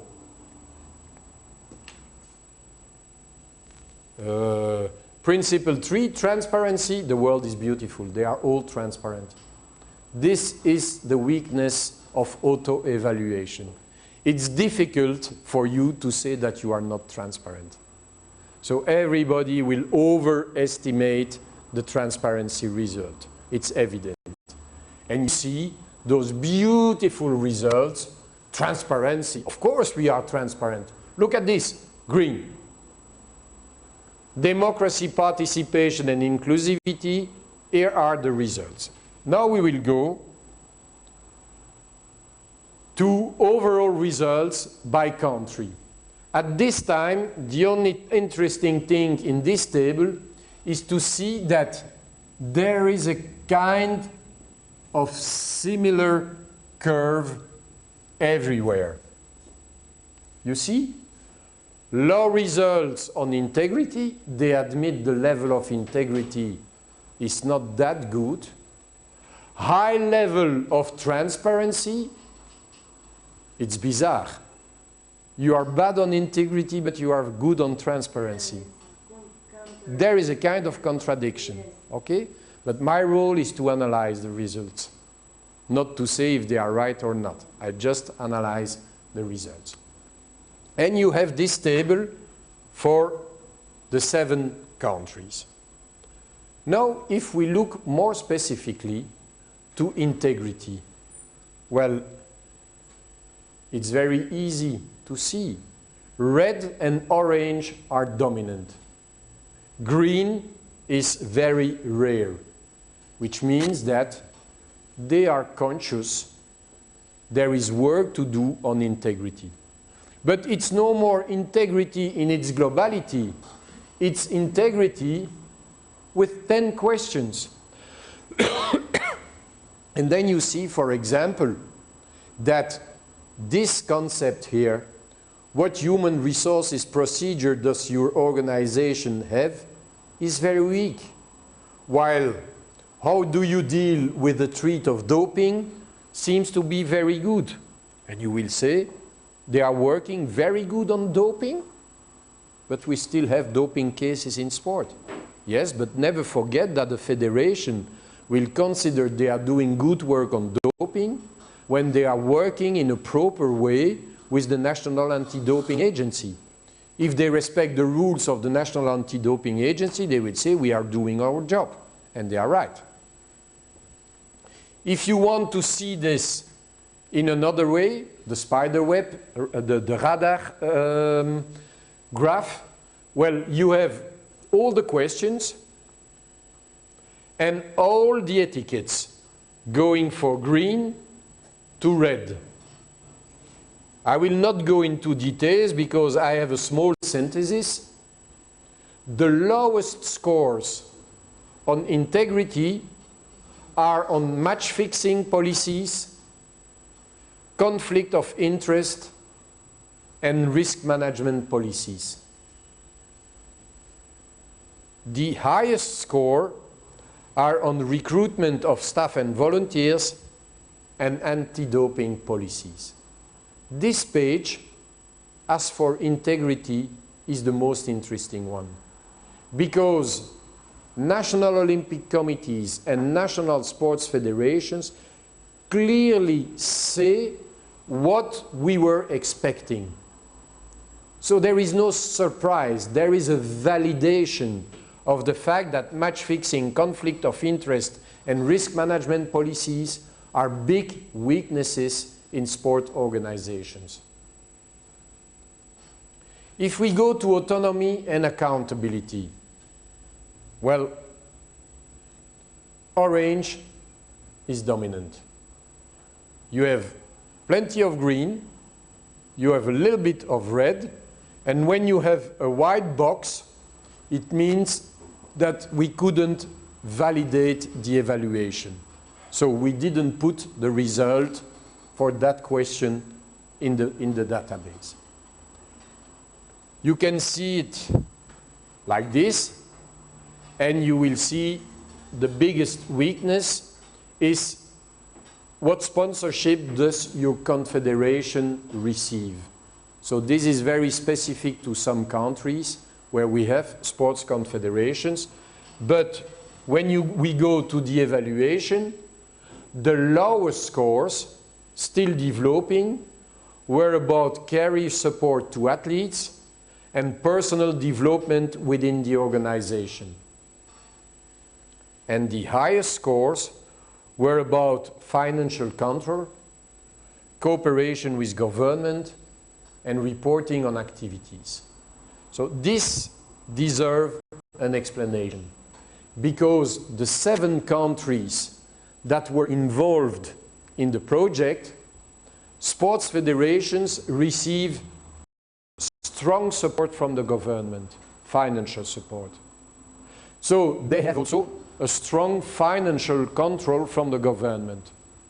And it's interesting to see that, of course, they value the cooperation with the government because they get money from the government. So they will never say that the government is their biggest enemy. They get the money from the government. Okay? So this is for autonomy and accountability. Transparency. Well, when we look at transparency, as I told you, the world is beautiful. Green. We are transparent. But if you look at this, you see that indeed the scores are quite high, but, confidentiality management has to improve in sports federations. I will give you a stupid example. In my country, one federation say, we are very transparent. We put our most important documents on the web, including the reports of the board, which is very good, except that when the board is dealing with the situation of individuals, it is all about the legislation on privacy. You cannot put things about individuals on internet. So this means that the, the confidentiality policy has to improve. This is what I was showing you. And if we look at the lower scores, well, confidentiality and strategic plan of the organization are weaknesses, while communication with members, web presence, and availability of internal documents appear to be a strength. And then finally, we go to democracy, participation, and inclusivity. And there you see that we have a mix of the three colors, with some questions which are very weak and some questions which are very strong. If you see it like that, gender equality, liaison with athletes, succession planning of the board are weak. In many sport organizations, you have the feeling that once you are on the board, you should stay there for your life, while it is stupid, because you give your best energy 5 years, 6 years, 7 years, 10 years, and then you should go for new persons in the board.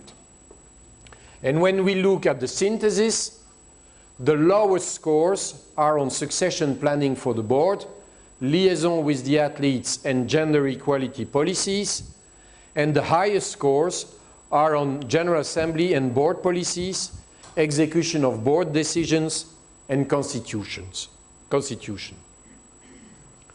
Some general conclusions. First of all, we developed a model and we tried to apply the model. And the data we collected from the national sports federations, from the Olympic Committee, they fit in the model, which means that our theoretical model was not that bad. Okay? If there is a fit between the results, the quality of results, and the model, then you can say, okay, the conception of the model was correct. The individual data analysis and the national data analysis are consistent to each other. If we make the individual results within a country and the mean result of the country, the standard deviation between the mean result and the individual results is very limited, which means that there is also internal consistency. Globally, national Olympic committees seem to be better governed than national sports federations. And this is not a surprise, because the IOC is demanding to the national Olympic committees. They have rules they impose to the national Olympic committees, while international federations only started very recently imposing good governance rules to the national sports federations. So it's not the fault of the national sports federations. It's a problem of general framework. Never forget that all information is self-declarative, and this is a huge limitation to the project. And finally, even with 200 sports federations, it remains a pilot study. So maybe when we will be working with 50 national Olympic committees and almost 3,000 sports federations, we could have different results. I don't think so, but the possibility exists. And so, some other conclusions. The objective was to provide some support and practical tools. I think we reached the objective. The self-evaluation tool has been revised and updated between the first and the second round, and the third round ended in October 2016. So the results are actuality, in the actuality. They are not old results. They are in the actuality. Voilà. These are my contact details. If you want to contact me for one or another reason, just send me an email. Remember me that you were in this course, and if I can help you, I will try to help you. Okay? So, just presenting you what we will do tomorrow. What I would like to do with you tomorrow is trying to apply what we did today. Sasha, did they already receive the PDF of the PowerPoint? Yes? You got the PDF of my presentation on your email? Yes. Yes. Okay.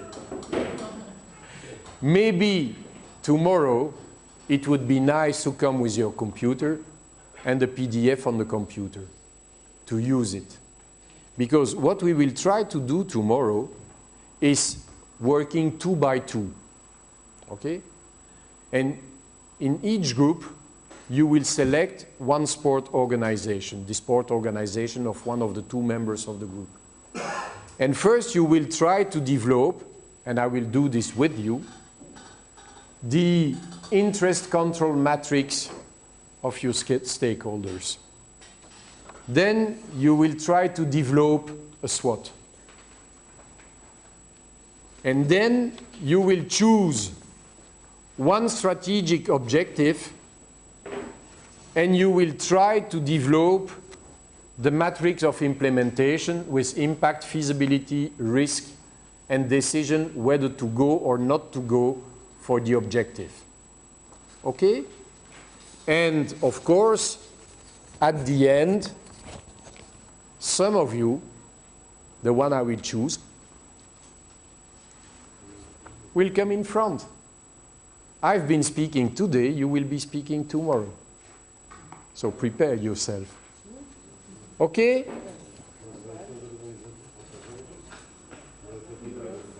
Ladies and gentlemen, thank you.